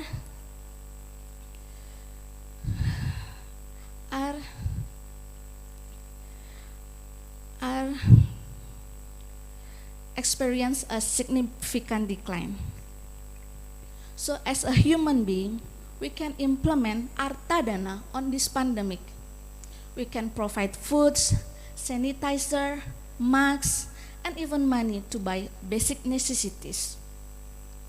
We can implement arta dana whenever we know there is a condition that needs help, not only on survive this pandemic, but also we can donate to children in orphanages, for elderly people in nursing home, and donate to our brothers and sisters who were in the disaster. Ladies and gentlemen, let me conclude that Dana Punya is a form of our bhakti to Sang Yang Widi. We can do Dana Punya in 3 ways: Dharma Dana, Widya Dana, and Artha Dana. We can choose which way we want to implement based on our capability. As long as you keep in mind that the 3 ways will be useful if we do it sincerity.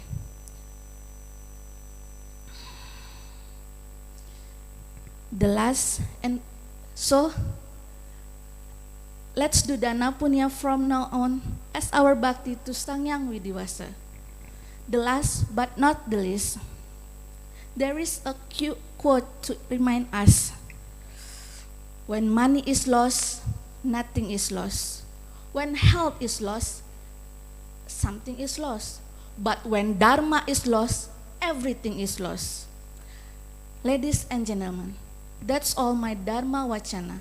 I hope it will be useful and inspired us. Thank you for your kind attention, and I will end this Dharmawacana by saying Paramas Santi. Om Santi Santi Santi Om.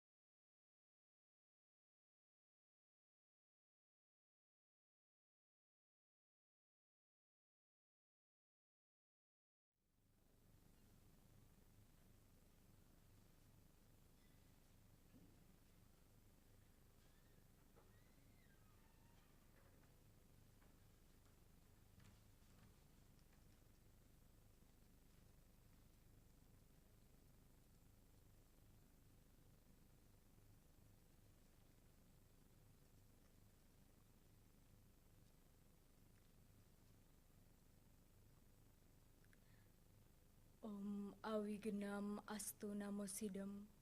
Om Sidirastu Tat Astu Astu Swaha. Om Anubhadra Kerta Woyantu Wiswata. To the honorable panelists, to steering committee as I respected, and all of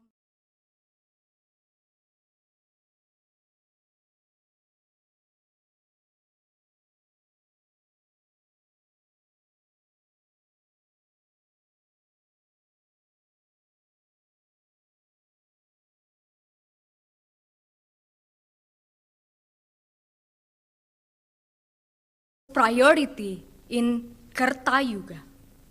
Jnana was priority in Treta Yuga. Yatnya was priority in Dwapara Yuga, whereas Dana Punya is the priority in Kali Yuga.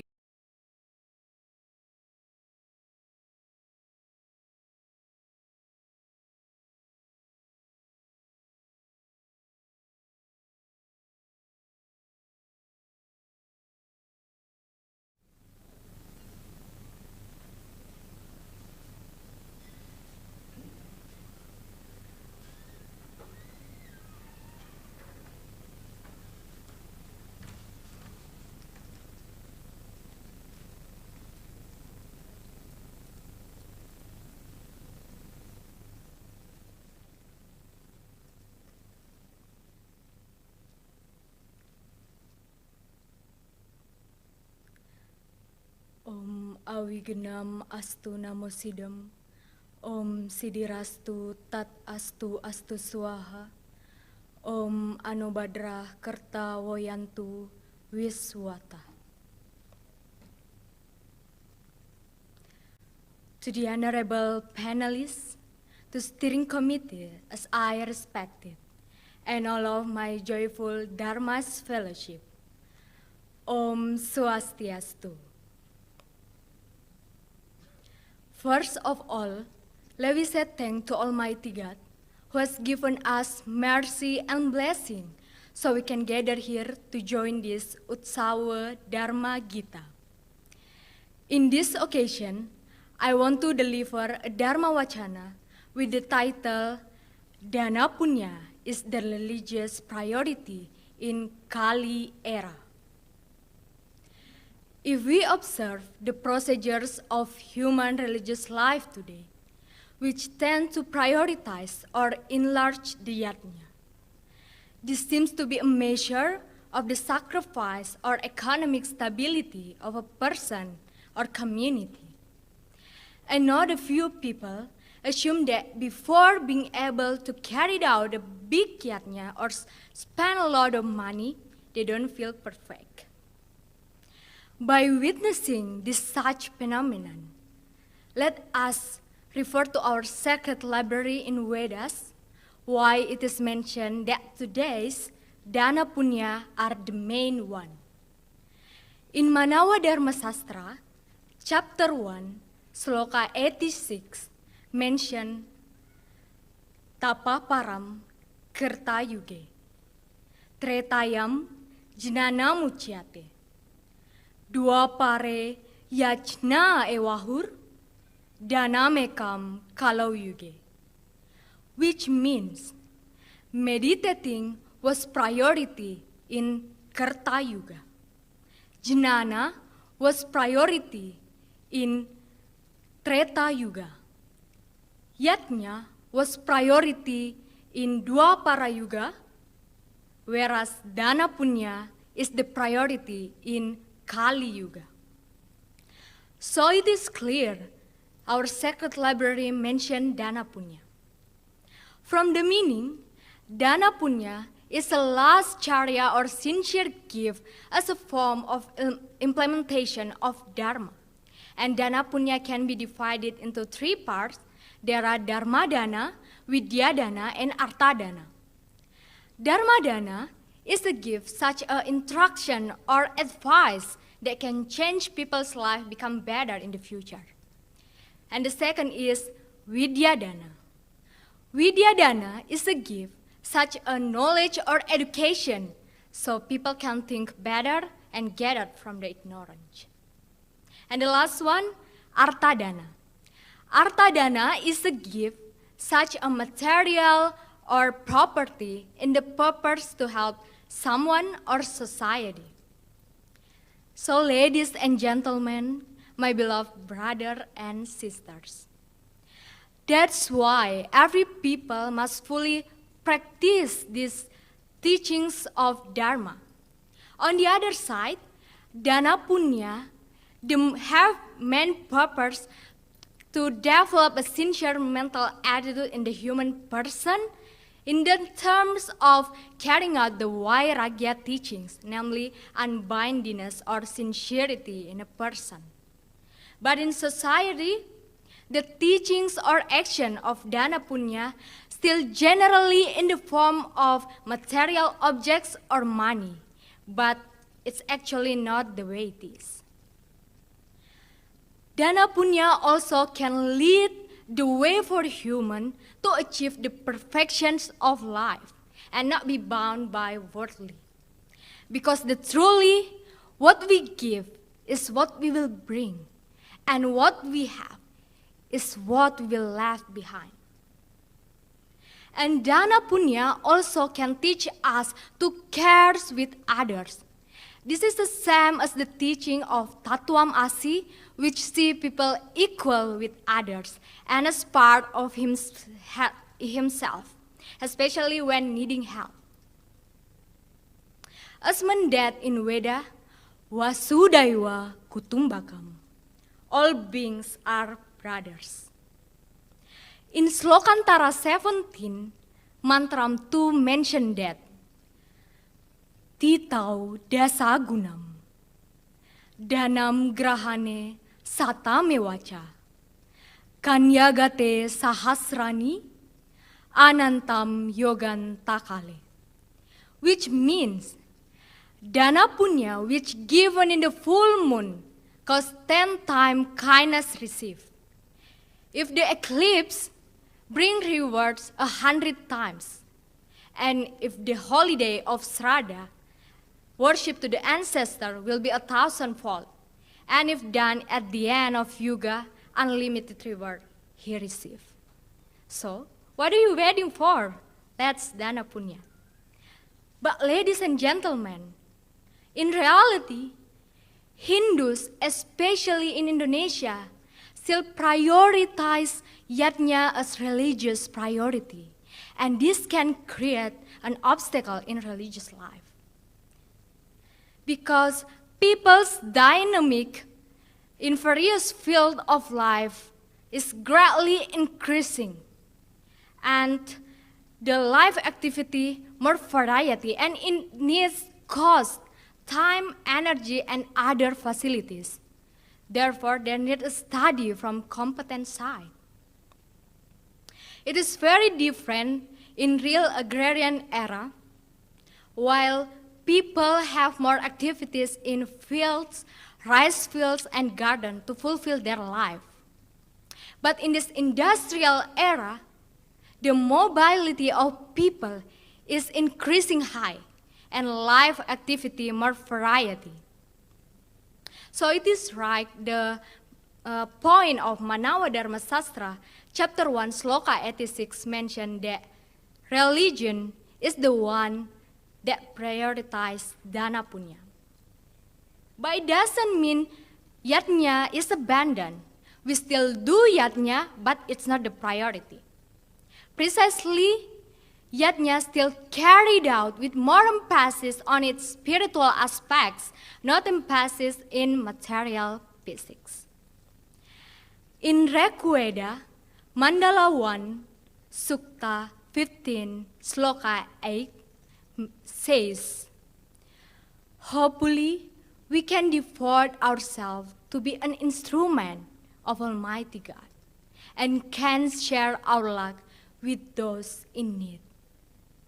So ladies and gentlemen, by paying attention to how important the dana punya, let's do not wasting time and not be stingy with what we have. Don't wait until we get rich to dana punya, but let's competing to dana punya. No matter how small or big it is, just do it sincerely, it must be useful. To this end of my Dharmawacana, I want to conclude something. The first, dana punya is not only about money or material objects. It can also consist knowledge or advice as divided into dharma dana, vidya dana, and artha dana. And the second is, dana punya can develop sincere mental attitude in human person, which they are very important to have for living our life. And the third is, from the increasing mobility of people today, and refer to our sacred library, we can know that the religious priority in this era is dana punya. I think that's all that I can deliver. Thank you so much for your attention. I hope my Dharmawacana can be useful for everyone, especially for myself. Last greeting, allow me to say Parama Santi. Om Santi, Santi, Santi, Om.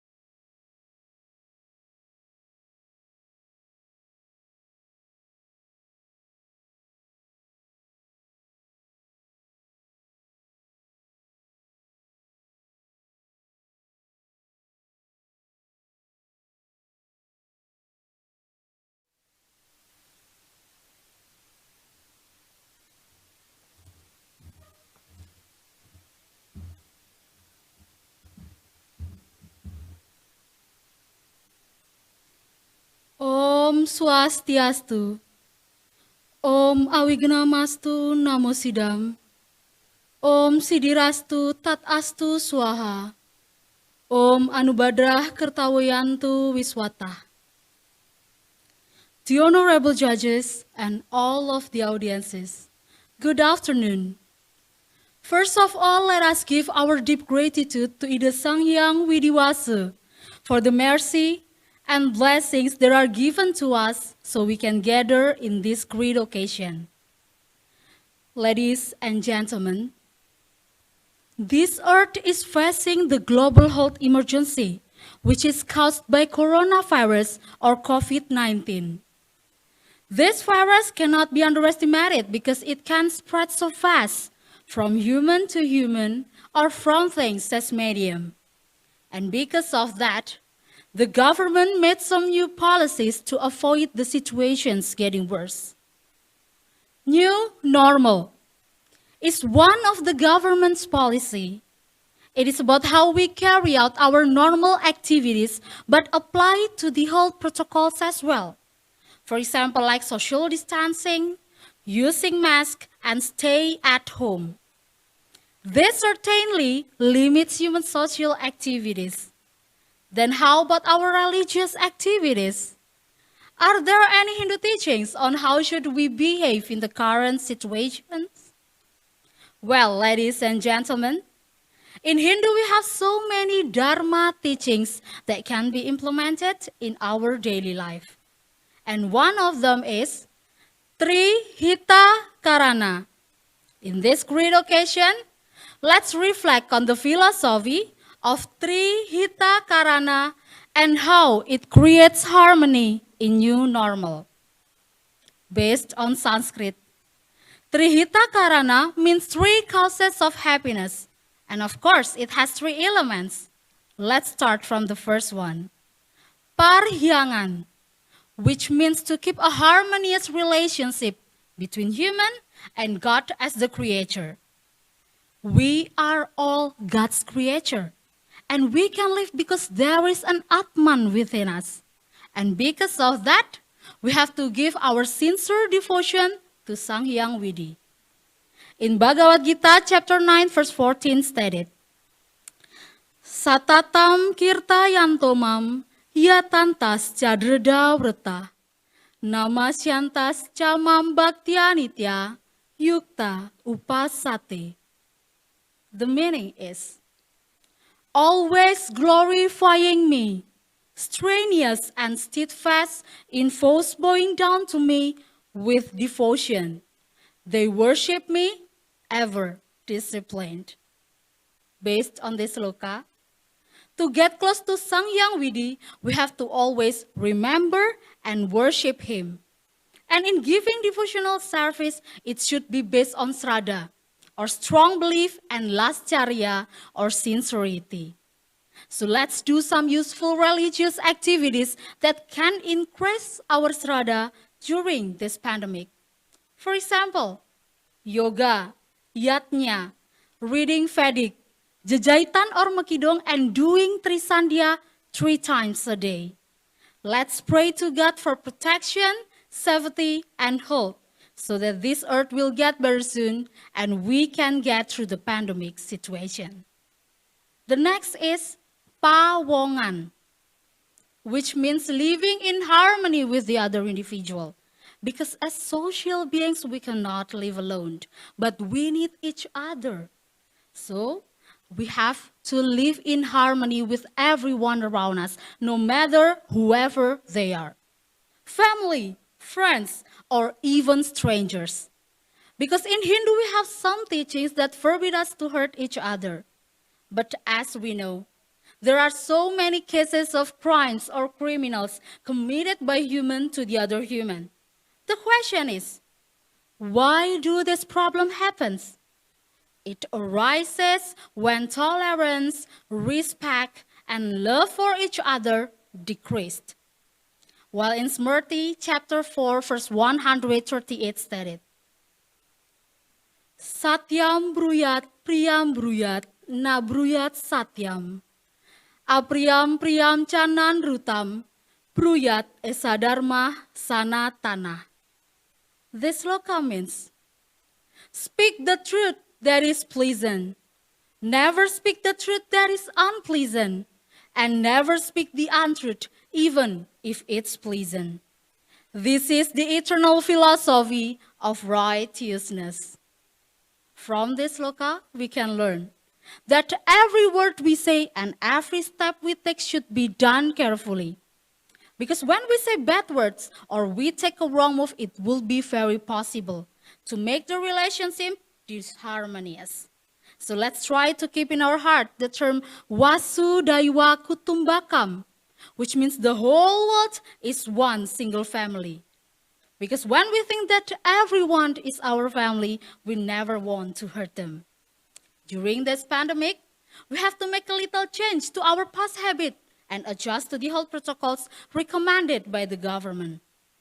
Because by following the health protocols, we show that we love our fellow human beings, so everyone is always safe and healthy. And besides, we have inhibited the spread of the coronavirus. And through these ways, we have implemented Dharma of religion and Dharma of the state at the same time. And the last but not least is Palemahan, which means living in harmony with the other individual. Because as social beings, we cannot live alone, but we need each other. So let's live in harmony with the nature. In Hindu, we have some ceremony that aim at giving yatnya or as a thank you to the Mother of Earth. For example, like Tumpak Uye or Tumpak Kandang and Tumpak Warigede that aim at preserving the yatnya for the animals and the plants. And as a real action in treating the nature, we can plant flowers, fruits, and medical plants that can be used in our daily life. Ladies and gentlemen, this pandemic has brought a very big impact to our life, as well as to the nature. But surprisingly, it also brings some positive effects for the nature. For example, the fact that the air quality is getting better since many people limit their outside activities.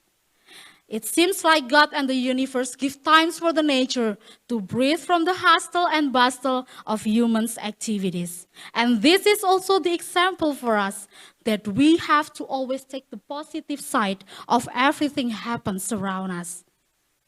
And finally, based on Hindu teaching that we have talked about, Trihita Karana is the right teaching to create harmony and balance on this world. It reminds us that we are not living alone, but there is God, other human, and the environment that are interconnected each other. And this teaching is very appropriate to be implemented in this new normal life. Because Parihyangan, Pawongan, and Palemahan is the right teaching to create a world that is full of balance, harmony, and peace. And Moksartam Jagadita Yacha Iti Dharma as the main goal in Hindu based on Veda. There is no best way to achieve it but Dharma. Trihita Karana's Hindu's world that become a universal way of life, and it has been avowed by the whole world. And therefore, let us implement it and implement the correct teaching of Dharma for the sake of peace on this life and peace in the next life or moksha. Thank you so much for your kind attention. Don't forget to always be grateful because everything happens as the will of the Almighty God. And believe that new normal is the right time to implement Trihita Karana and Dharma teaching in our life. I close my speech with Parama Santi. Om Santi, Santi, Santi. Om.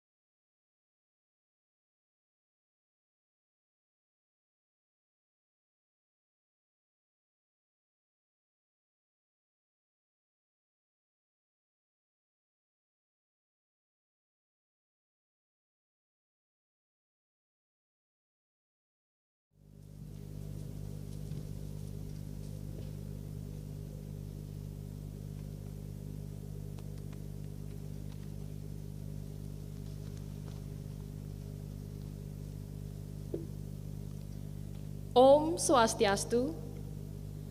Om Awignam Astu Namo Sidam.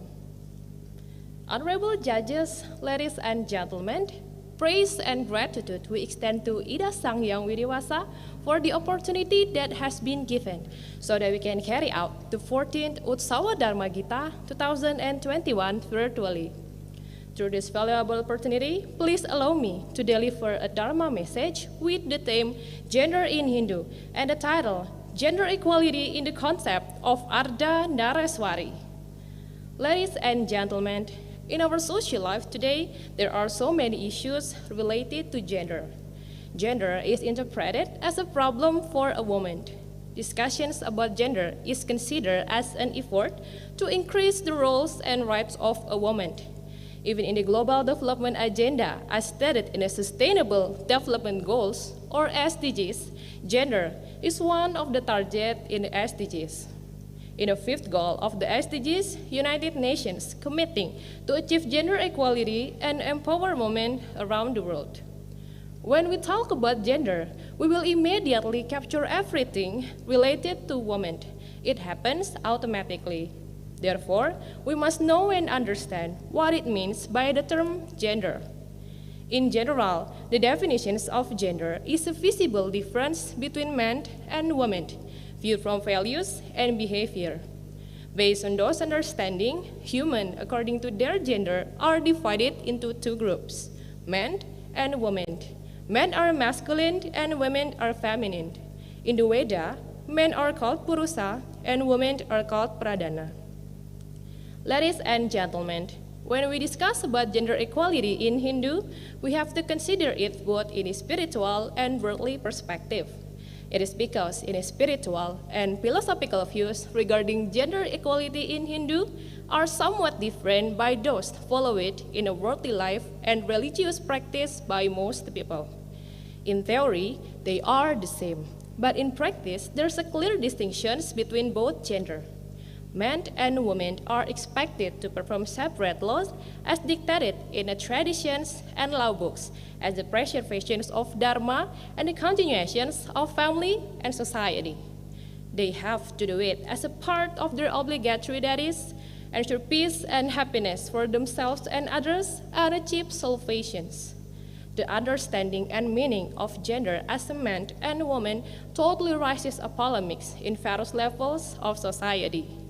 Gender issues arises as a manifestation of unequal sense of social justice which has bad consequences. In various parts of the world, including in Indonesia, the status of gender is not horizontal, but it becomes vertical. And it causes a different treatment between men and women, where women are given the rights and opportunities after a man. This happens in a various social aspects, especially if it is associated with the provisions of existing traditions and adhered by its society. For example, in Balinese customs, women, as a part of human gender, have not received their rights in a balanced way, even tend to be in the positions of concern in terms of education, rights in inheritance, and so on. In the traditional Balinese traditions, men as Purusa are considered to be the main one. The right to continue offspring, right to control over inheritance, more rights to education, and so on. So, where's the positions of women? In Hindu, women have a very noble status. All forms of strength, majesty, intelligence, gentleness, nobility, and affections are always depicted as a woman. If in social life so far, women are considered not to have a voice over everything that concerns general welfare and happiness. But the Veda then remind us that women have a primary and vital positions and functions. Ladies and gentlemen, in Hindu, men and women have equal status, support each other, and complement each other. From these conceptions of creations, it has been illustrated that men and women are equal. What differentiates them is their duties and responsibilities. This is because human was born unable to avoid the Rua Bineda law. Gender equality means equal conditions for men and women to obtain the opportunities and rights to participate in various aspects, such as politics, law, economic, social culture, security, and defense. God created men and women to complement each other and achieve world prosperity. Men and women have an important role in realizing human values in order to achieve prosperity and happiness.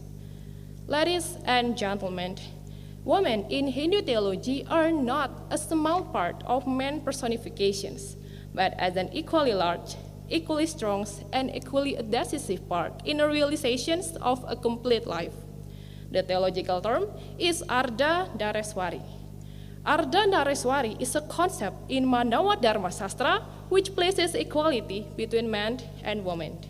Arda Dareswari consists of the word Arda, which means half, Nara means man, and Iswari means woman. Arda Dareswari is a symbol of God manifestations as half Purusa and Pradana. The role of Purusa is symbolized by Siwa, while Pradana is symbolized by Uma. In the process of creation, Siwa plays masculine functions while Uma plays feminine functions. Nothing can be created if the power of Purusa and Pradana are not united. The union of these two elements is believed to provide value for the creations of human. In the scriptures of Manawa Dharma Sastra, chapter 3, sloka 58, it is stated that Jamayo Yani Gehani, Capantia Patri Pucita, Tani Kertia Hatanewa, Winacianti Samantara. It means a house where women are not properly respected. By speaking curse word, the family will be completely destroyed because it is destroyed by the supernatural powers. Based on the words, women in Hindu theology have a very noble meaning as the basis of household happiness. Gender equality is a form based on a noble goal, so there's no partitions between men and women because God created men and women to complement each other. In the teaching of Hindu, as emphasized in Yajurveda, Rigveda, and Atharva Veda, it teaches humans equality. Humans must be treated according to their nature and not differentiate, for example, in the basis of gender, color, or any reasons. In the Veda, the status of human being based on their gender is equal. The equality that it means by Veda is the equality of mutualisms, which means specifically both have their rights based on their dharma. Denial of a woman's rights as written in the Veda is a denial of a noble deities they are responsible for, rather than a protection of a statement. Therefore, a man without woman is like a shadow in the dark, just as woman without man is like a river without water. Ladies and gentlemen, the conclusions that can be drawn is the difference in assessment and treatment of a woman is actually a social and cultural construction that develops in society. Theologically, there's no statement in Hindu that mentions the positions of women is inferior to a man. This is because God created men and women to complement each other. Gender is no longer a taboo subject to discuss, but something that we must know and even learn about for the realizations of social justice, especially women. Through the delivery of this Dharma discourse, hopefully we can take the implicit moral message. One concrete step that can be taken is to improve the quality of women's education. Education is very important given to women as a base of gender equality. Well, finally, ladies and gentlemen, that's all of my Dharmawacana. Thank you for your attention, and let me convey a Paramasanti. Om Santi Santi Santi Om.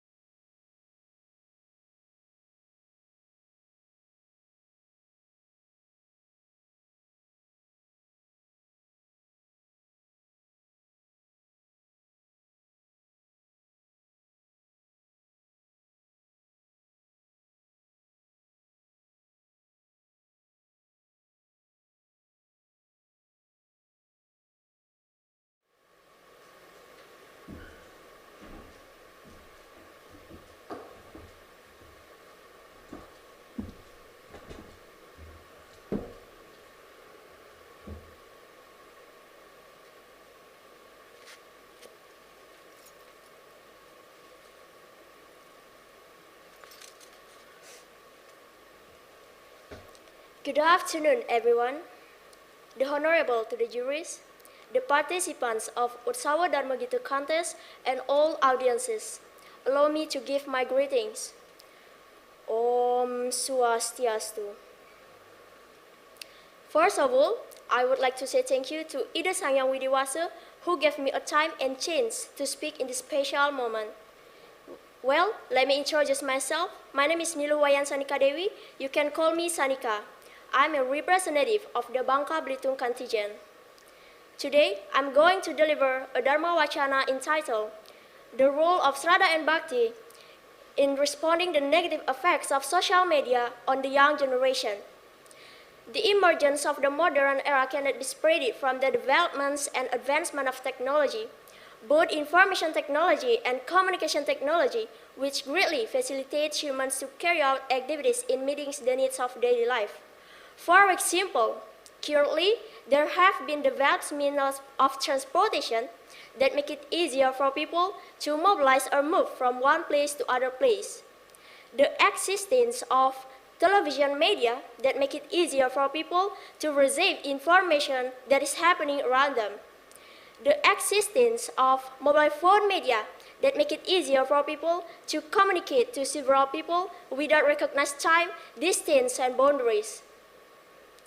Various kinds of technological developments today makes humans or communities become more dependent so that it can cause humans to become lazy and spoiled. This dependence can have several negative impacts on society, so it must be limited and reduced.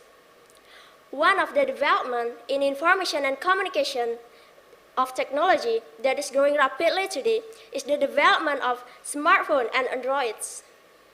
Approximately 66% of people in the world already have a smartphone, and more than 1.3 million use social media. As we know, humans are social creatures who need an interaction to exchange ideas, communicate, and strengthen relationships. Therefore, social media is used to interact and communicate with the public through cyberspace. Social media can be used by the public to convey information which will create an interactive dialogue that can be accessed anywhere and anytime. The developments of social media sometimes makes irresponsible elements commit a crime, whether it's fraud, spreading fake news or hoax, or better known as cybercrime. All Dharma people, as religious people, while still uphold our beliefs in God by doing good deeds. Things related to the negative influence of technology should be avoided. Religion is a guide to the right path so that humans can take advantage of technological developments and advances appropriately. To counteract various kinds of negative influence from the use of social media among the public, a strengthening and improvement is needed, namely Sraddha and Bhakti, in accordance with the teachings of Hinduism. In Hinduism, there are 5 beliefs about Ida Sangyang Widiwasa, who are often called Pancha Sraddha. Pancha means 5 and Sraddha means belief. Anyone know what are the parts of Pancha Sraddha? The 5 parts of Pancha Sraddha are Brahman, Atman, Karmapala, Punarbhawa, and Moksha. As Hindus, we must believe the existence of God. We must believe that there is an Atman who always sustains every living being. In addition, we must believe that the law of Karmapala exists because the law of Karmapala will still apply to anyone who believes or doesn't believe. We must also believe that there is a reincarnation and the unattached soul will attain moksha both in this world and moksha after death.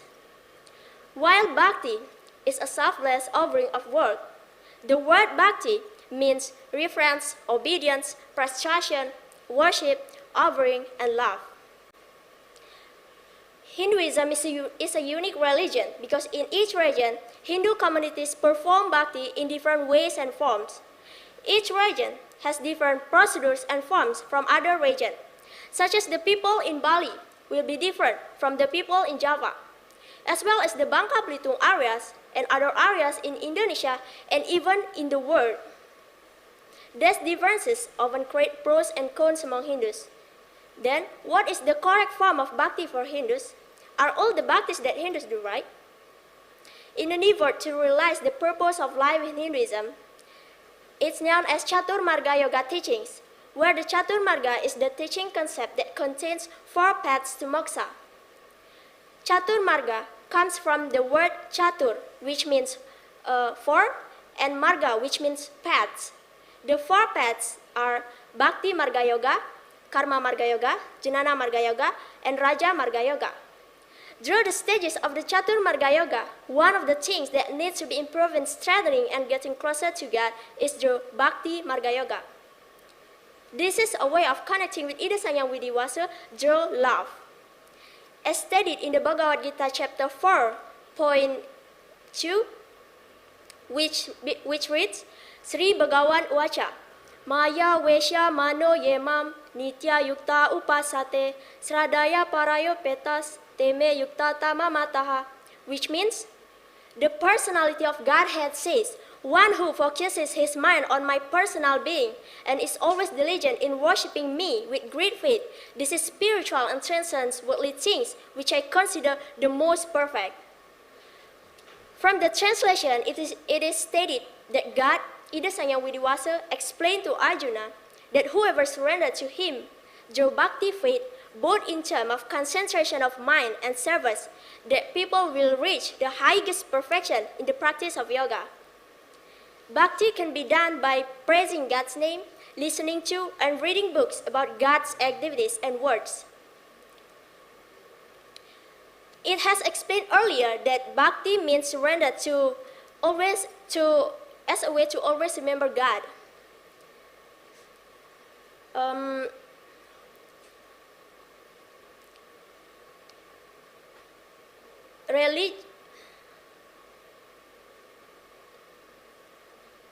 Hindu communities perform bhakti in different ways and forms.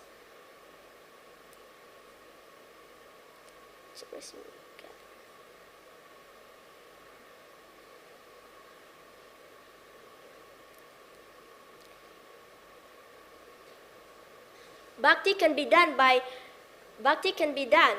praising God's name, listening to and reading books about God activities. It has explained earlier to always remember God.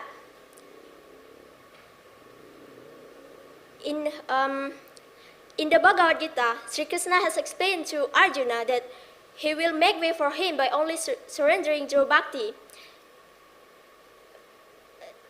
In the Bhagavad Gita, chapter 4.11, it is also stated, Ye yata mam prapadyante tamsta taiva bhajmi aham mama vatmanu vartante manusyaha parta sarvasaha, which means, as all surrender unto me, I reward them accordingly. Everyone follows my path in all respect, O son of Partha. From this verse, we know that God, as a merciful ruler, is likened to a father, mother, brother, friend, and so on. Imagine that we give a love to our father and mother and people we love, of course, in various ways, as well as the way we give a form of bhakti to Ida Sang Hyang Widiwasa. In bhakti, there are no binding rules. The point is there is a sense of bhakti or love for God.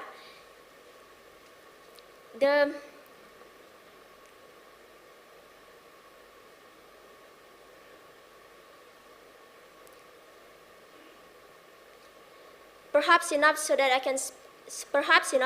I can say in my Dharmawacana, hopefully useful for all of us. Thank you so much for your attention, and finally I close the Dharmawacana with Paramasanti. Om Santi Santi Santi Om.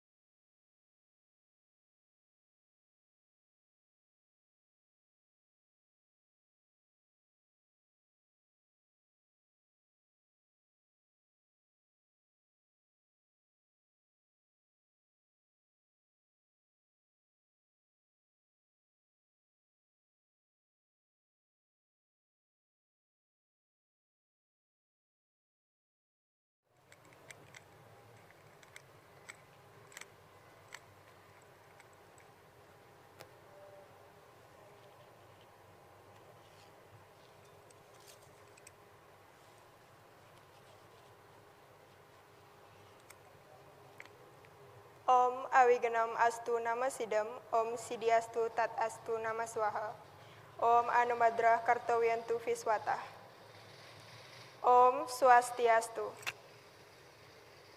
The Honorable Judges, ladies and gentlemen, all my beloved brother and sister. First of all, let's give all praises to God Almighty because of His blessing, so that we can be here in a good condition for attending Utsawa Dharma Gita. Before going anywhere there, let me introduce myself. My name is Wina Caroline, but you can call me Wina. In this opportunity, I'm going to deliver a Dharmawacana, entitled The Essence of Cinta Kasih, or Love. Ladies and gentlemen, I'm sure that we all have understood about the definition of love, alright? Well, love can be simply described as an intense feeling for a deep affection for someone or something. There are many ways showing love. One of those is caring. In Hindu, we learn about the concept of love. How Hindu view the concept of love? Based on Sanskrit, love does not imply that we have to own what we want, but we have to care and maintain to what is already there. This statement is also confirmed in Bhagavad Gita, Sloka 12. Advesta sawa bhutanam, mitra karuna evacha, nirmamo nirmaham karam, sama duka suka kasam. The meaning, he who does not hate all creatures, friendship and love, free from selfishness and pride, the same, and joy, and sorrow, and forgiving. Ladies and gentlemen, nowadays, we live in the era where a lot of people in this generation display so more about their pride, greed, and carelessness to others. Moreover, in the era of high technology, social media also give negative impact to the user. The context of social media sometimes can be a bad example to people. Lately, we found a few daily stories to our life that show sympathy, caring, or love. Plenty people who do humanitarian activities such as donation, we should do purpose of showing identity or getting popularity. We can see that trend in Instagram or YouTube as a human. We should do those in activities centrally based on love. Ladies and gentlemen, here I will give one example. One sunny afternoon, a couple who is in love at other in a beautiful garden. The man said, "Babe, I want to tell you something." The girl said, "What that's, baby?" The man said, "Do you know, I'm the lucky person in the world." The girl said, Why?" The man said, "Yes, because I have you in my life. Babe, I love you. These are for you." The girl said, "Oh, sweetie, thank you, dear. I love you too." From the explanation above, I want to ask something. That is example of love? Yep, that is one example of love. Love between couple human being. But love not is only man and girl who is in relationship. Love can be broader. We can love people, plants, animal, and all of good creatures. As example, we don't do animal abuse. It can be said we love animal. Another example, we care to our plants. It means we love the plants. We can apply concept of ahimsa in Hindu as a guidance to all of good creatures. Ladies and gentlemen, another concept in Hindu which talk about how to love is in the concept of Trihita Karana. Tri means three, Hita means happiness, and Karana is cause. So, Trihita Karana is three can cause the happiness. So in order to be able to live more broadly and live in harmony, the teaching we can be many ways religion social interaction, namely between human being or pawongan, between human and the good environment or palemahan, and between human and good almikti or parayangan. Hopeful we can create the good life in the world, as well as the good life in the world to our afterlife. Ladies and gentlemen, all my beloved brother and sister, best science, the basic of love is the teaching that state that I am you. So the meaning is development become you are him, he is them, and so on. This is what is often referenced to Tatwam Asi. I believe this word beautiful and peaceful if all human beings have feeling of love and understand that we all brother and sister. From the explanation above, I want to ask something that is beautiful and peaceful as a human. The life in Jagat Moksartam Jagadita Yacha Iti Dharma. Ladies and gentlemen, all my beloved brother and sister, that is all about my Dharmawacana. I hope it will be useful for us. I do apologize, done some mistake. Thank you so much your kind attention, and finally I am close with Parama Santi. Om Shanti Santi Santi Om.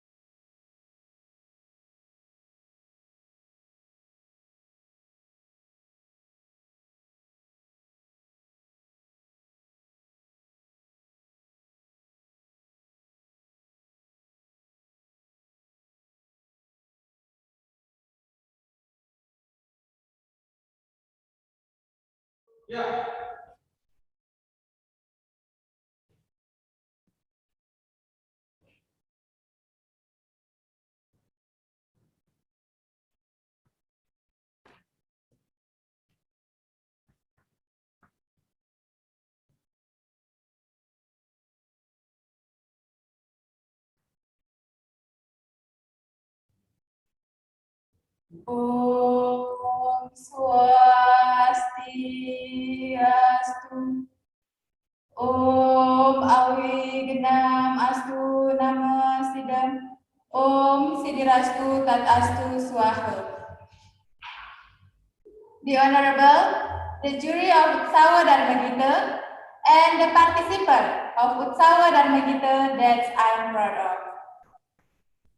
Dear ladies and gentlemen, and all of my beloved Hindus, brother and sister. First of all, I would like to thank to Ida Sang Yang Widiwasa for his blessing and mercy, so we can get here in nice occasion. Today, I'm going to deliver my Dharmawacana that's entitled Nyepi Mulat Sarira and balance to achieve a peace. Dear ladies and gentlemen, Nyepi is a Hindu feast day to commemorate the Saka New Year's celebration. The Saka New Year's is identical with the parties or festivities, and Nyepi is identical with the Saka New Year's and parties where, like Hindus, must do direct seclusions. The Saka New Year's is identical with the parties or festivities, but not for the Saka New Year's. For the Hindus community, Nyepi is a day where we don't go out all day, a day where we don't do any work all day, a day we don't noise, where nights are lonely and pitch black because we don't have to turn on the light. Nyepi also gives an opportunity to mulat sarira or introspection, return to one identity, contemplating, meditating with the implementation Catur Brata Penyepian. So I want to ask you, what is the purpose and the meaning of the implementation Nyepi days and how to implement it?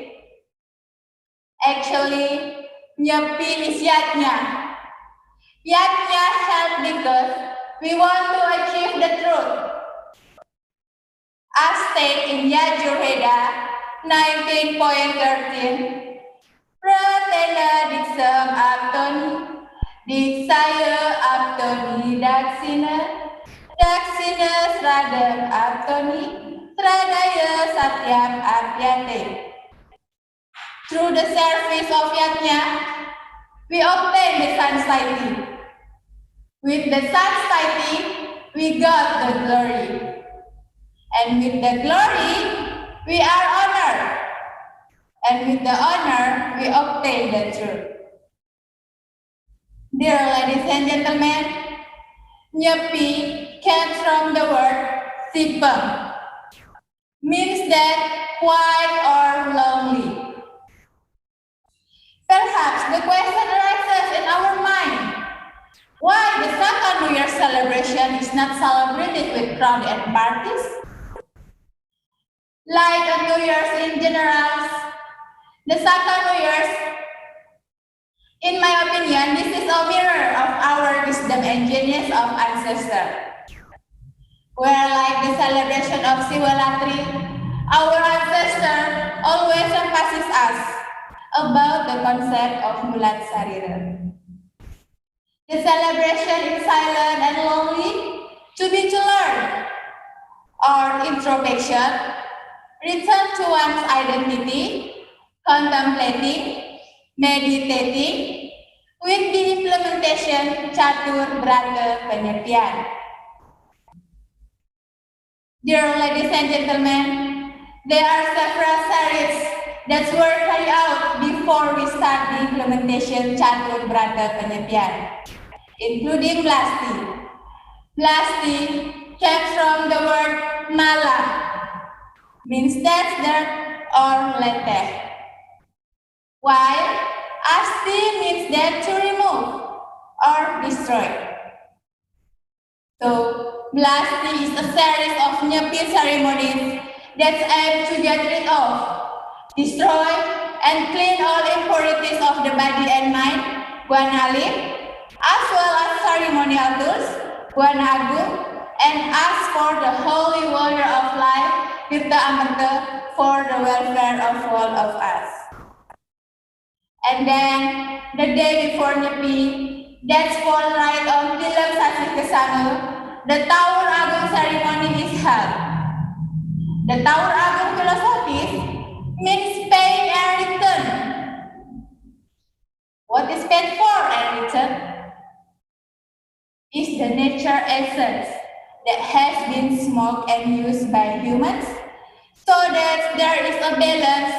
The nature essence are returned with the Tawur Agung ceremonies, which is offered to Buddha Kala. It doesn't disturb humans, but can live in harmony. Dear ladies and gentlemen, the people are expected to be able to carry out catur brata penyepian, including lasti. The first is amati geni. Amati geni, or not lighting the fire, is one of the duties that Hindus must done during seclusion. The fire here means that the fire we can see in the real term, but lead to the human nature or ego. For example, it's not allowed to be angry or jealous, which can cause offense or injure other people. The second is amati lelamuan, or not carry out activities. This means that the people cannot do activities, whether in the form of eating, drinking, watching TV, holding cell phone, and so on. Because brata penyepian means that to do tapa brata. Means we should not do everything, but we should do face and smell. The third is amati lelungan, or not travel. The people cannot travel either outside the house. This is so that the human mind is not will, and they can control the negative things. The last is amati karya, or not doing work activities and self-evaluation in relation to work, or work according to our respective swadharma by reflecting on the result in a year. Dear ladies and gentlemen, in Nyepi, we can learn to assess ourselves and grateful for the grace that has been provided by Ida Sang Yang Dewasa, that's provided by us. In addition, for the people, can be very nice if in Nyepi we can learn implement tapa, brata, yoga, and samadhi. For example, with fasting for 24 hours and do monobrata, focus on mind to Ida Sang Yang Dewasa. Dear ladies and gentlemen, I think that's all of my Dharmawacana today. I hope it will be useful for us. And thank you very much for your kind attention. Finally, I close my Dharmawacana with Paramasanti. Om Santi, Santi, Santi. Om.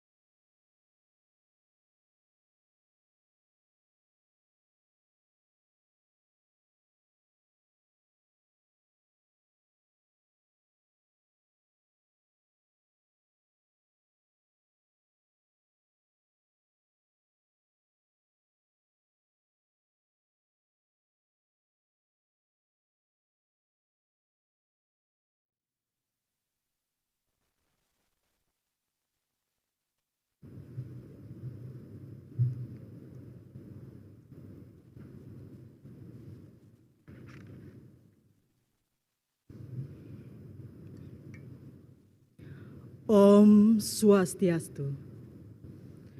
Om Awignam Astu Namo Sidam. The Honorable Judges and Brahman Fellows, how are you? Praise the Lord Ida Sangyang Widiwasa for his blessing today. In this great moment, I would like to deliver a speech entitled, Are Men and Women 100% Equal in Hindu? And I would like to start with a story to share. A couple who was having communications problem came to see the rabbi. The woman said that his husband was very consumed with his work, and when he finally found time to speak to her, he just criticized and ordered her around. The man said that his wife had no respect for him and didn't listen to any of his suggestions. Why do you think your wife should listen to you? The rabbi asked. Because a woman must listen to her husband. But why? Why a woman must listen to her husband? The rabbi asked again. Because man is the master of the house. No, the rabbi said.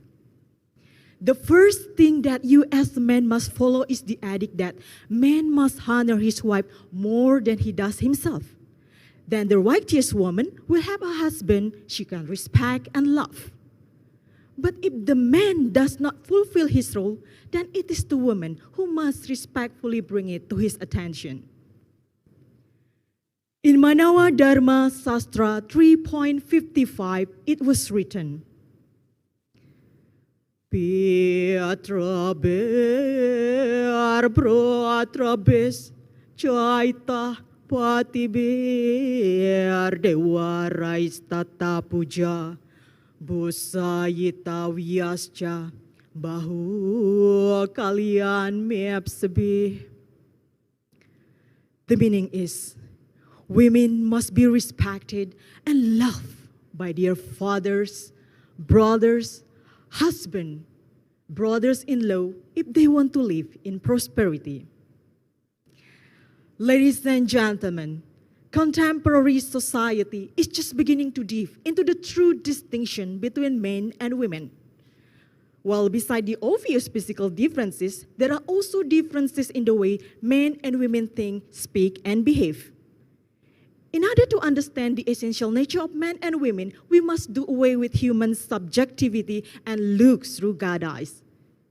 Every human being, men and women, are created by Ida Sangyang Widiwasa for the same purpose, to fuse body and soul to make themselves and their world a better and holier place.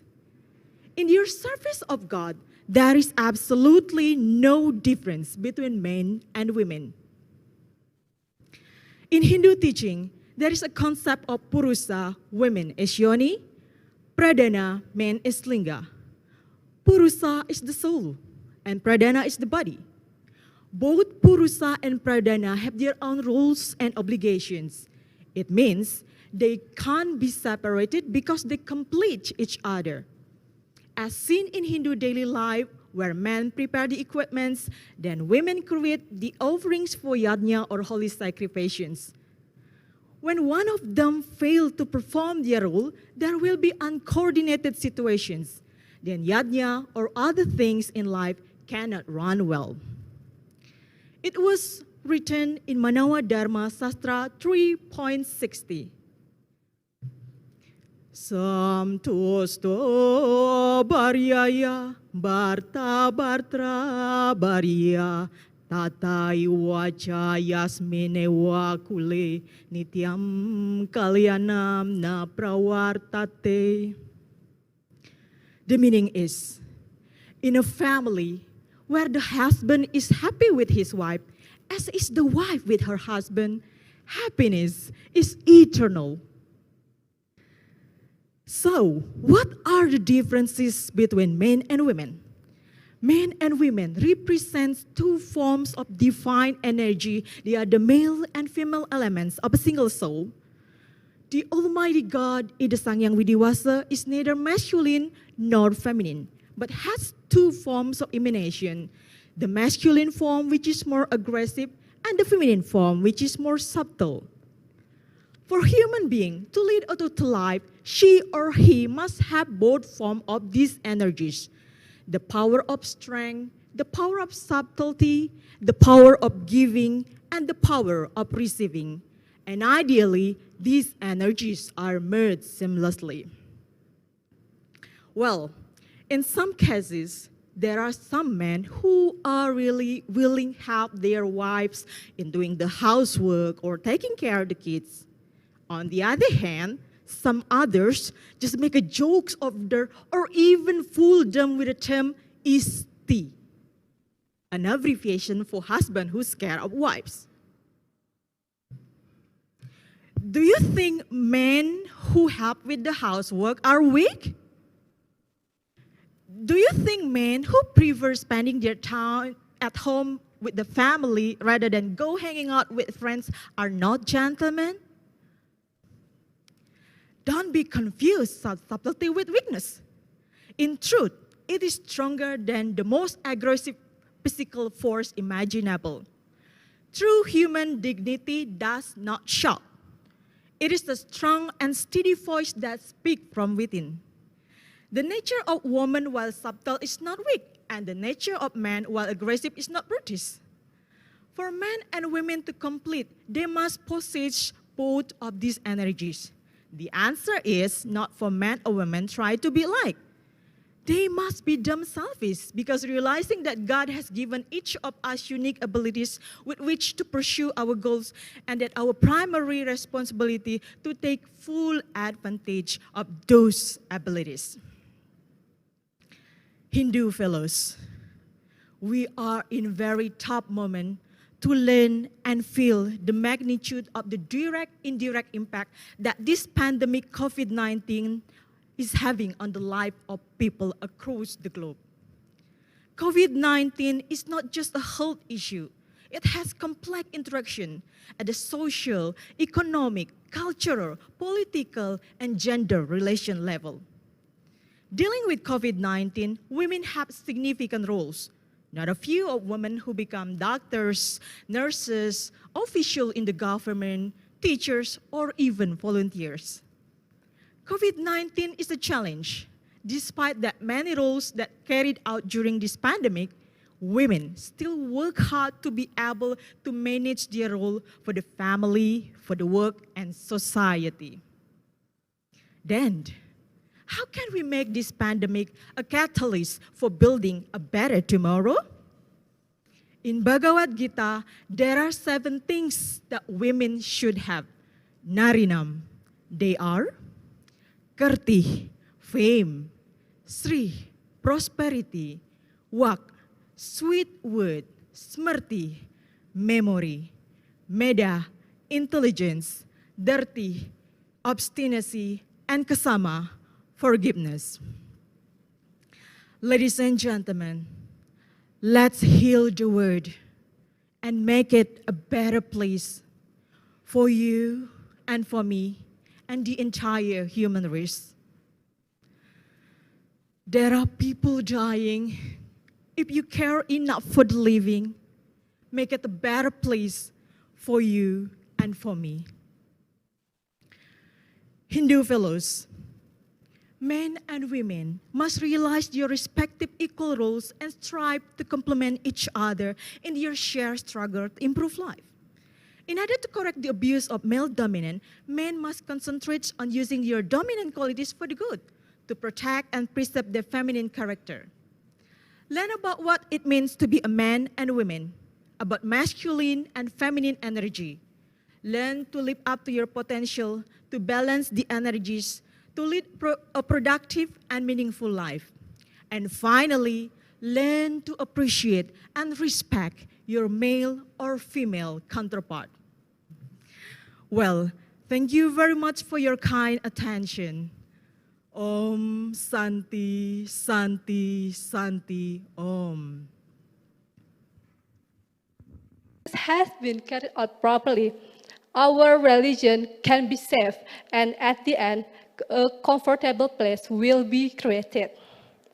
In addition to religion values that must be instilled, the state values must be firmly held by the community, including the motto, Bhinneka Tunggal Ika Tanhana Dharma Mangrua, which contains about the philosophy of nation unifying and the spirit of Indonesian nation in describing the state of archipelago.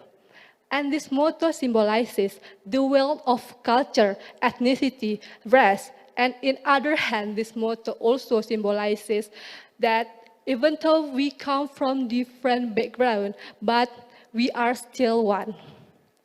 Ladies and gentlemen, the religion values and the state values is very supportive for us to create harmony and at the end lead to a moderate society. Talking about moderation, our religion has taught us that we must learn religion which is not permissive or extremism. So, it is their role for Hindu religious leaders to teach their members that religion as a source of value.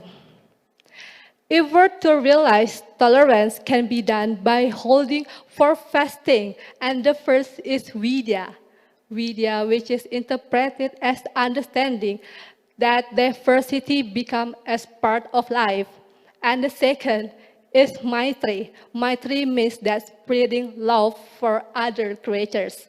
And the third is Ahimsa. Ahimsa means spreading to kill or harm others.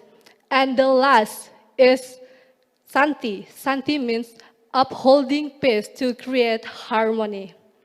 And as a conclusion, we know that diversity which exists among us becomes strength, and so that we must appreciate it and growing love of tolerance. Like Mahatma Gandhi said, be the change that you wish to see in the world. I think that's all about my Dharmawacana. I hope you understand what I said before. Thank you very much for your attention. And I end this Dharmawacana with Paramasanti. Om Santi, Santi, Santi, Om.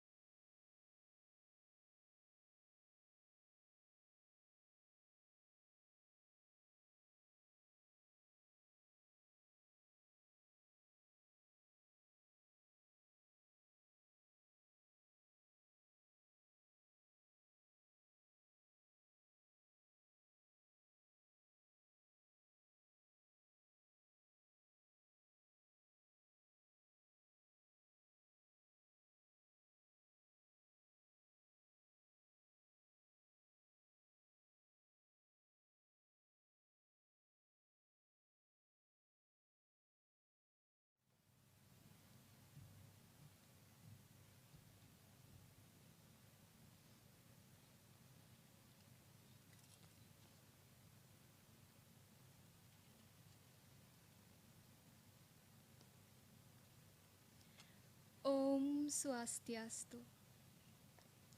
Honorable ladies and gentlemen, let's pay homage to God that through His blessing we can gather in this auspicious occasion. Today, I'm going to deliver a speech entitled Invigorating Shraddha and Bhakti in the Times of Pandemic. Ladies and gentlemen, since 2020, we are facing a pandemic caused by COVID-19. In order to protect the people and to control the spread of this virus, the government takes some action. Regulations are made. We should wear masks. We should not make a crowd, and there is enforcement of public activities restriction. Thus, even religious gatherings are prohibited during this outbreak. However, this regulation can pros and cons. Regardless the pros and cons, my heart is feeling condolences and sympathies to each and every one of you, because there are many of us who have suffered from this virus or who have family who have suffered. As a matter of fact, we could feel significant impact of this virus in many aspects of our life, including our spiritual life. Anxiety even arises and dominates our common sense, and it seems degrading our faith and bhakti or devotional service to God. Well, as Hindu followers in Indonesia, we have religious foundation which are Sraddha or faith and bhakti or devotional service. Sraddha and bhakti are inseparable unit.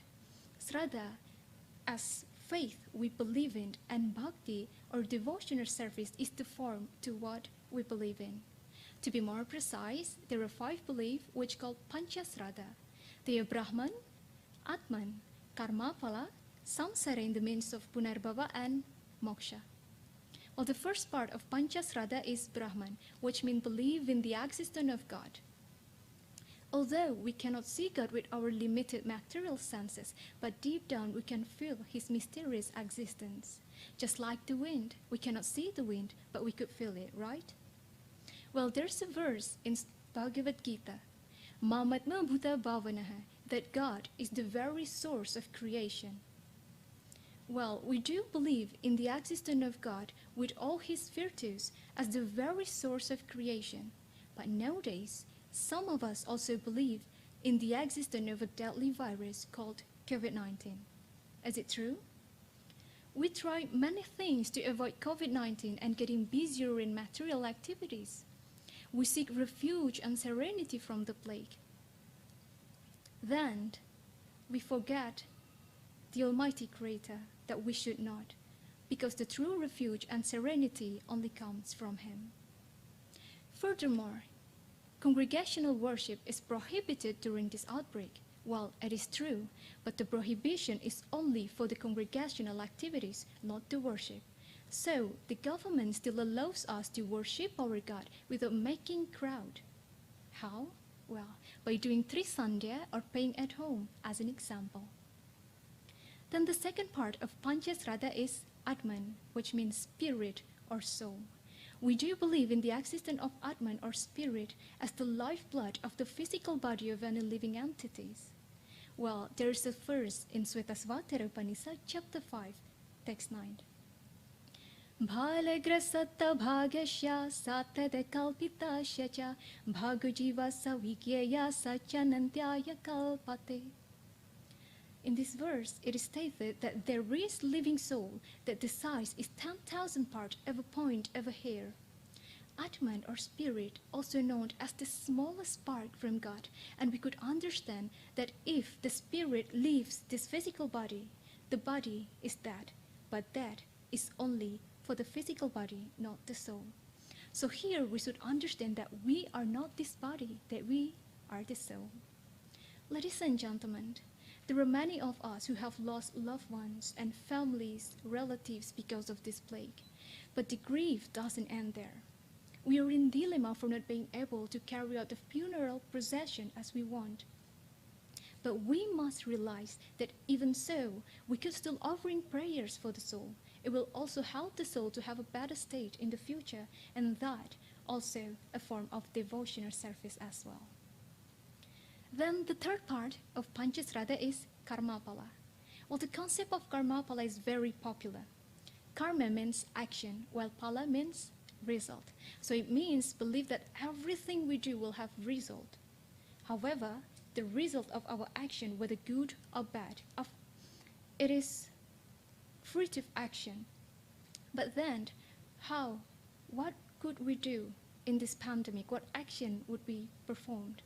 Well, we can start by wearing masks. It is very simple, yet very helpful to protect us from this virus and other viruses. We can minimize our activities in public places and donate some of our money to those in need. But remember, this karma, this action, whether good or bad, are fruitive action which trap the spirit into the circle of birth and death, or punarbhava, which is the misery or samsara, the fourth part of Panchasrata. But good deed are conducive to liberation, whereas bad deed make for bondage. Daivi sampat vimoksaya nibhandaya surimata. Well, ladies and gentlemen, as we believe in the existence of reincarnation, we have to commit good deed in our life. Then what is the purpose of life exactly? Is it to get married and having children, or collecting money, or gain power, then grow old and die? Well, in Hindu, the purpose is to reach moksha. Moksha means liberation, spiritual happiness, freed from the cycle of birth and death. The next question is how to reach moksha? Well, Sri Krishna tells Arjuna in Bhagavad Gita, chapter 8, text 14. Ananya chetta satatam yomam smarati nityasaha tasyaham sulabha parta nitya yuktasya yoginaha. In this verse, the personality of Godhead, Sri Krishna tells Arjuna that God, is easy to obtain for one who always remembers him without deviation and engage in devotional service. What kind of devotional service? Yajna dhana tapa karma natyajam karyam evatan. Acts of sacrifice, charity, and penance are not to be given up. They must be performed. Well, ladies and gentlemen, in this pandemic, we could still masayban or making offerings after finished cooking at home as a form of yajna or sacrifice. We can donate some of our wealth, our money, or even knowledge to those in need as a form of dana or charity, and practice meditation or simply by chanting the holy name of God as a form of tapa. Because by chanting Om Namo Bhagavate Vasudevaya or Om Namah Shivaya, we also perform devotional service and practice to engage in devotional service. Well, ladies and gentlemen, since this outbreak, life is getting more difficult for many of us. But it should not be the reason for us to start questioning God or not to perform our duty as God's creation. On the contrary, this could be a chance to us to get closer to the Almighty, to be more content of our faith, and to practice devotional service better. Because if we believe in God, or Brahman, and understand the soul, or Atman, will be guided to the good deed, or karma, in the form of bhakti or devotional service. So in the other life, in the other punarbhava, we could obtain a conducive situation to reach moksha, or liberation. Well, ladies and gentlemen, I think that's all I can share today. Thank you very much for your kind attention, and please apologize for any mistakes. May God always guide us, best of success and happiness to us. Om Santi, Santi, Santi, Om.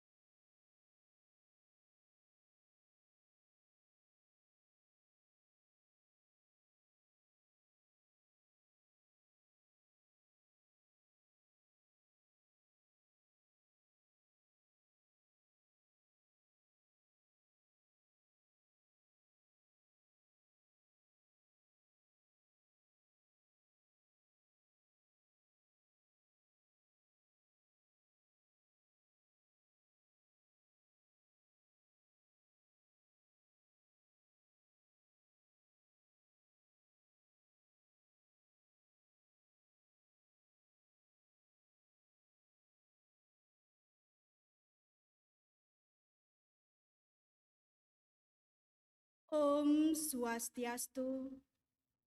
Om Awiganam Astu Namasidam. Om Sidirastu Tat Astu Swaha. Om Anubadrah Ketarwo Yantu Wiswata. May all the good thoughts comes from all directions. The honorable judges, praise and gratitude we raise to the presence of Ida Sang Hyang Widiwasa because of his mercies and blessing, so we can gather here for Dharmawacana Utsawa Dharma Gita competitions at national level. The honorable judges, nowadays, as we know, the whole world are facing the phenomenon of COVID-19 pandemic, which limits our movement, and we have to do all activities from home, such as work from home, online school, and several other activities. Last year, in 2020, the government has set social distancing rules, what we call in Bahasa PSBB, and recently it changed into PPKM. This policy has a very big impact on our lives. Many people lost their jobs and be economic crisis. Moreover, prayers and religion activity have become limited, such as ngaben and piodalan. However, as the Hinduism, we cannot make these situations as a reason to not do Dharma. In this pandemic era, we must become closer to God and help others by sharing or doing Dana Punya. But these current economic conditions make us very difficult to do Dana Punya, especially if we have to do it by giving money. Then, what can we do? Can we still do Dana Punya at this time? Because of this reason, today I'm going to deliver a Dharma Wacana entitled Dana Punya in Pandemic Era. The honorable judges, in Sanskrit, Dana means giving and Punya means sincere. So, Dana Punya means sincere giving. Nowadays, in Kali Yuga era, Dana Punya is very important, as stated in Menawa Dharma Sastra, chapter 1, sloka 86. Tapapara Kartayuge Tretayem Jenana Musyate. Dua para yatnya wawiwahur dana mekan Kali Yuge, which means in the Kerta era, mediation was the main one. In the Treta era, Jnana or knowledge was the main one. In the Dua Para era, Yatnya was the main one. And nowadays, in Kali Yuga era, Dana is the main one. The honorable judges, giving is not always about money.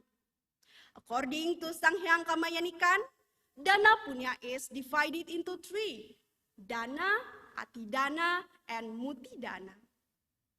Dana is giving in the form of wealth to people in need. The wealth can be in the form of food, drink, clothes, house, land, and so on. In this pandemic era, we can do this Dana by giving free masks to other people, and also by giving foodstuff to our neighbor, scavengers, buskers, or even we can give it food to homeless animals. The second is Atidana. Atigana is giving with a sincere heart, even though it sacrifice feeling. The sacrifice is in the implementations of religion Dharma and state Dharma. Religion Dharma only can be practiced by saints. They are Pemangku or Pinandita, Pedanda, and other Selinggi. While the state Dharma can be done by anyone. We can take an example. During this pandemic, many health workers are being volunteers for COVID, as well as the apparatus who helps the progress of the progress. Teachers also play some important roles at this time. Besides teaching online, in some place, they have to teach house to house because there is no internet access. We, as citizens, also can carry out the state Dharma by follow the government regulations to stay at home in order to reduce the spread of COVID-19. The third is mutidana. Mutidana is giving in the form of body and soul. In this pandemic era, we can implement mutidana by helping sick people. For example, by donating our blood to people in need, and also we can give support and encouragement to COVID-19 patients so they can fight through this pandemic. So, in addition, besides doing dana punya by giving money, we can also do it by energy, expertise, time, restraint of lust, and moral encouragement. The honorable judges, giving is not always to be rich first. Let's do dana punya with what we have today. Don't do punya as an arena to show off and wants to look cool, just like what happened nowadays. Many people do dana punya only just to get attentions from other people. This is contrast with the value of doing dana punya, which is we have to give charity and pure heart. As the prose goes, when the right hand gives, the left hand doesn't need to know. It is also supported by Menawa Dharma Sastra, chapter 1, sloka 235. Yorcitam pratigrinati dadatyar cita mewaca. Tau bau gajata swargam narakam tu viparyaye. Which means, those people who give and get dana punya sincerely, both who get heaven. But those people who do it without sincere heart, both who get hell. That sloka shows us that we must do dana punya sincerely. If it's not, it will be useless. The honorable judges in the Bhagavad Gita also explain that the quality of dana punya is grouped into three: Satwika dana, Rajasika dana, and Tamasika dana. Satwika dana is a punya with a sincere heart to people who really need it, in a good way, compatible with the cost, not excessive, and the money given is earned by dharma. For example, giving alms to the Sulinggi sincerely. Rajasika dana is the second quality of dana punya, which is the giving expect rewards in the futures. For example, giving money to the temples just to impress others. Furthermore, tamasika dana. Tamasika dana is a punya that is based on an act of ignorance and have been done in the wrong situations and the wrong place. For example, by giving punya to the temples, but the money is from the process of corruption or adharma, or giving alms to the beggars by throwing them on the ground. And the iman money is very small compared to their incomes. The honorable judges, from the Dharmawacana that I convey, it can be concluded that dana punya must be based sincerity. Let's do dana punya with what we have now. Don't be ashamed to do dana punya even just a little, but be ashamed if you don't do dana punya. And remember, don't do dana punya just because you are ashamed. That is all about my Dharmawacana. Hopefully, this can be a reminder and foundations for us to do dana punya. The last, I will close with Paramasanti. Om Santi Santi Santi Om.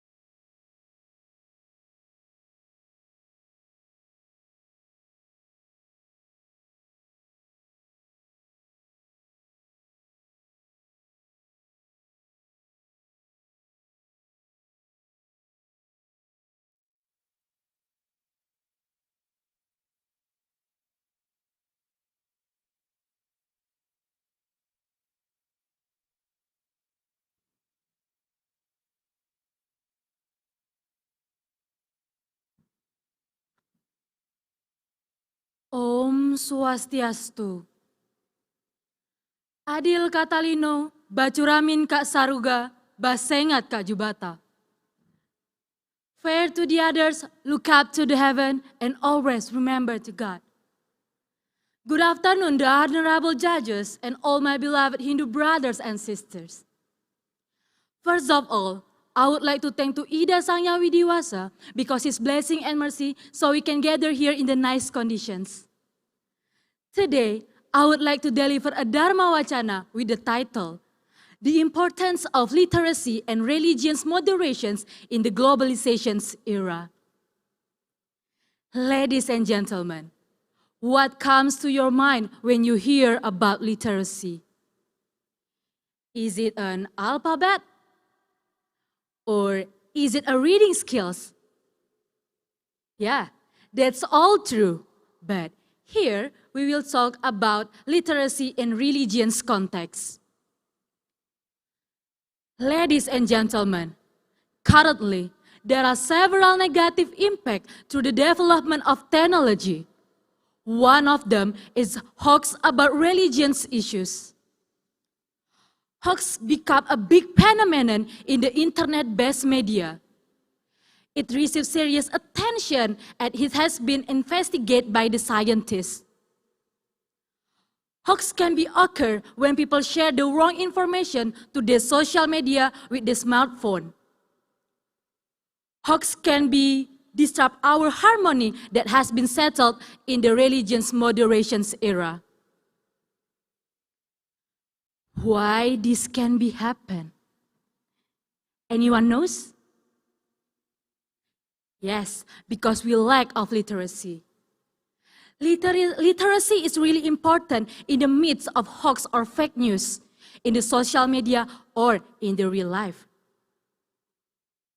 Ladies and gentlemen, UNESCO said, literacy is an ability to understand, interpret, create, and communicate using printed and written in the various contexts. But when the word literacy in the social life context, it will revert to ability to understand different religions and to solve the problems. Then, what about our moderations? Ladies and gentlemen, moderations is a perspective in the dealing with the problem of pluralism. But when the word moderations and the word religions, it will revert to an attitude to avoid the bad attitudes of different religions.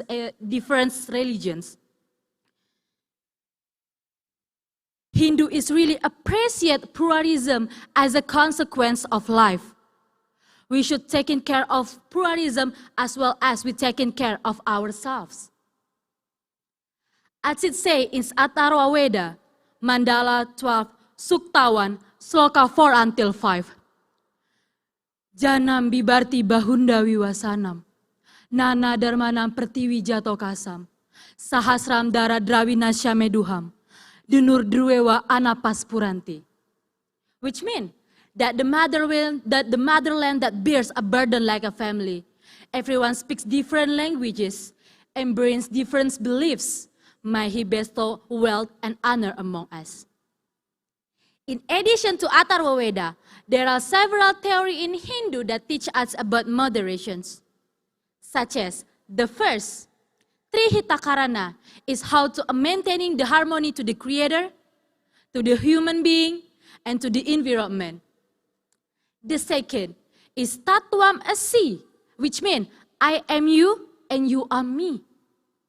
And the last, Wasundewa Kutumbakam, which means we are all brothers and sisters.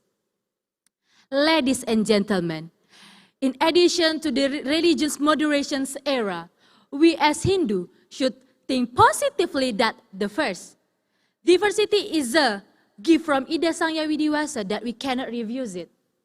The second, differences is a part of Rana Bineda, is a complement and balancer of this universe. The third, make the similarities as a priority rather than differences. The fourth, teach about different religions with the polite way. The fifth, Have a trust to friends from another religions is a good key to build a good relationships too. And the last, be wise in using and responding social media. Ladies and gentlemen, we as Hindu need several literacy, such as digital literacy and reading literacy. Why? Because literacy can avoid us from the hoax about religions, ethnicity, and race. And also, literacy can be our Dharma sadhana to build a peaceful world. What is Dharma sadhana? Dharma sadhana is how we apply Dharma in our daily life. Ladies and gentlemen, it should be taken note as two things. The first, we can learn about religions by reading holy books or through the teacher religions expert. And the second, we need to make the informations about religion that has been studied textually and apply it contextually in our life. As it says in Saras Chamuschaya, Sloka 399. Ekah satrunah dwityo saturachinana tulyah purusarejan. Yenertah kurute samprawertah papani karmani sudarunani. Which means the most dangerous enemy is ignorance, because ignorance can direct people towards the bad deeds. Ladies and gentlemen, the government also do some effort to build our literacy and our reading habit. What is that? The first, the government already built a public library so we can teach our reading habit, and then we can train our an early age about their reading habit and about their critical thinking. The second, conducting socializations about reading literacy and digital literacy so we can avoid the hoax or fake news about ethnicity, religions, and race. And the last, conducting national events such as Utsawa Dharma Gita and Jambore Pasraman is really important for us as a Hindu to prepare the next generations of Hindu. Ladies and gentlemen, I believe if everyone has literacy and moderations, the peaceful world will be created, and there is no hoax or fake news about religions issues, ethnicity, race, and traditions. We can avoid it by reading habit and our literacy. Be smart Hindu. Filter all the information that you get. Don't fall easily by the provocateur. Train your viveka to distinguish which one is the appropriate and which one is not. I think that's all my Dharmawacana. I hope it can be useful for us. Thanks for your nice attentions. I close it with Paramasanti. Om Santi Santi Santi Om.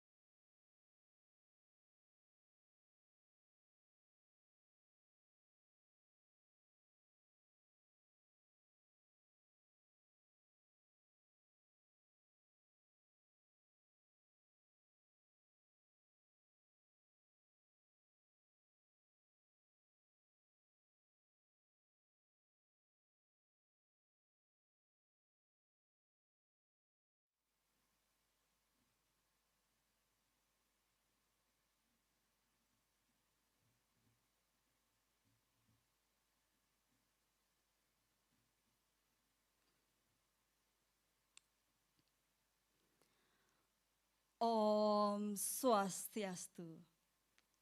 Good evening, the honorable juries, ladies and gentlemen. First of all, let's pray to Ida Sang Hyang Widiwasa, the Almighty God. Thanks for His blessing, so we can be here to join and participate in this Utsawa Dharma Gita. In this precious occasion, I'm going to deliver a Dharmawacana entitled Tirtha Yatra as the main yatnya. Tirtha Yatra is an interesting topic to discuss because nowadays Tirtha Yatra has become a lifestyle of Hindus, both individually and in a community. Individually, Hindus have made Tirtha Yatra as one of the long-term program in addition to perform other yajna ceremonies. Communally, Tirtha Yatra has become a compulsory program that must be implemented starting from family, office, even in the villages community. Bhagavad Gita Sloka 7.14 mentions, Daivihi esa gunamai, mama maya duratyaya, mam ewaye prapadyante, mayam etam tarantite. It means this divine energy of mind consists of three modes of material nature which are difficult to overcome. But those who have surrendered themselves unto me can easily cross beyond it. This sloka has a very good meaning for anyone who wants to get closer to God through yajna.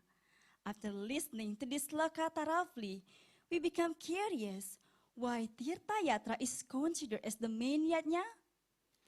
Ladies and gentlemen, literally, Tirtha Yatra is Sanskrit word that consists of two words, Tirtha and Yatra.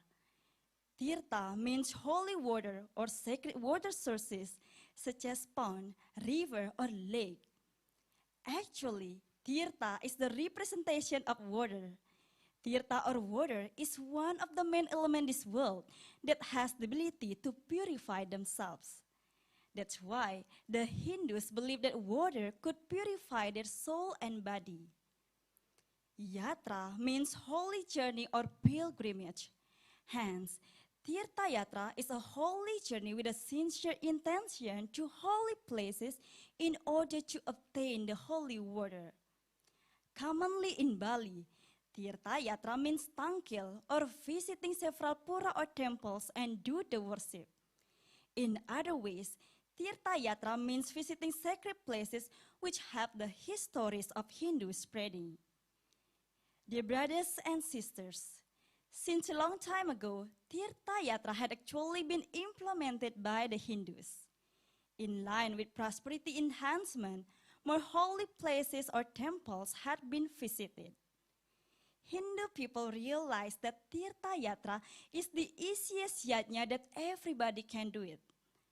Bhagawan Vaisampayana advises to Prabhu Jana Mejaya as mentioned in Sarasamuschaya, Sloka 279. Sada daridrai rapihi, sakyam praptum naradipa, tirta bigamanam punyam, yatsne rapi wisisyate. It means Tirtha Yatra is the holiest yajna that can be implemented even by the daridra or poor people as long as based on sincere heart. Ladies and gentlemen, Tirtha Yatra is not an ordinary journey to sanctify those places, but to improve our belief in the truth of Hinduism, to increase our devotion, and to admire the omnipotence of God with all of his manifestation or Ista Dewata. Hindu people have three ways in order to believe their belief, called Tri Pramana. Namely, Agama Pramana is the belief based on information or touch from teachers, savants, or saints who have experienced the belief. Anumana Pramana is the belief based on analysis of natural phenomena surround us. And Pratyaksa Pramana is the belief based on our own eyesight and spiritual experience. Then, which which way the Tirtha Yatra is included in? Well, during Tirtha Yatra, the Yatri or the participants will hear the story of holy places they have visited. They will experience the natural phenomena and will see directly the omnipotence of God. That's why Tirtha Yatra is completely included in three pramana. In Hinduism, there are 4 ways leading us to God, called Chatur Marga, namely Bhakti Marga, by prostrating to God continuously. Karma Marga, by doing the noble deeds sincerely.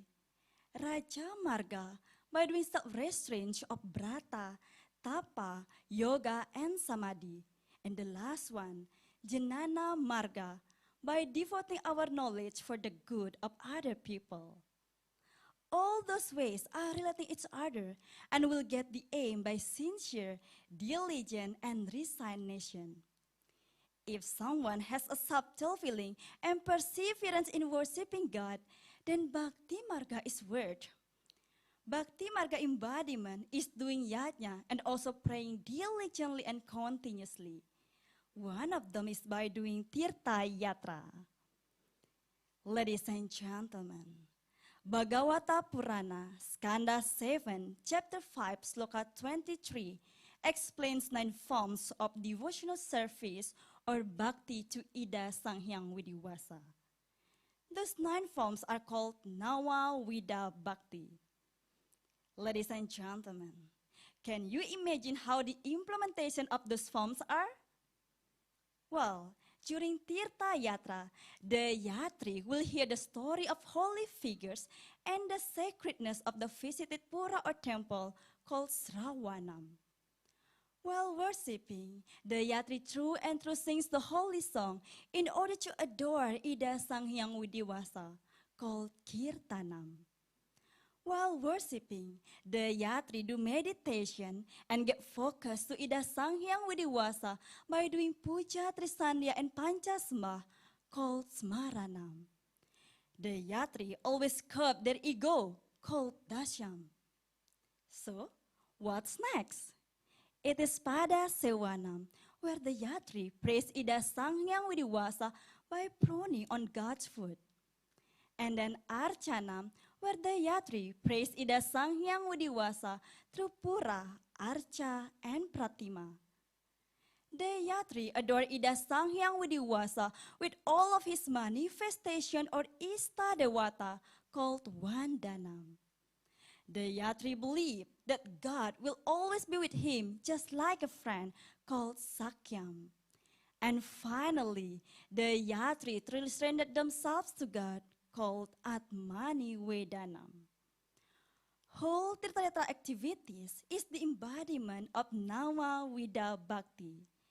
Therefore, Tirtha Yatra is considered as the prime yajna. Ladies and gentlemen, allow me to conclude the previous discussion of Tirtha Yatra. Tirtha Yatra is not an ordinary journey to pray, but it contains self-restraint and self-control. The purposes of Tirtha Yatra are to improve our holiness of faith, to strengthen our belief to the Almighty God, and to broaden our horizon of Dharma, thus strengthening the practice of Dharma. Tirtha Yatra is the embodiment of Chatur Marga and Nawa Vida Bhakti. Therefore, Tirtha Yatra is considered as the main yajna. So, my dearest brothers and sisters, to reach the noble goal of Tirtha Yatra, let's do Tirtha Yatra sincerely full of bhakti, not just lifestyle for self-image. The honorable juries, ladies and gentlemen, that's all my Dharmawacana. Thank you very much for your kind attention. And I do apologize if there is any mistake in my Dharmawacana. Hopefully, this Dharma discourse is useful to improve our Shraddha and Bhakti. Om Santi, Santi, Santi, Om.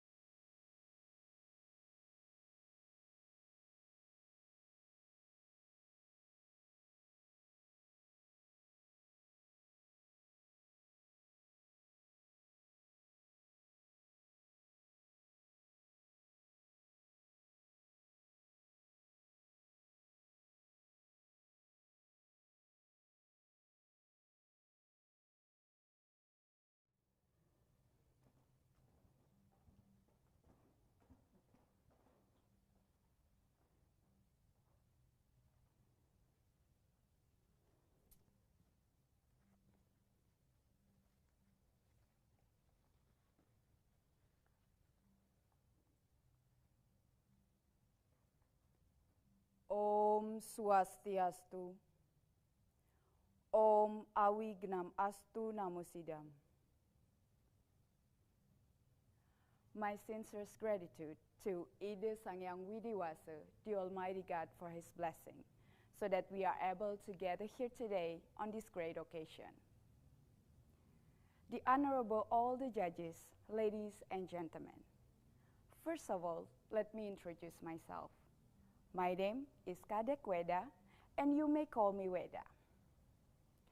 It is such a great honor for me to be able to stand in front of amazing Hindu people all around the nation and to have a chance to share a message of Dharma with title, The Beauty of Gender Equality in Hindu. Dear ladies and gentlemen, gender equality becomes a global issue where lots of studies made related to this matter. The World Economic Forum estimates that it may take another century before a true gender equality becomes a reality. Based on this, we are all aware that gender equality is a global issue. If gender equality globally creates a diverse perspective from various circles, then how does Hindu view gender equality? Ladies and gentlemen, the term gender is defined as the difference between man and woman because of the nature, roles, and function that occur in the society, which can be exchanged between man and woman. Meanwhile, gender equality is a condition where both man and woman have same opportunities, duties, and rights as human beings to be able to participate in political, legal, economic, security, and group of activities. Regarding how Hindu views gender equality, in Hindu it mentioned that humans are created by Ida Sangyang Widiwasa to develop, to reach prosperity and happiness in life. Humans were instructed by God to develop themselves, where equal opportunities, duties, and rights were given to both men and women. Even if there are differences between men and women, the presence of men and women is not to be contradicted, but is complementary or complete to each other to reach harmony in human life. The Veda says that a man is incomplete or only a half if he doesn't obtain a woman. This is also the same for the woman. And according to the Vedic teachings, women have been placed at a noble status. It is stated in Atharva Veda, Mandala 5, Sutta 17, Mantra 3 and 4. Tatarastram gupitam satriyaya sasabrumajaya vidunotirastram. It means, dear humans, where women are protected and respected, there will be a safe and prosperous nation. On the other hand, where women are not protected and respected, there will be a collapsed nation. Ladies and gentlemen, in Hindu theology, women are not small part of men, but are equal parts, equally strong and equally decisive in this universe. Man and woman complement each other in oneness to be perfect. The theological term named Ardha Nare Swari. Have you ever heard about Ardha Nare Swari before? Well, Ardha means half, Nara means human as man, and Iswari means human as woman. The symbolic meaning of Ardha Nare Swari is that the position of man and woman are equal. It explains that the combination of man and woman, half and half, is creating a whole.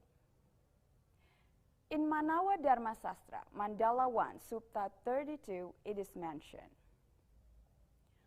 Dvida katvat mano deham ardena purusa bhavat Ardena narita syamsa wirayama smerjat Prabu. It means God divided himself into some men and some women, and from it the universe is created. From the verse that I mentioned just now, it emphasized that in Hindu, men and women have equality because both are created by God. Dear ladies and gentlemen, in Hindu, there is also a concept named Purusa and Pradana as a representation of man and woman relationship. Purusa is the soul and Pradana is the body. In the material world, these two elements influence and need each other in the process of human creation. Indeed, Purusa and Pradana, body and soul, exist in every man and woman. In the spiritual world, the element of masculine function, which is symbolized by Shiva, and the feminine function, which is symbolized by Uma or Parvati, need to be merged in the process of creating the universe. There is a widespread notion mentioning that feminine is power or Shakti. And related to this, in Vedic world, Saraswati is recognized as Shakti of Brahma, Lakshmi of Vishnu, and Uma or Parvati of Shiva. Shakti defines the power of the gods, and without a Shakti, gods are powerless. Ladies and gentlemen, gender equality, where same opportunities, duties, and rights were given to both men and women, requires attention from everyone. There's supposed to be no more preferably men-only occupations, such as military, police officer, ministers, and presidents. Because we all have same opportunities and rights, and we need to maximize them. Nowadays, we're able to see more chosen women ministers and presidents around the world. More women are joining military and police. And in Hindu, the leader of the priests, or commonly known as Padanda, is no longer men only. Now, we're able to see woman priests, or Padanda Istri, to lead the ceremony in Hindu. This kind of condition represents gender equality, and we need to keep it that way to keep the harmony in human life. Dear ladies and gentlemen, from the message of Dharma that I just shared to you, I hope we started to understand that Hindu is really concerned and teaches about gender equality, even before this matter becomes a global issue. Hinduism is contained with the beauty of gender equality, which is shown by the concept that is applied in Hinduism, named Ardhanariswari, as well as Purusa and Pradana. In Ardhanariswari, it explained that men and women have equality, and the combination of men and women, half and half, is creating a whole. And for the Purusa and Pradana concept, it's clearly mentioned that nothing will be created if the elements of Purusa and Pradana, or masculine and feminine, do not merge. Do understand that men and women are created by God to complete each other as a team or partner to reach harmony in human life. So let's support and respect each other, because we are not the whole without our half. Now, I hope we started to understand that Hinduism is already managed and inspired us with the beauty of gender equality in it, while the others are still debating about it. At last, let me thank each and every one of you for all of your great attention. Matur suksema. Om Santi, Santi, Santi. Om.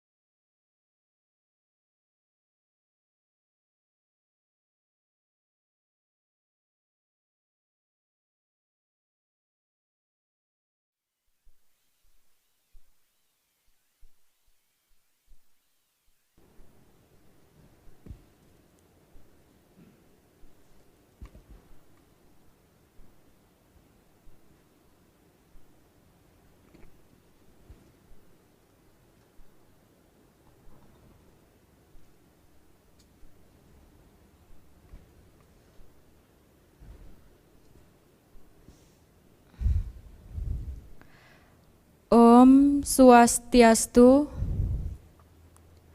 Om Awignamastu Namasidam. Good afternoon, our respectable panelists. Good afternoon, ladies and gentlemen.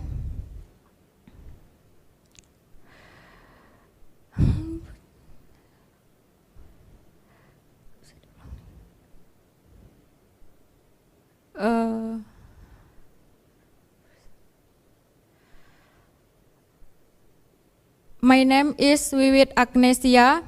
We will share about living in harmony according to Hindu.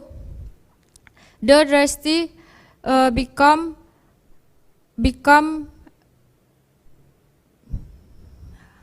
Dharmawacana. Om Santi Santi Santi Om.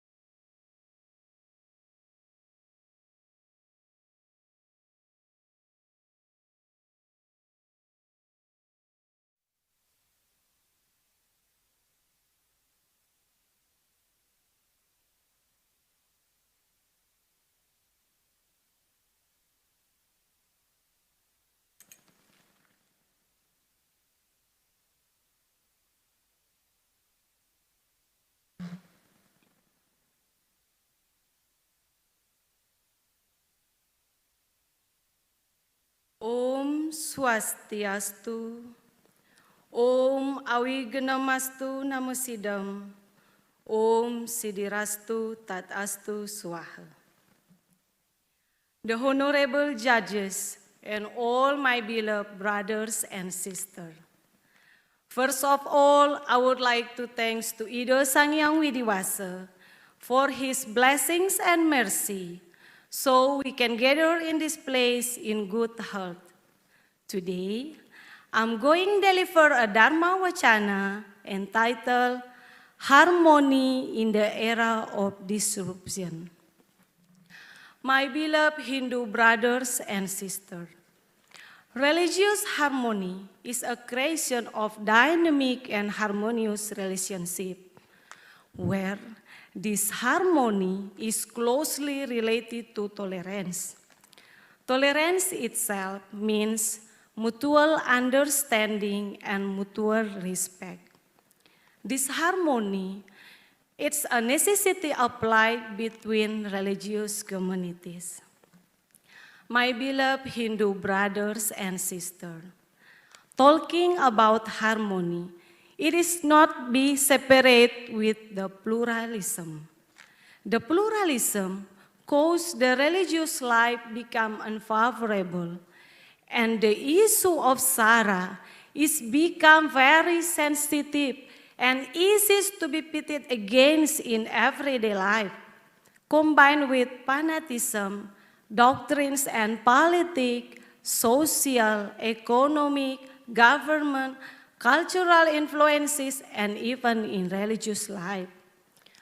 People seem to have their own thoughts that go beyond the interpretation of the Holy Book. Those are proven difficult to raise the awareness of harmony.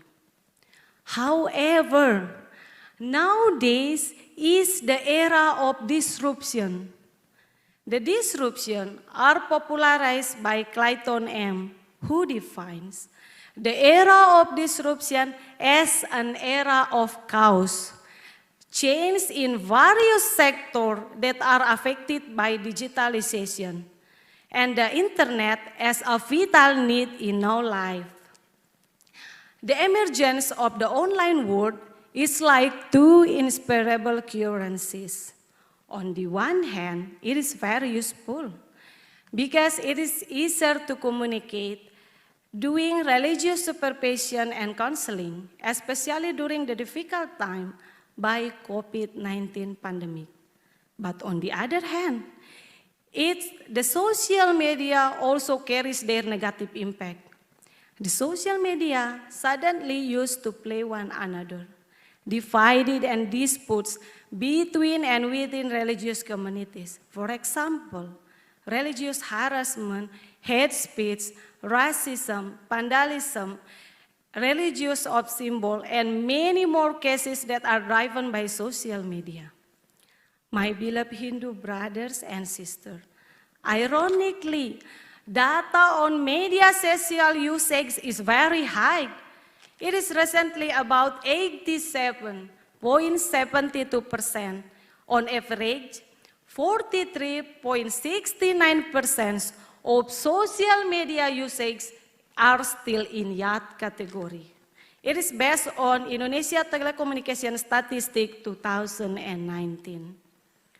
This disruption not only affect to the teenagers, but also the adults. Some of us are drained into hoax information. It can provoke the social conflict and disturb the harmony. My beloved Hindu brothers and sisters, we have talked about harmony and many more cases that can disturb harmony in this era of disruption. Now the question is, does the Hinduism have an approach in fostering religious harmony? The answer is yes. The Hinduism have an approach in maintaining harmony between religious communities. As in Bhagavad Gita, Sloka 11, chapter 4 state that, Ye yeta mam prapadyanti, tam stataiwa bajami aham. Mama warmanu wartante, manusia parta sarwasya. Whatever way humans take to approach me, I will accept it. People from all over follow my way of parta. As in Rigveda state that, God Almighty is singular. The saints call him by different name. The differences in mention of God doesn't mean a factor to cause divorce among religion. Because on principle, the goal of all religion is to worship the greatness of God. In this case, the role of religious teaching also is very important, and the role of Dharma must also be present as a form to guide a generation millennial who are raised in social media. My beloved Hindu brothers and sisters, based on those explanations, now we come to the many strategic steps that need to be taken in maintaining harmony in the era of disruption. Beside of those sloka, the harmony in the era of disruption in Hinduism is taught in three hitakarana, namely perahayangan, pawongan, and palemahan. Three hitakarana is a pillar to create harmony between humans and natural environment, and humans and God. Those three elements show that the Hinduism contains all elements of life. Now we come to the many strategic steps that need to be taken in maintaining harmony in this era of disruption. First, building harmony should be initiated from oneself by increasing understanding and critical awareness of harmony and religious awareness between religious adherents. Second, use the social media wisely. Do not spread the information that contains of provocation, and make sure to guide our children in using social media. Third, guiding our children in family by always teaching of harmony, that we are live side by side with others' religion, ethnic, race, which are inseparable. We are familiar with the concept of Tattva Masi. I am you and you are me. If everyone treat himself as the same as other, so there will be no violence, crime that would be a cure. Fifth, we also can build harmony by moderation religious. Religious moderation focus on not too extreme in adhering religious teachings. Extreme means that never judging that our beliefs are most correct and better than other people's beliefs. Moderation means walking in the middle, fair and balanced. In this case, moderation religion is not means that we are changed the existence of the religious teachings based on the Veda scriptures. We just change the way of thinking about the religion. My beloved Hindu brothers and sisters, the strategic steps need to be taken in our everyday life to avoid the social conflict. Now we come to the conclusion. The religion is the strongest foundation. However, we are using social media, never forget that the humans are social creators. The humans will be able to live with the others human. If you are tolerant, the other people will also respect you more. My beloved Hindu brothers and sisters, I believe that all religions teach that living side by side with love and harmony is beautiful. I think that's all the Dharmawacana about harmony in the era of disruption. Hopefully this speech can be useful for many people. Finally, stay healthy and always spread love for others. Finally, thank you and Om Santi Santi Santi Om.